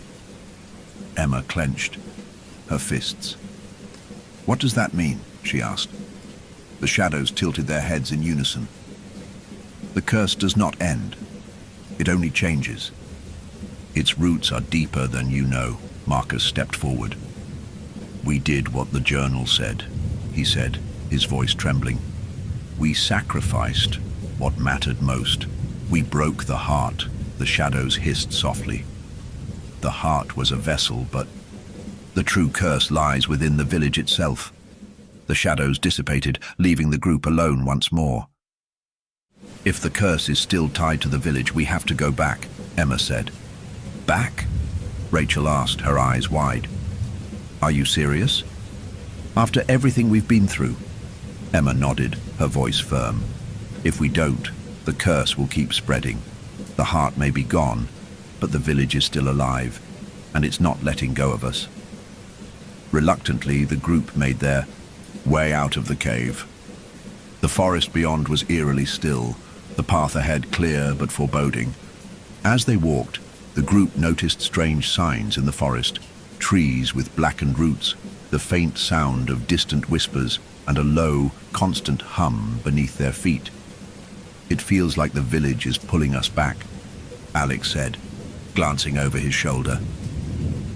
Or we never really left, Marcus muttered. Emma clutched the fragments of the heart she had taken from the pedestal, their faint warmth a reminder of the battle they had fought. We have to finish this, she said. The fog thickened as the group approached the village, its outlines barely visible through the dense haze. But when they stepped into the square, they froze. The village was different, more decayed, its buildings sagging and covered in dark moss. The cobblestones were cracked, and the air was thick with the stench of rot. "This place is falling apart," Rachel said, covering her nose. "That's because we broke the heart," Emma said. "It's unraveling, but it's not gone yet." As the group stood in the square, the bell tolled once more. Its sound warped and distorted. The ground trembled, and the shadows returned, their forms more fragmented than before. "They're weaker," Alex said, gripping a piece of wood tightly. "But so are we," Marcus replied, his voice grim. The shadows surged forward, their claws reaching for the group. Emma held up the fragments of the heart, their glow flaring faintly. The shadows hissed and recoiled, but they didn't retreat entirely. "Whatever we have to do, it has to be now," Rachel said. Emma turned toward the church, the bell tower looming in the fog. The fragments of the heart pulsed in her hands, and the journal's final words echoed in her mind. "To end the curse, you must silence the village." "What does that mean?" Alex asked. Emma stared at the bell tower, her resolve hardening. "It means we have to destroy everything." The shadows gathered at the edge of the square, their hollow eyes watching as the group prepared to face the village's final secret. The bell tower loomed above the crumbling village square, its warped frame groaning in the thick fog. The fragments of the heart pulsed in Emma's hands, their faint light flickering with each toll of the bell.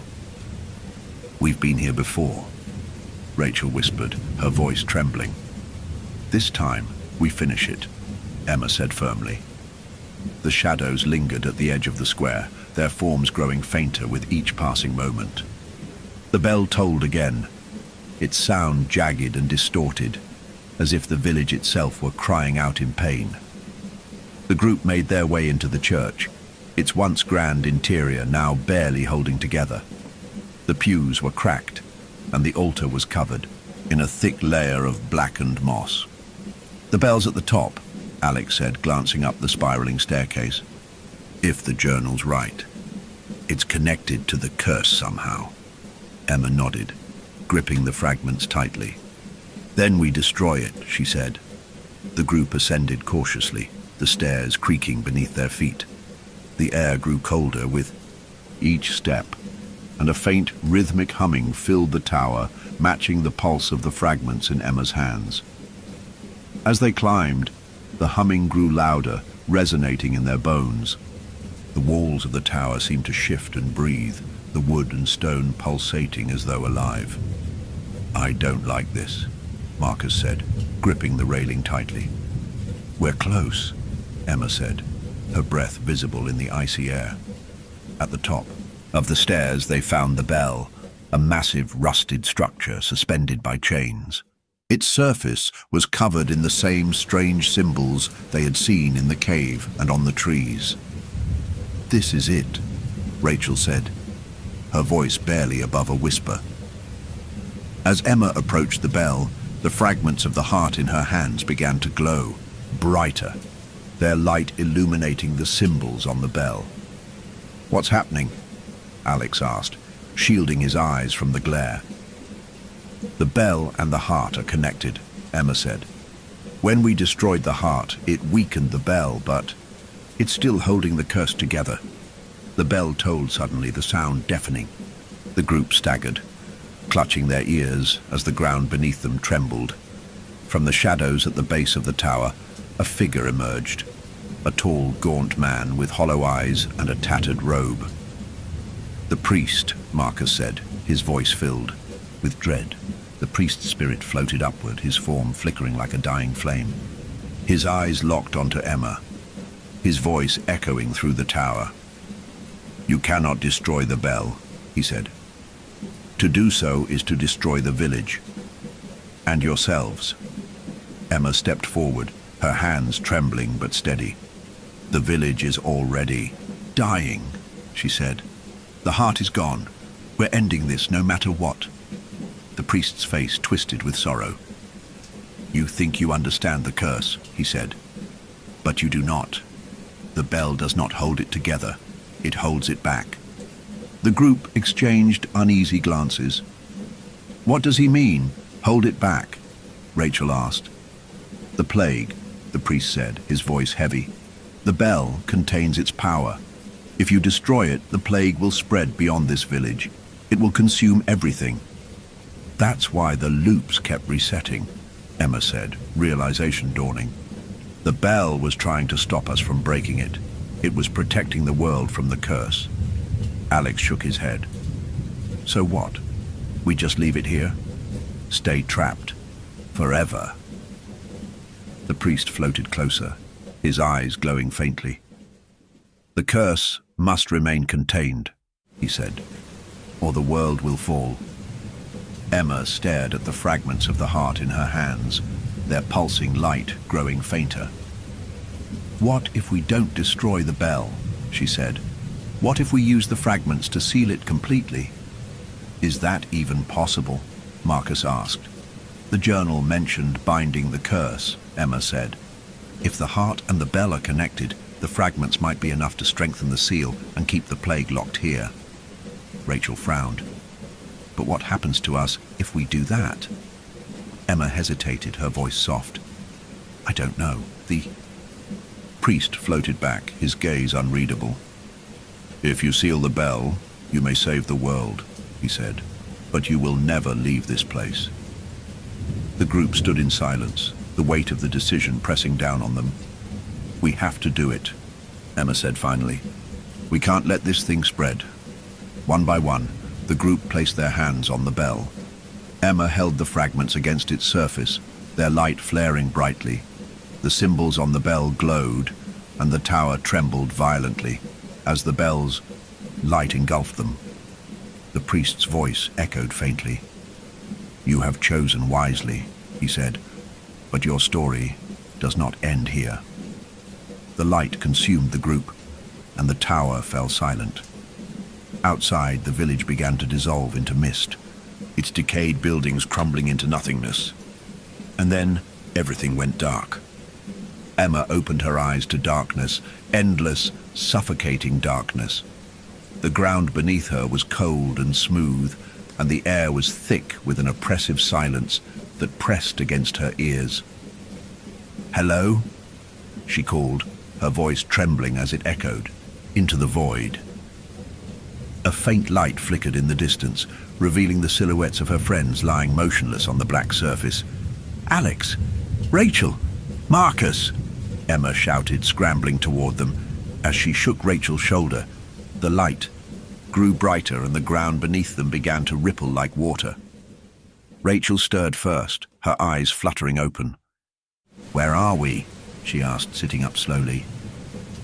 I don't know, Emma replied, glancing around. It's like nothingness. One by one the others woke, their faces pale and their movements sluggish. Marcus touched the ground, his hand leaving faint ripples in the surface.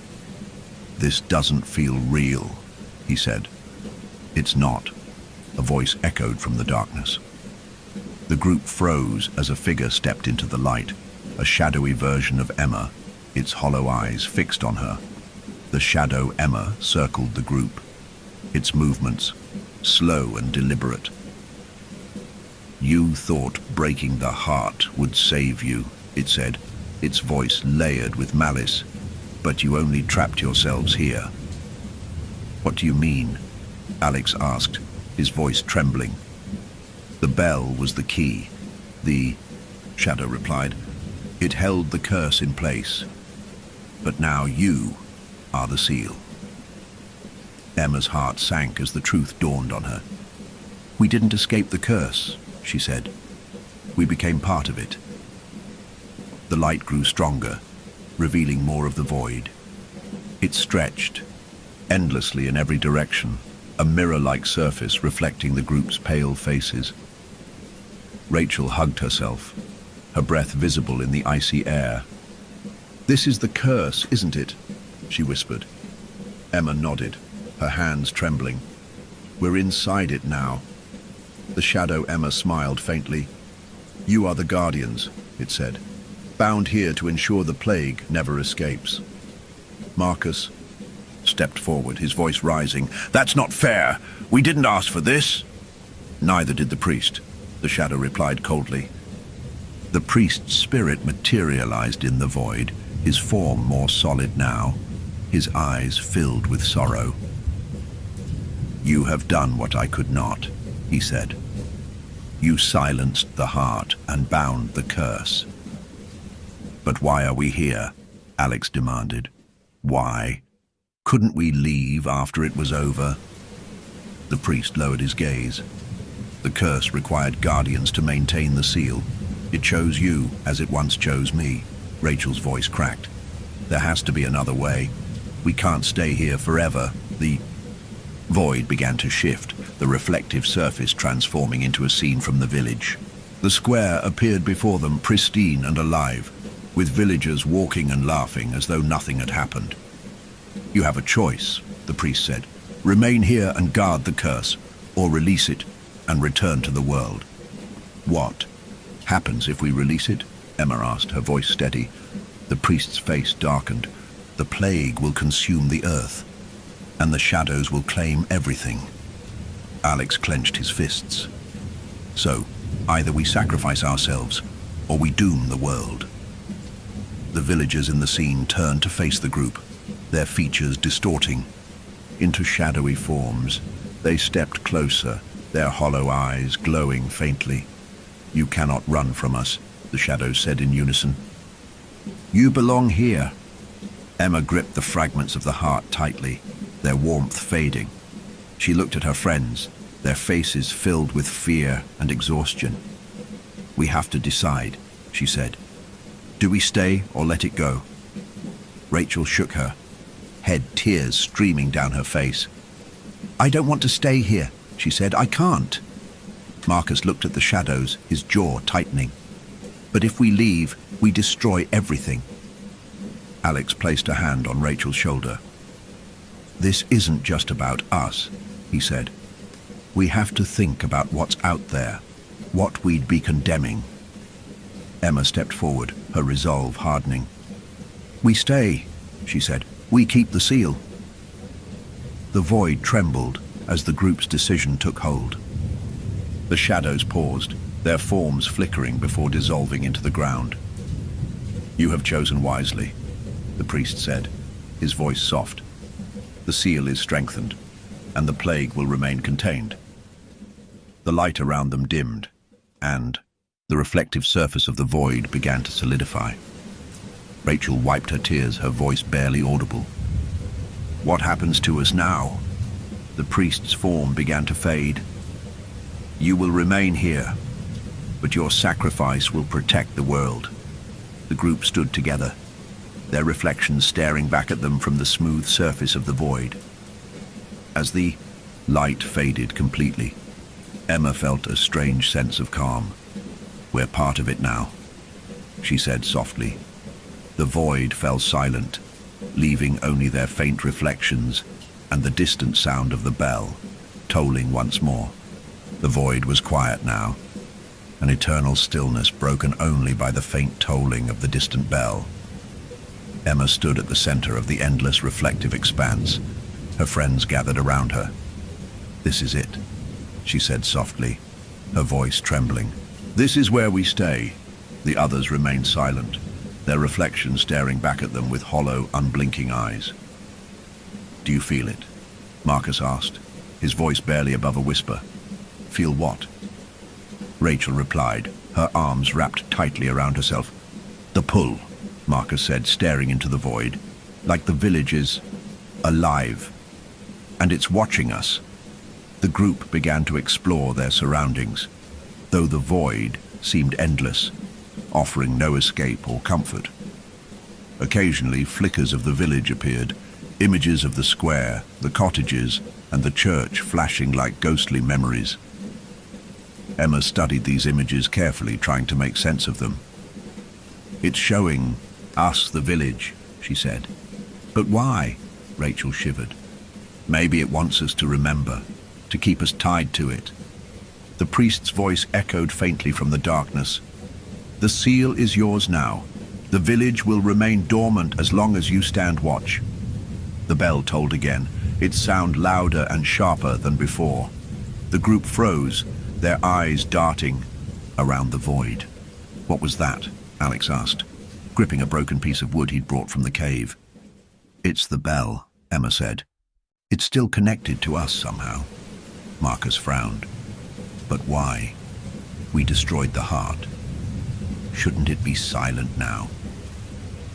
Emma held up the fragments of the heart, their light fading with every toll.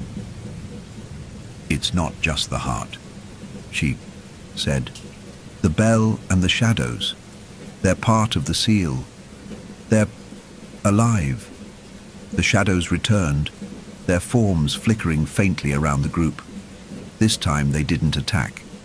Instead, they spoke, their voices layered and distorted. "You are the guardians now," they said, "but guardians can fail."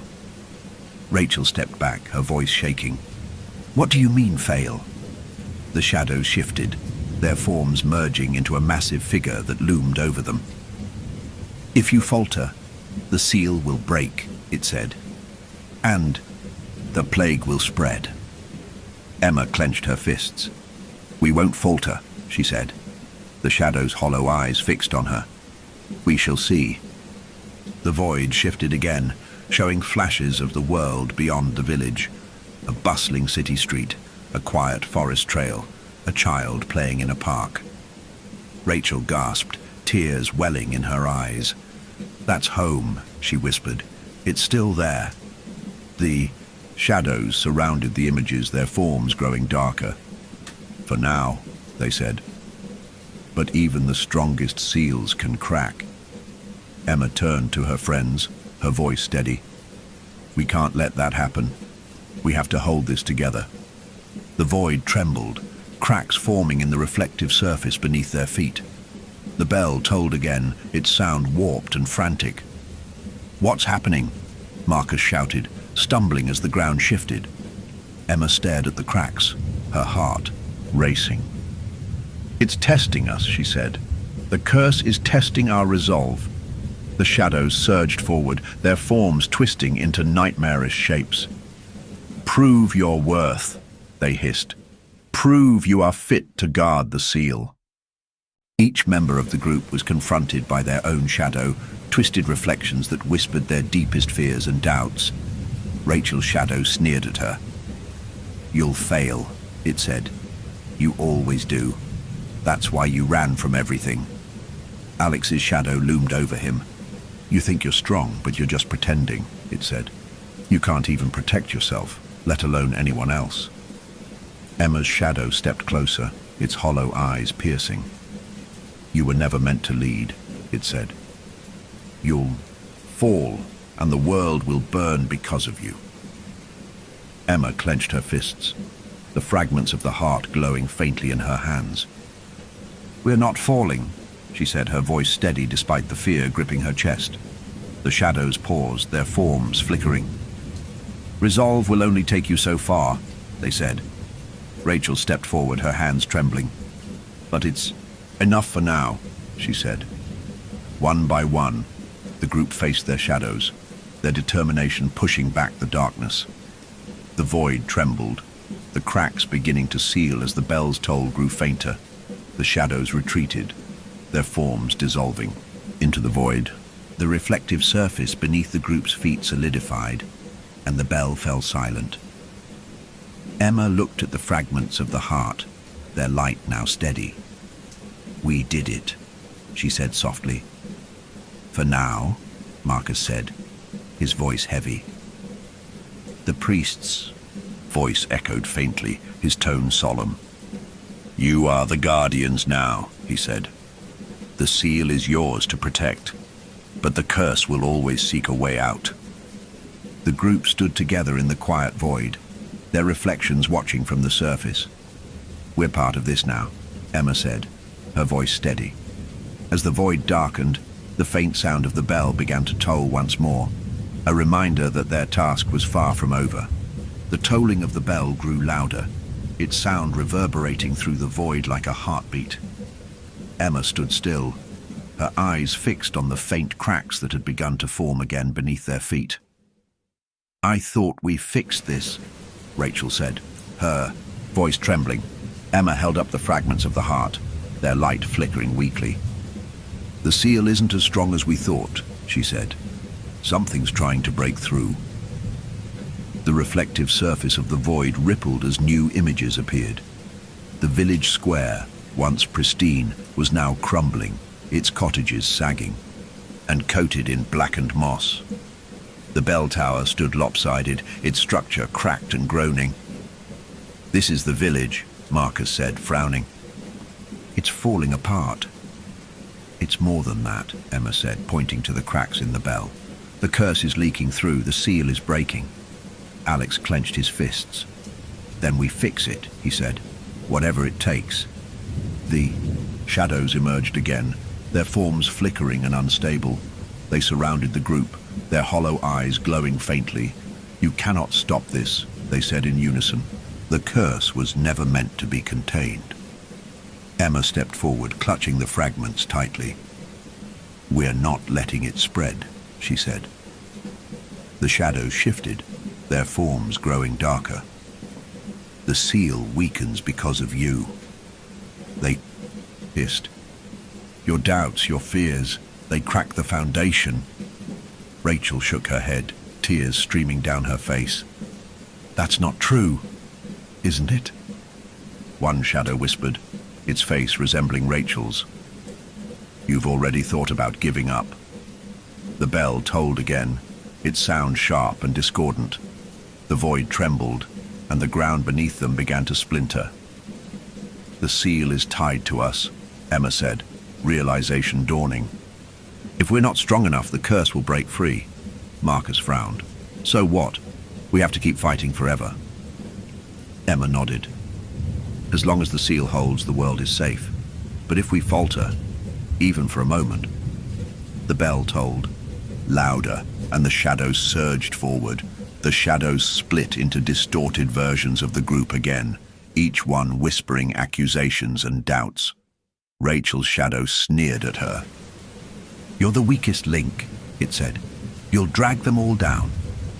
Alex's shadow loomed over him. "You think you can protect them, but you'll fail. Just like you always do." Emma's shadow stepped closer, its hollow eyes filled with malice. "You can't lead them," it hissed. "You're just as scared as they are." Emma clenched her fists. "We're not giving up," she said firmly. "Not now, not ever." The group joined hands, their resolve uniting them against the shadows. The fragments of the heart began to glow brighter, their light pushing back the darkness. "You can't break us," Marcus said, his voice steady. The shadows hissed, their forms dissolving into the void. "We will always return," they said. "The seal is only as strong as its weakest link." As the shadows disappeared, the void grew still again. The cracks in the reflective surface began to close, and the tolling of the bell faded into silence. "We did it," Rachel said, her voice filled with relief. "For now," Emma said, her gaze distant. "But this isn't over. The curse will keep testing us. It's waiting for a moment of weakness." Alex placed a hand on her shoulder. "Then we stay strong," he said. "Together." The priest's spirit appeared once more, his form faint and flickering. "You have done well to hold the seal," he said. "But the curse's hunger grows with each passing moment. It will not stop." Emma frowned. "Is there no way to end this for good?" The priest's hollow eyes met hers. "There is," he said, "but it would require a sacrifice greater than any you have given." "What kind of sacrifice?" Marcus asked cautiously. The priest hesitated. "To destroy the curse, you must destroy yourselves completely. Your memories, your existence, everything you are must be consumed to sever the connection." The group stood in stunned silence, the weight of the priest's words sinking in. "You're saying we'd have to erase ourselves?" Rachel asked, her voice trembling. The priest nodded. "It is the only way to ensure the curse cannot return, but the choice is yours." Emma looked at her friends, their faces pale and filled with fear. "We'll think about it," she said, softly. The priest faded into the void, his parting words echoing. "The longer you wait, the stronger it grows." The group sat together in the stillness of the void, the faint sound of the bell tolling once more in the distance. "We have to decide," Emma said, her voice trembling. "Do we keep holding the seal, or do we end it for good?" As the cracks in the ground began to reappear, the group knew their time was running out. The void trembled, its reflective surface cracking beneath the group's feet. The bell tolled faintly in the distance, each sound growing more discordant, more urgent. "We can't keep going like this," Rachel said, her voice breaking. "It's only getting worse." Emma stood at the center of the group, the fragments of the heart glowing faintly in her hands. "We have to make a decision," she said. "Do we keep holding the seal, or do we destroy the curse for good?" Marcus clenched his fists. "Destroying it means destroying ourselves," he said. "Are we really ready for that?" The priest's spirit appeared once more, his form flickering weakly. His hollow eyes looked at each of them in turn. "The curse grows stronger with your hesitation," he said. "It senses your doubts." Alex stepped forward, his voice steady. "You said there's a way to destroy the curse completely. What happens if we do it?" The priest's face darkened. "The curse will cease to exist," he said. "But so will you, your memories, your souls. Every part of you will be consumed. To sever the connection." Rachel's voice cracked. "We'll disappear completely?" The priest nodded. "You will become part of the void. Guardians no longer. But the world will be safe." The group huddled together, their faces pale and filled with fear. "I don't want to die," Rachel said softly, tears streaming down her face. "But if we don't do this, the curse will keep trying to break free." "We've already given up so much," Marcus said. "We can't let it all be for nothing." Emma looked at the fragments in her hands, their glow pulsing faintly. "If we do this," she said, "we save everyone. No one else will have to go through what we've been through." Alex placed a hand on her shoulder. "Are you sure this is the only way?" Emma nodded, her voice steady. "It's the only way to make sure the curse never comes back." The shadows surged from the cracks in the ground, their forms darker and more menacing than ever. "You cannot destroy us," they hissed. "We are eternal.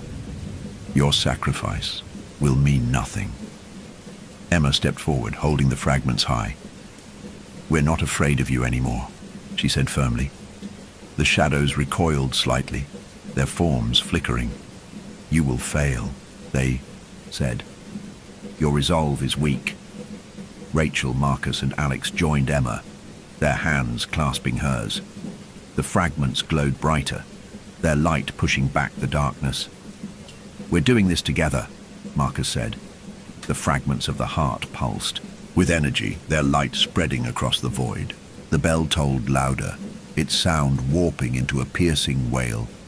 Emma closed her eyes, focusing on the connection between the fragments, the bell, and the curse. "This is it," she said. "We have to give everything." The group stood in a circle, their hands joined. The light from the fragments engulfed them, casting their reflections across the void. The priest's voice echoed faintly. "You are the final guardians," he said. "Your sacrifice will save them all." The void trembled violently, the shadows lashing out in desperation. Their hollow eyes glowed brighter as they screamed, "You cannot end us. We will always return." Emma gritted her teeth, the light from the fragments burning brighter. "Not this time," she said. "This ends here." The shadows surged forward. Unity held firm. The light from the fragments grew blinding, consuming the void and the shadows entirely. The reflective surface beneath them shattered, and the bell let out one final, deafening toll before falling silent. The fragments of the heart dissolved into light, their energy spreading through the void. Emma felt herself fading, her body becoming weightless. She looked at her friends, their faces calm and resolute. "This is it," she said softly. "We did it," Marcus nodded, a faint smile on his lips. "We saved them." As the group disappeared, the void transformed.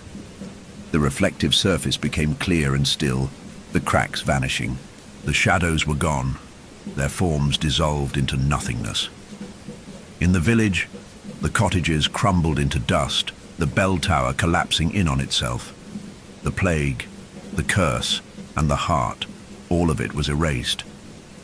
Somewhere in the world, a child played in a park, the sunlight warm on their face. A faint ripple passed through the air, unnoticed but profound, a final echo of the group's sacrifice. The curse was gone, its guardians remembered only by the silence that followed. The village was gone, reduced to nothing but overgrown ruins hidden deep within the forest. The path that had once led hikers astray vanished, swallowed by nature's steady reclamation. The bell's toll was no longer heard. The shadows no longer lurked. For the first time in centuries, the forest was silent, yet far away in the world beyond, subtle changes were unfolding, ripples left behind by the sacrifice of the guardians. Hikers ventured deeper into the forest, drawn by whispers of an unexplored trail. Where the cursed village had once stood, they found only untouched wilderness. "This area wasn't on the map," one hiker said, peering into the dense foliage. His companion shrugged. "Maybe it's just never been explored," she said. "Come on, let's see what's out there." As they moved forward, the forest felt lighter, as though a weight had been lifted. There was no sense of dread, no unseen eyes watching them. Whatever had been there was truly gone. In the world beyond the forest, subtle signs of change appeared. In a small town, a woman cleaning an old mirror paused as her reflection lingered for just a moment longer than it should have. But when she looked again, it was perfectly normal. In a bustling city, a child gazed into a puddle on the street, the water shimmering faintly before returning to stillness. Though the curse had been destroyed, faint echoes of the Guardians' sacrifice rippled through the fabric of reality, leaving behind traces of their presence. The sickness that had once plagued the village left no trace in the world beyond. Where shadows had threatened to spread, light now prevailed. In a hospital that had once been overwhelmed with inexplicable illnesses, doctors found their patients recovering without explanation. "It's like the disease just vanished," one doctor said, shaking his head in disbelief. Across the globe, places that had felt heavy with despair now seemed lighter, as though a dark cloud had been lifted. High above the forest, the void where the Guardians had stood shimmered faintly. Though Emma, Marcus, Rachel, and Alex had sacrificed their existence, their essence remained tied to the seal. From this unseen realm, they watched the world they had saved, their presence a silent safeguard against the return of the curse. "Do you think they'll remember us?" Rachel asked, her voice soft and distant. "They don't need to," Emma replied. "They're safe. That's all that matters." The others nodded, their forms flickering like faint stars in the void. The ruins of the village, hidden deep in the forest, were gradually reclaimed by nature. Trees grew where cottages once stood, their roots weaving through the cobblestones. The land became a haven for wildlife, untouched and unspoiled. A young woman hiking alone stumbled upon the area, her breath catching at its beauty. She snapped a photo of the towering trees, unaware of the faint, shimmering figures that appeared in the corner of her image. "Looks like ghosts," she laughed, showing the photo to her friend later. The world moved on. The curse and its guardians, fading into legend.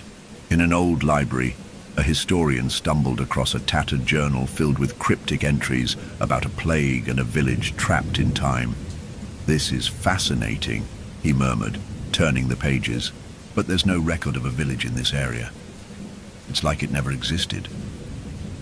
As he placed the journal on a table, its pages shimmered faintly before fading into blank parchment. The story of the village and its guardians was erased, leaving behind only an empty book. In the forest, a faint breeze stirred the leaves, carrying with it a feeling of peace. The sacrifice of the guardians had ensured that the curse would never return. High above, in the unseen realm of the void, Emma and her friends watched silently, their presence a reminder that some battles are fought not for glory, but for the quiet promise of a safer world. And somewhere, faint and distant, the bell that once signaled the curse was silent at last. The forest stood silent and serene, its canopy swaying gently in the breeze. Where the cursed village had once anchored darkness, sunlight now filtered through the leaves, painting the ground in soft patterns of light and shadow. But deep within the forest, a faint ripple passed through the air, a subtle reminder of a sacrifice made, a curse undone, and the echoes of those who had given everything. At the heart of the forest, hidden beneath tangled roots and moss, a single shard of reflective stone lay forgotten. It pulsed faintly, its light too weak to be seen, a mere ember of the great power that had once consumed the village. A fox darted past, pausing to sniff at the shard.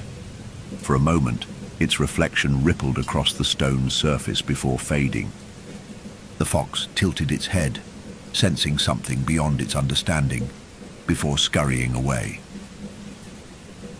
In the unseen void, Emma and her friends remained, their forms faint and shimmering.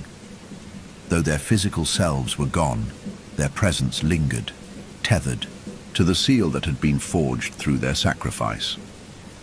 Marcus sat at the edge of the void, staring into the forest below.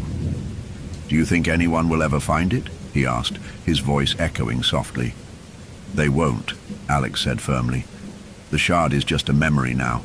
It can't hurt anyone anymore." Emma stood at the center, her gaze distant. "But we still have to be here," she said, "just in case." The world beyond the forest continued to heal. The places once touched by the curse's shadow now flourished, their people unaware of the sacrifice that had saved them. A small-town mayor unveiled, a new park, its trails weaving through trees that seemed impossibly ancient. "A place to escape and find peace," he declared. In a distant city, a mural was painted on a crumbling wall, depicting figures standing together against a swirling darkness. The artist claimed the idea came to her in a dream, though she couldn't explain why it felt so real. One foggy morning, a photographer hiking through the forest paused to take a picture of the rising sun. When she reviewed the photo later, she noticed faint figures standing among the trees, their faces kind and serene. "That's impossible," she murmured, studying the image. But deep down, she felt a sense of calm, as though she had been protected without knowing it. The photo was shared widely online, sparking debates about whether it was a trick of the light or proof of something supernatural.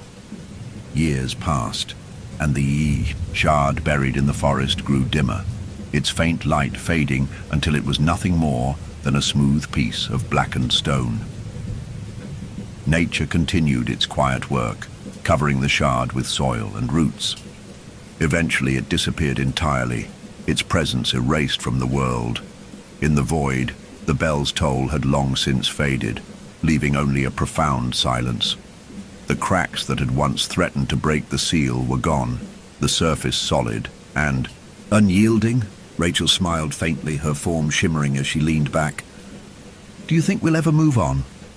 Emma looked at her, her expression calm. "We already have," she said. The void began to dim, its edges softening as the Guardians' forms faded. They were no longer needed, their purpose fulfilled. The forest became a sanctuary, its paths winding through untouched wilderness. Visitors often spoke of an inexplicable sense of peace when they walked among the trees, as though the land itself was watching over them. Though no one remembered the village or its curse, the Guardian's presence remained, woven into the fabric of the forest, a quiet echo of their sacrifice.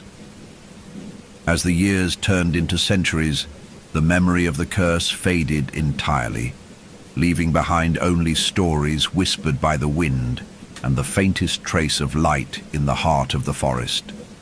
A final echo of those who had given everything